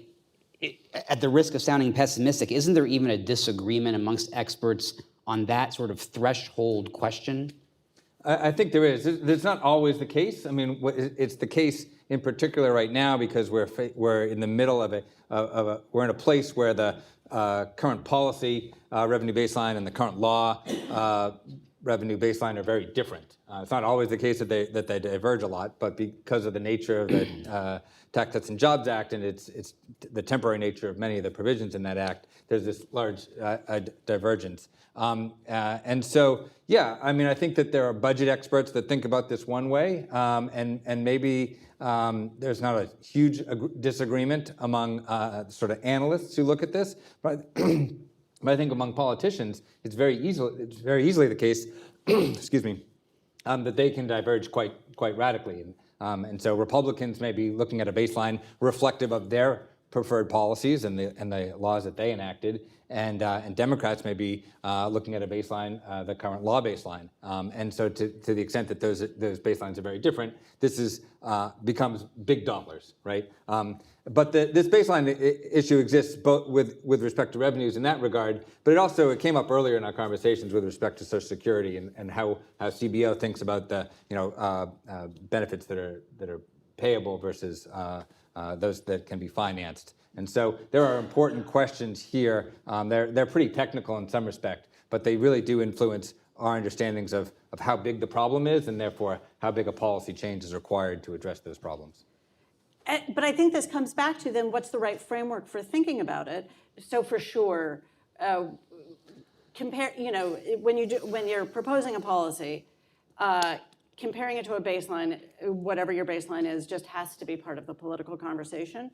But in terms of a framework for thinking about the issue and what's consistent with all of the discussion we've heard today, what you really want to do is think about what does this mean for the world of spending for the next 3 decades? What does this mean for the world of revenues for the next 3 decades? And does that world of spending match what my priorities are if you're thinking about whether you individually like what's being put on the table? And do I think the tax revenues do enough to support that spending? So that question will be what it's going to be regardless of what your point of comparison is. Just look at the projections under the world that is being proposed. Yeah. So, Wendy, if we decided hypothetically that we want the current level of spending, that's what we want, right? And we're gonna or spending under current law. Is that what you mean? Well, so you're kind of it's kind of a spoiler there in a way. What I was going to get at was the current level of spending. If we raise taxes to match the current level of spending today, will taxes match the current level of spending 30 years from now? And I think the answer is probably not, right? Because there's growth in the spending that revenues generally don't keep up with. And so a decision to pay for, this is the government we want today and we're going to pay for it, won't last forever. And at some period, over time, we actually won't be paying for that level of government anymore. That's right. I mean, it can't be static because our demographics aren't static. And, surely, the facts on the ground will change and policies should change as the facts on the ground change. Maybe we'll get incredibly more efficient when it comes to healthcare and at the same time not want to gorge ourselves on healthcare. Like that could happen. Maybe geopolitical issues will become less of a big deal and we can cut back on military spending. It could happen. So maybe AI will make us wildly more productive and that will create all the tax revenue we need. But I think the policies that we need to put in place now, if we want them to be sustainable, if we want to continue consuming healthcare and we want to, I'm just now being redundant. Yes, in my world, you need tax revenues rising as a share of GDP. Okay. Bill, did you have anything you wanted to add, or are I'm you? not even sure what the question is right now. Okay. Let me ask a question that you'll probably be sure what the question is. Okay. Can we all agree, and I'm crossing my fingers on this one because I don't know for sure that I'm going to get the answer I want. Can we all agree that the scary, long-term, unsustainable trajectory the federal budget is on is not at all driven by discretionary spending? Yes. Okay. So, in fact, right, the CBO baseline assumes that discretionary spending will shrink as a share of GDP over time. And so if you want to think of it that way, it's actually offsetting even more unsustainability than would otherwise appear. It's ironic, right? Because, and this kind of gets into the political question a little bit. I'm not really trying to go there, but the last few times Congress has tried to do serious deficit reduction, and I'm really going back to 2011 and the Budget Control Act, and then last year with the debt limit deal between former Speaker McCarthy and President Biden, they relied very heavily on discretionary spending caps, even though discretionary spending is shrinking as a share of the economy under the baseline anyway. And I think, kind of, answer the question, that kind of goes to the political and public choice challenges, but that leads to what I think of as the big three, the big 800-pound gorillas in the room: taxes, healthcare, and retirement. We've already had our Social Security panel, so we don't want to step on their jurisdiction, so we're going to take that one off the table. And I think the focus is kind of on taxes and healthcare, and we've already talked a little bit about those things.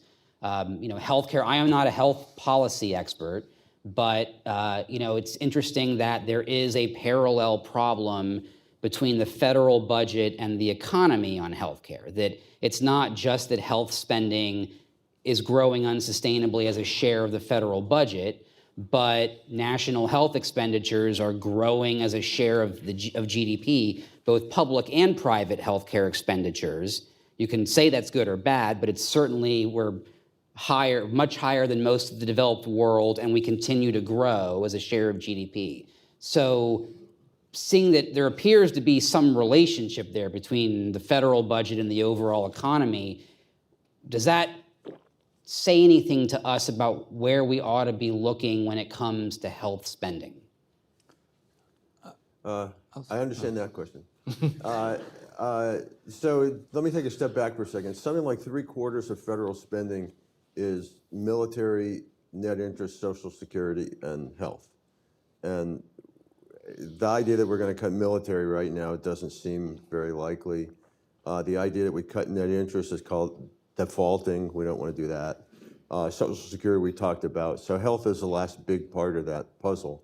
There are a couple of things. I want to make the same not a health policy expert caveat that you made, but there are a couple of things that stand out to me about healthcare spending.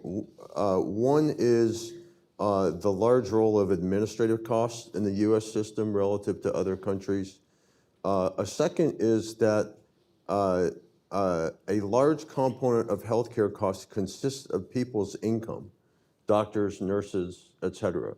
And so when we talk about cutting healthcare costs, in some sense, we're making a veiled attempt to cut people's income. And that may indicate why it's so difficult to do it. And the third thing is, as technology advances, procedures that used to cost infinite amounts of money because they were impossible to do, come down in cost, and they cost large finite amounts of money, but then people have those procedures, and so healthcare expenditures go up.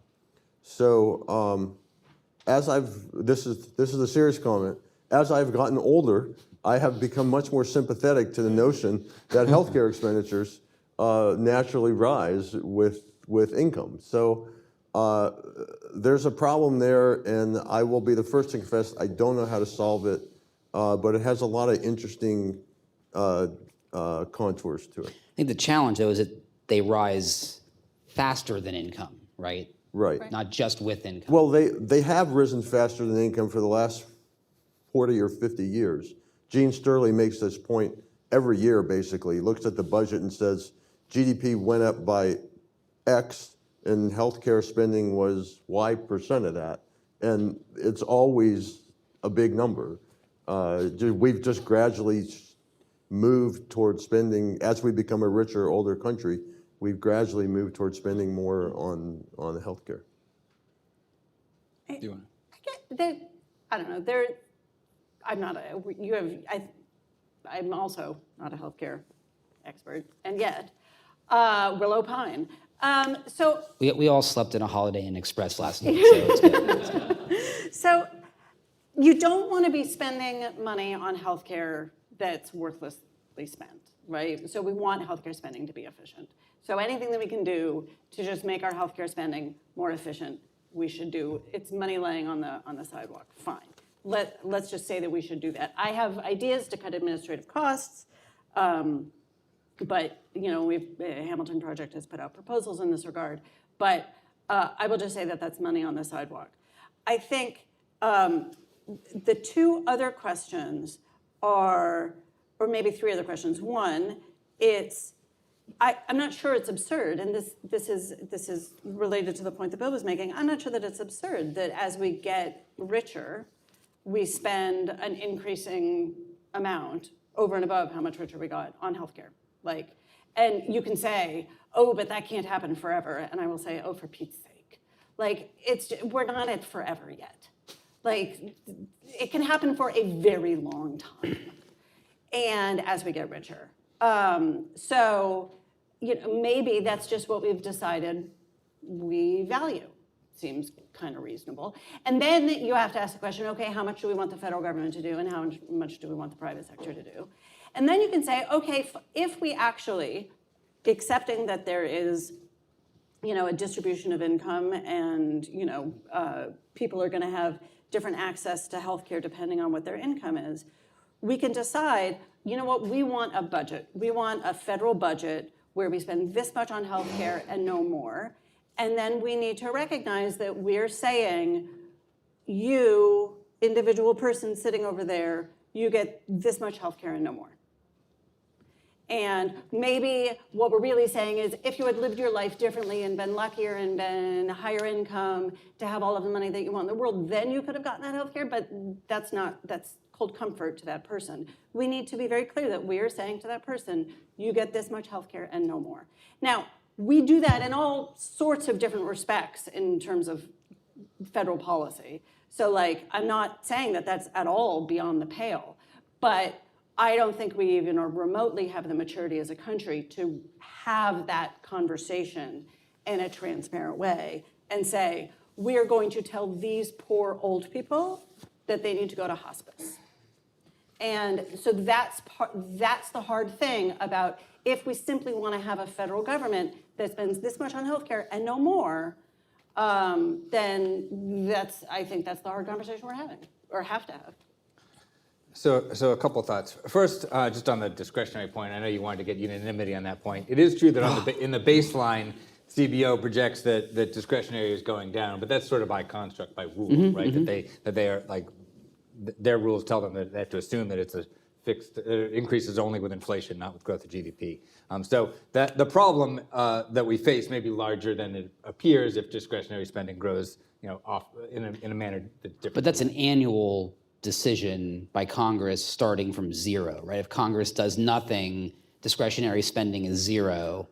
It's only if Congress decides to enact more. Correct. Right. It's through the appropriations process. Right.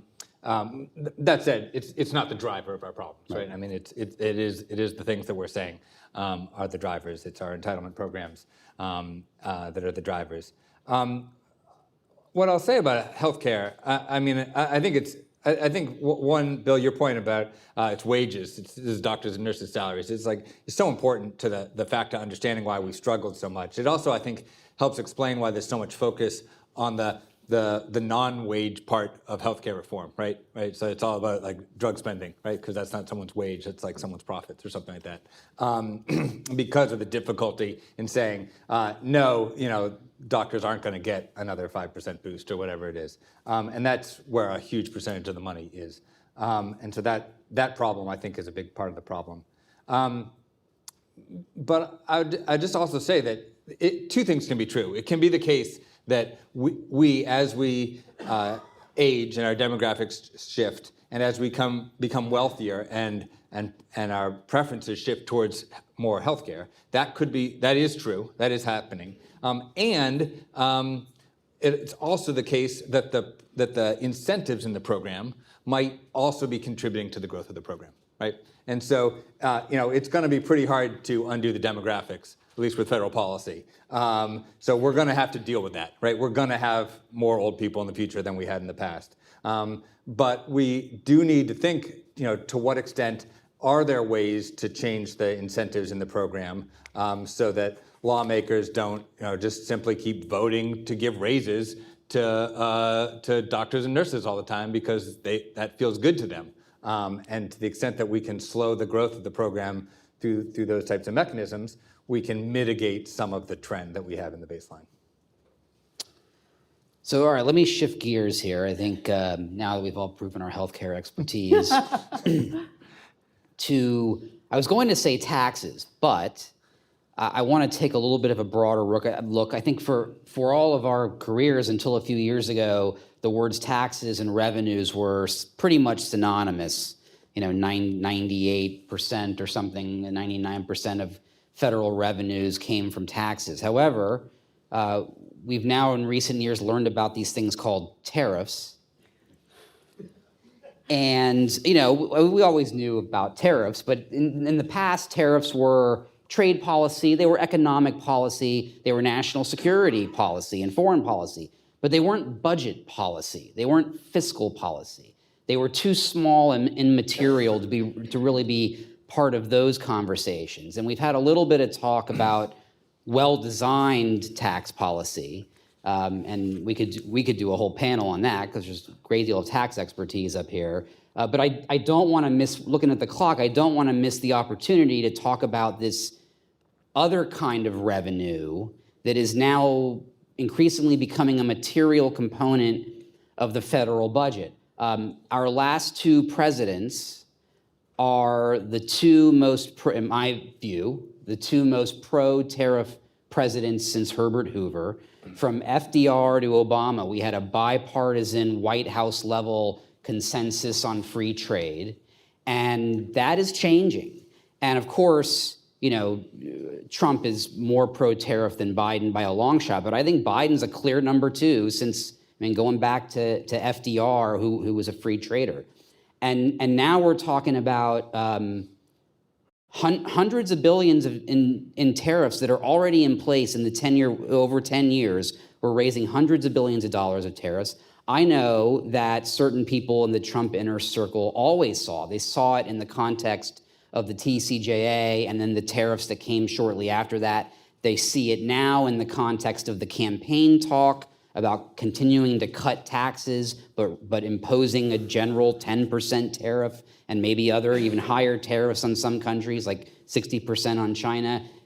Even though the news stories don't tend to talk about those two things in the same articles, you get articles that say Trump said he's going to cut taxes, and you get articles that say Trump said he's going to raise tariffs. There are people in his circle who see the two tied together as a swap.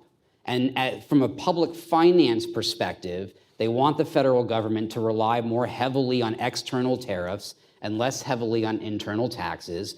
Obviously, I think the Biden folks don't go nearly as far, but they've left very substantial levels of tariffs in place.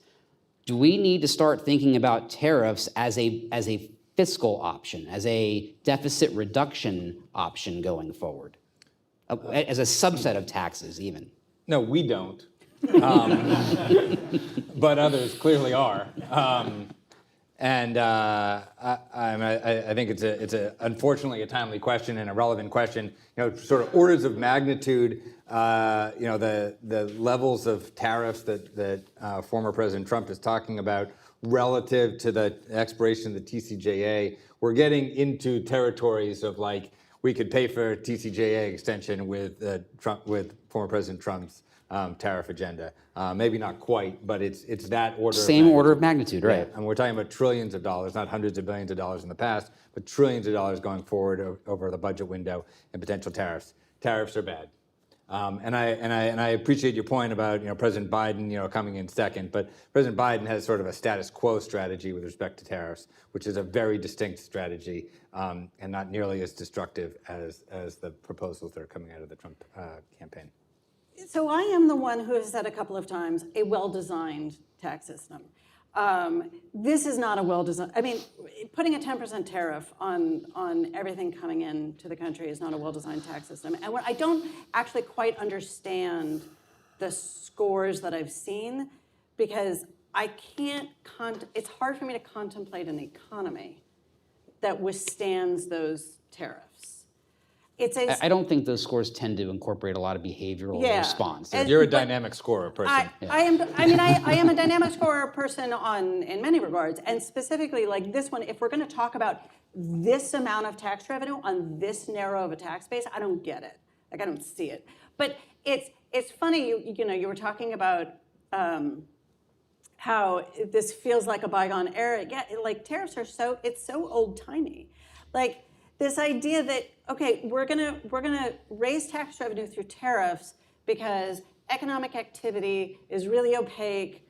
It's the only way we can really know how much economic activity there is to go to the ports and see what we can see with our eyes, see the stuff that's coming off the ship onto the port. Like, there's a reason that tariffs played a significant role in our economy a very long time ago. We now have a much more efficient way to raise revenue. And so I think rather than seeing tariffs as a way to solve our fiscal issues, I think it's more being suggested. I mean, that the arguments that I think I can at least grapple with are tariffs as industrial policy. And there, it's still not like I believe that one of the things that the tax system does and spending system does, like I believe that one of the things fiscal policy does is influence the composition of output in the U.S. economy, and basically has an industrial policy aspect to it. I think that's always been true. I think it's true now, and we need to just be clever about how we do it. I think tariffs as industrial policy is like, it's really narrowly targeted. I was going to say, to do tariffs, even have a chance of doing it fairly effectively as industrial policy, you have to target it, and not have a general tariff. It's super narrow. You probably want to I can see reasons. I can see the way some countries have implemented tariffs as part of industrial policy in a way that has had long-term gains. But like our anti-dumping rules. Like what? Like anti-dumping. Yeah, or hey, we really need to coddle this one industry and we're going to do it through tariffs for a time until it grows and gets more mature, and then but we are if this were the one thing that was keeping us from the frontier of really perfect tax policy and industrial policy, I'd be all on board with having this conversation, but we are not. This is not the low-hanging fruit. So, Bill, did you want to say something? So as tax policy, tariffs are a terrible idea. They're usually brought on for tax purposes to try to manipulate the trade balance, but the trade balance, they don't have that effect. The trade balance is going to depend on the difference between domestic saving and domestic investment, and if the tariffs don't change that, it's not going to change the trade balance. You can use the simplest macroeconomic identity equations to show that. In terms of their incidence, one of the apparent attractions of tariffs is that they tax people elsewhere. They tax foreigners, but they don't actually do that. They raise costs for American consumers. They raise costs for American businesses, and the appeal may be strategic or national security or industrial policy, but there's no tax policy argument for it. So let's then shift into more of a comfort zone and well-designed tax policy. Let's just go down the line. We'll start with Bill, go towards me. Would love to hear your thoughts on some ideas, some options that you consider to be, and we'll see how much consensus we have, well-designed tax policy options. And if you want to throw in some well-designed non-tax policy options that you are a particular fan of, please feel free to do so as well. All right, so the first option has to be getting the IRS the money to enforce the tax system. And that is going to actually make money by funding the IRS at the level it needs. After that, you can go in various directions. Personally, I would favor a carbon tax over the various subsidies we have for clean energy, both on revenue grounds and simplicity grounds. In terms of a broad revenue raiser, I would like to see a value-added tax, which partially funds a universal basic income. I wrote a paper on that for Wendy, or for Jay, I guess, a couple years ago, for Hamilton. And then we need to do, if we're going to put in a broad-based tax like that, we need, I think, to raise taxes on the wealthy, and that involves either taxing gains at death and or converting the estate tax to an inheritance tax, which has significant revenue potential. There are other things, but our time is limited. I'm sorry. Please. I do want to add one more thing. Given the difficulties in cutting spending, the notion that 3/4 of spending is those 4 big things, and no one came up with really great ideas on how to cut healthcare spending.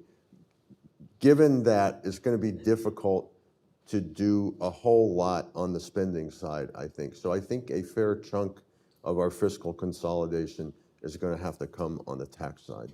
Sorry to interrupt. No. I think that's a world I'd be pretty happy to live in. I'm a little, Bill would have to convince me that the carbon tax and the value-added tax can coexist. But Bill can convince me of that. I wasn't sure if that was a both or an either or. You would layer those on top of each other? Be the enemy of the good. That's right. I think so. I won't repeat any of that stuff. I think I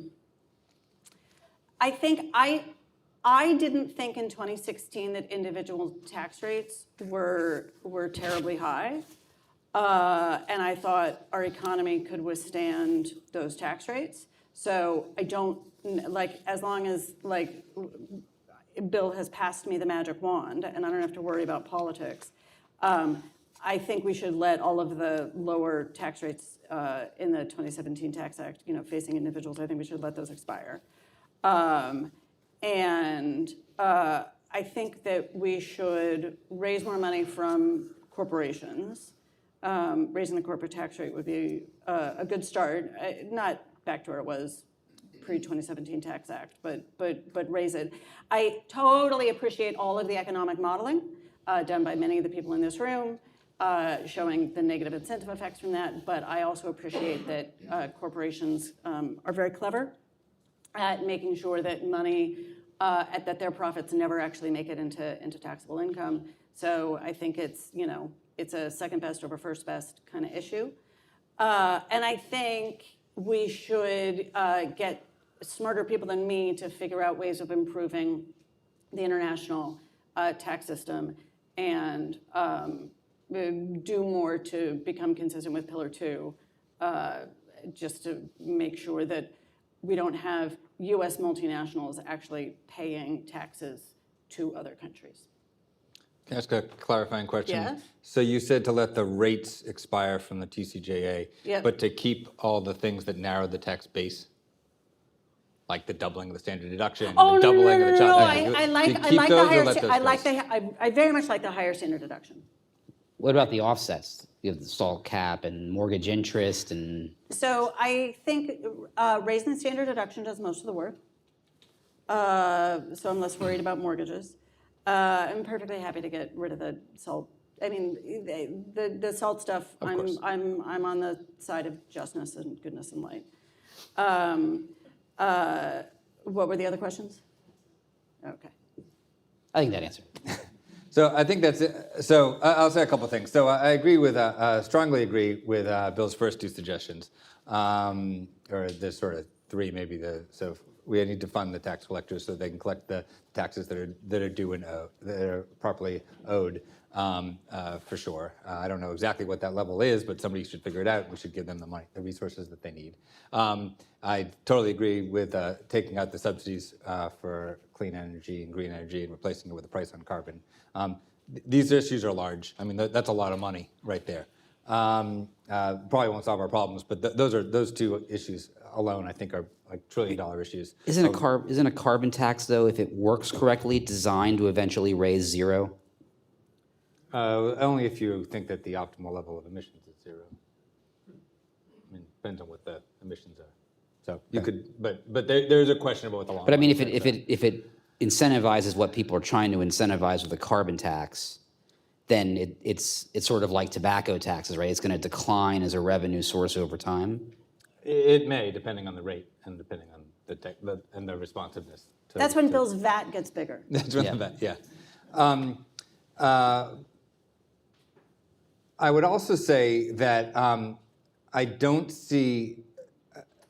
This is a point I think I was trying to allude to earlier, which is like this issue around changing the progressivity of the tax code as the way to, or the time to raise more revenues, which is certainly, I mean, we can do that. I mean, we could sort of kill two birds with one stone if those are both if you have both of those objectives. I think it makes the problem more difficult, though, just as a political matter. And I think there's pressures on both sides, right? I mean, so there's some people might argue like, oh, this is the moment to increase the progressivity of the tax code, and then people might make the opposite argument. They might say, well, the argument that I was making, sort of like, oh, well, if we want to have more revenues, we need to have a system that's flatter. That's going to be more efficient. So let's push the progressivity the other way. Or you can kind of come into the middle and you might say, let's try to hold the progressivity of the tax code relatively constant. And think about how we could raise revenues. And so there are ways that we could raise revenues while holding the progressivity of the tax code relatively constant. And that would be, recognizing the fact that lots of taxpayers have income that's not taxed. Their health insurance benefits are not taxed; they're excluded. And so by bringing in employer-provided health insurance into the tax code, we would raise, depending on how you structure it, tons of money. And for each taxpayer, they would pay at their marginal rate, and so that it would be consistent with the progressivity of the tax code. It's not perfectly true because not everyone has employer-provided health insurance, of course. But those types of ideas, we're changing the indexing of the tax code, not to make it more perfect, but to generate more revenue, would be something that would hold constant the progressivity of the tax code. And so I would think about trying to find ways to raise revenues by broadening the base in a broad way, as sort of my first best, in addition to the other policies that we discussed. And to Bill's point that we're going to have to do this mostly on taxes, it's going to be hard to do it on spending. That kind of gets into the issue of there's actually a lot of sort of spending through the tax code, and I'm not putting this as a question because I want to see if we have any audience questions. Just kind of putting it out there that there are ways to actually reduce the extent to which government distorts the economy that raise revenue rather than cutting spending. And with that, I will stop asking questions and see if we have audience questions. Oh, am I calling on people? Yeah. Oh, we're going to go to Pete here.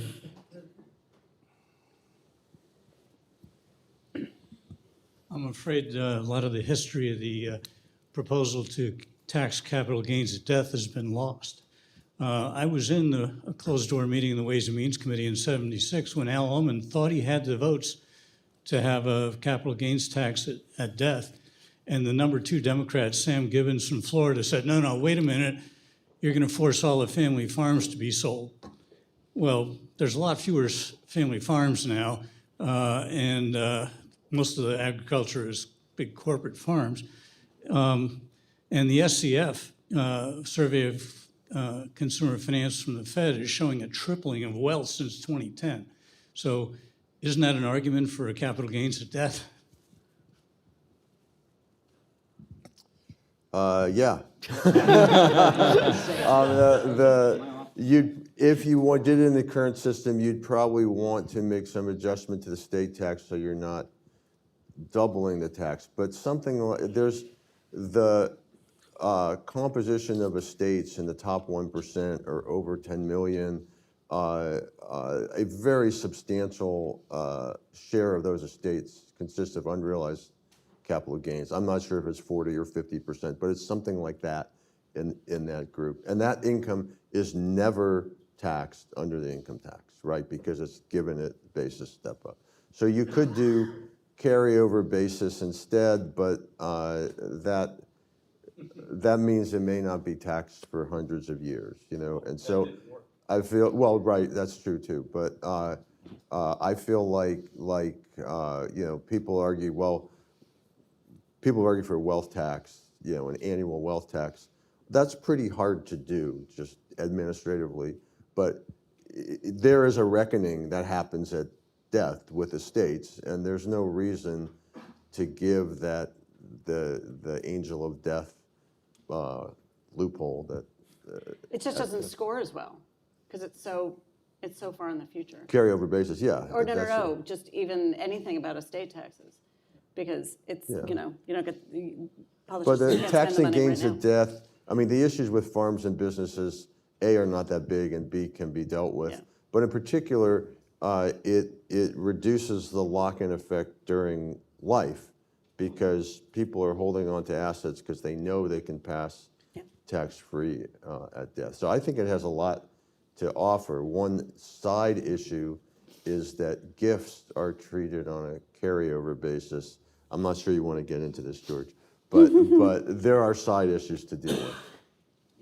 There was a question in the back. Is my mic on or did it go off? I just have a quick question, hopefully, and I'm hoping that the panel might be able to discuss it a little bit.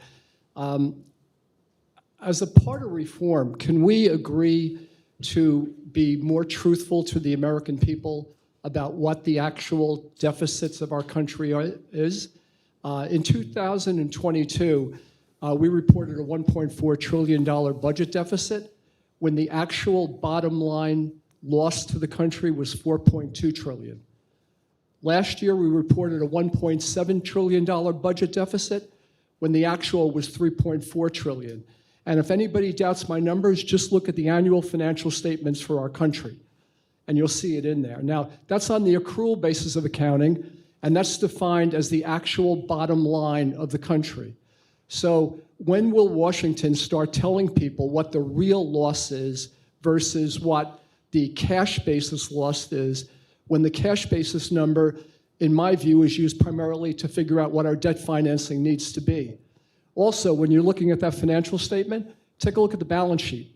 There's $17 trillion worth of liabilities built up on that balance sheet that are not part of the $26 or $27 trillion of debt outstanding that we will have to incur debt for.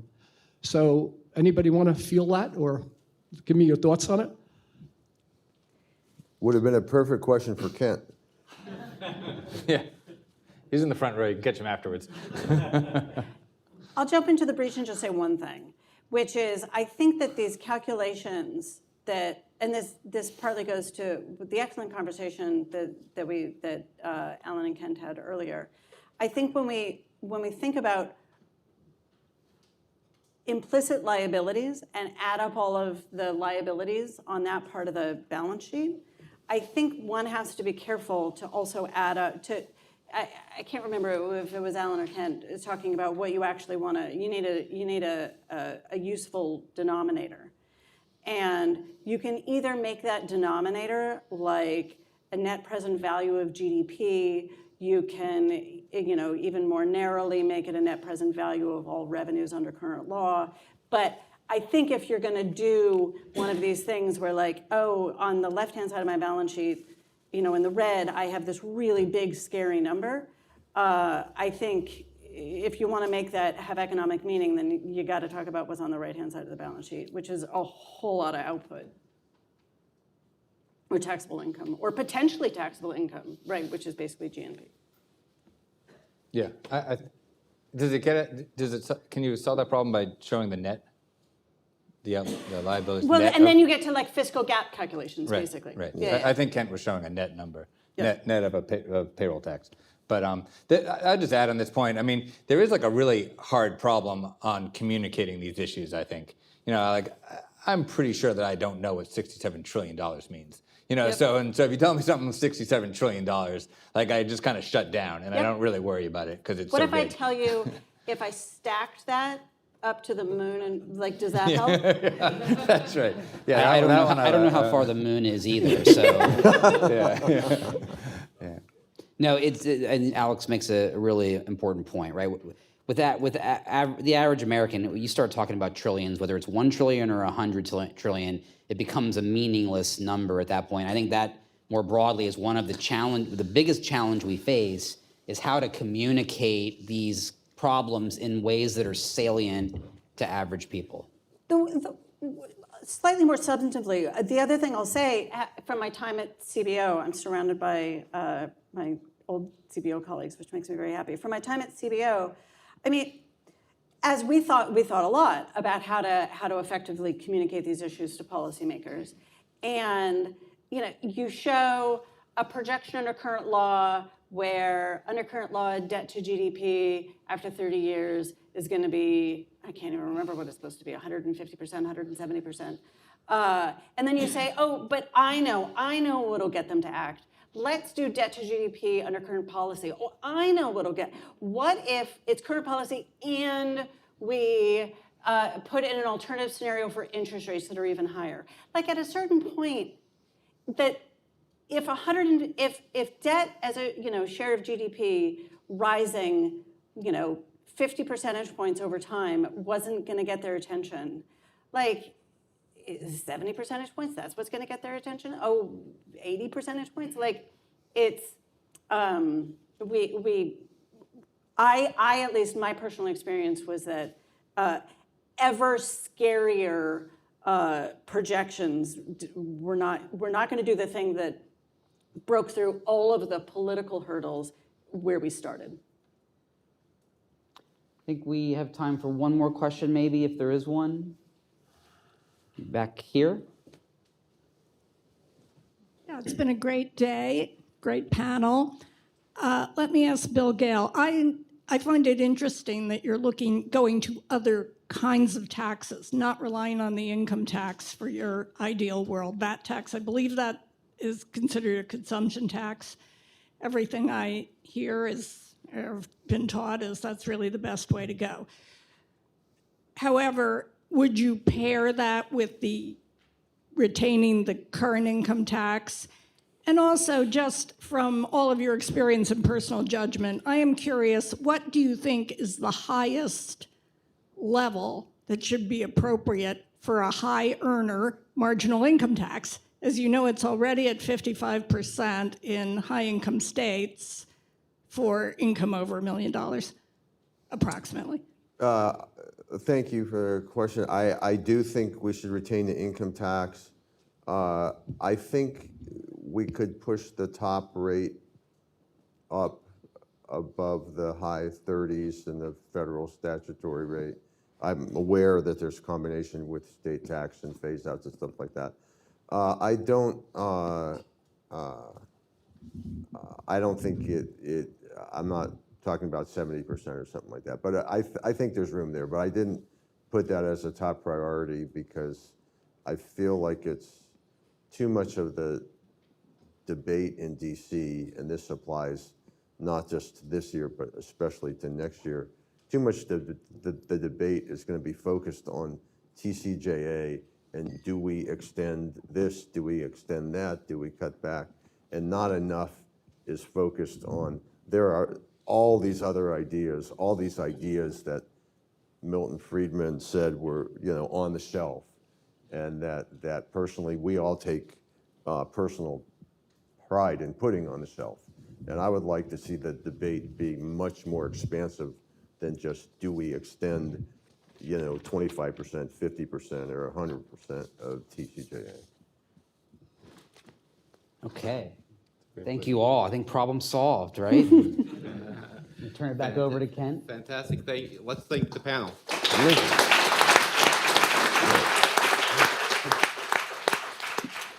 Thanks so much for coming. I'm not going to try to summarize the day. I know you all want to get out, but I do want to thank the staff here at AEI, John Mantons, Camilla Hargis, for their hard work putting this together. Hopefully we can do this again sometime soon. Thank you.